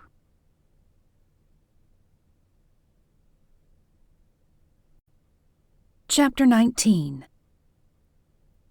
You need some sunscreen, unless, of course, you want to spend the rest of the weekend with me slathering aloe all over you, Colin said from his spot on the blanket next to me. Once the Valkyries had left, we'd decided to make the most of the weekend, and had snuck off to the privacy of the new fairy pools. They really were amazing, and the water was deliciously cool. I smiled and pushed up on my elbows, then tilted my sunglasses down to peer at him over the top and waggled my brows.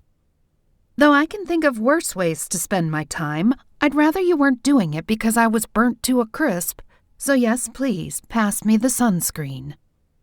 I squirted a blob of the handmade coconut-scented lotion Mila had given me into my hand and applied a liberal layer to every inch of me that would be exposed to the sun, or at least every inch I could reach. I handed Colin the bottle so he could get my back, a little salty that he got as brown in a day as I did in a month and never had to worry about sunscreen. The joys of being a redhead. Are you sure you're okay with Mila doing what she's doing? He asked as I settled back onto the blanket. No, I replied. I most definitely am not, but I'm also proud of her. She's doing a good thing, and she wants to do it, so I support her. As long as they stay in touch and answer us within a reasonable amount of time, Tempest added from her place behind us. No more of that radio silence crap. Well, I understand if they can't answer immediately, I began. Maybe not immediately, she said. But it doesn't take any time at all for her to answer us through our link. There's no reason it should take them longer than an hour to answer. Especially when all Calamity has to do is respond in her mind with, "Hey, sis, yeah, nobody's dead. We're all good. Love ya." Not that complicated, and I don't think I'm being unreasonable. When she put it like that, I had to agree. Mila, at least, needed a phone, service, and an environment not teeming with evil souls bent on killing her. Even though it was a little cooler here than it was on the beach, I was still hot. Want to go for another swim? You two go ahead, Tempest said. I'm going to go hang out with Dimitri for a bit. You mean you're going to go lay by the fan? I replied.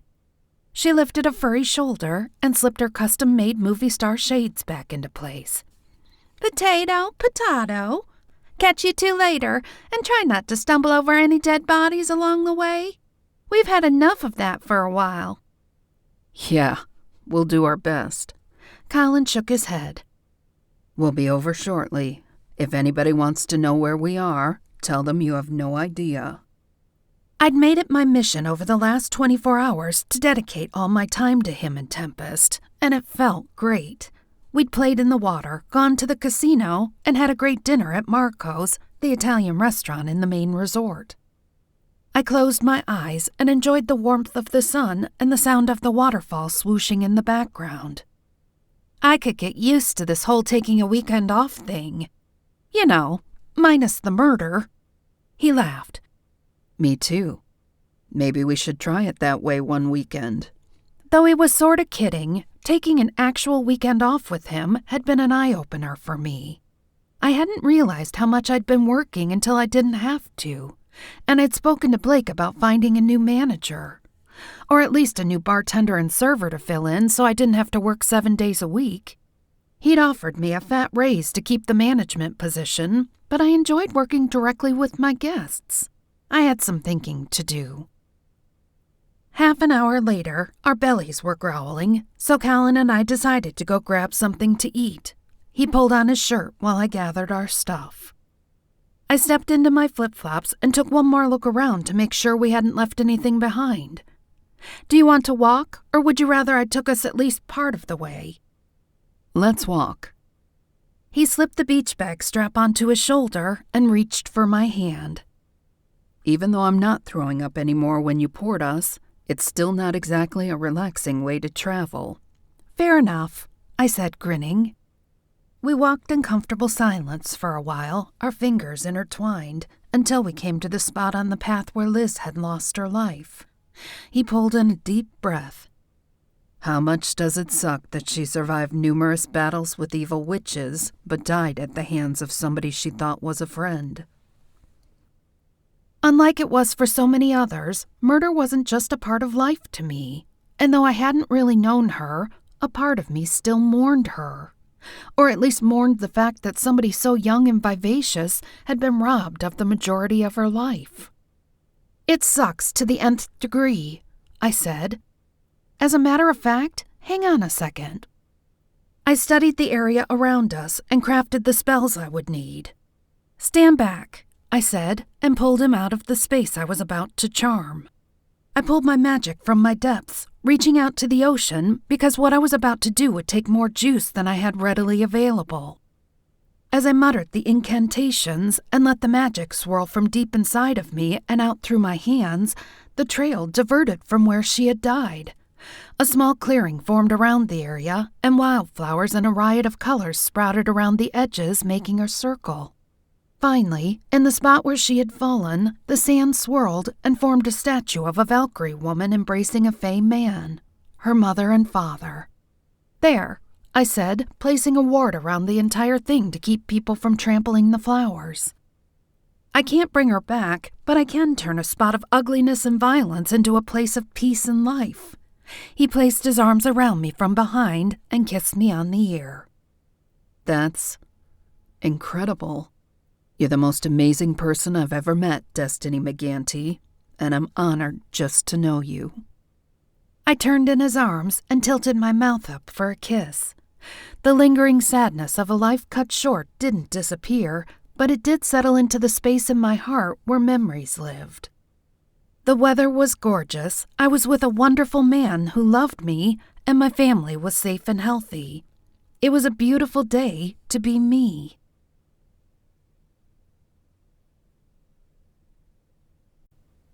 This has been The Leathal Luau, an Enchanted Coast Magical Mystery. Enchanted Coast Magical Mystery Series, Book 3. Written by Tegan Maher. Narrated by Megan Kelly. Copyright 2020 by Tegan Maher. Production copyright by Tegan Maher.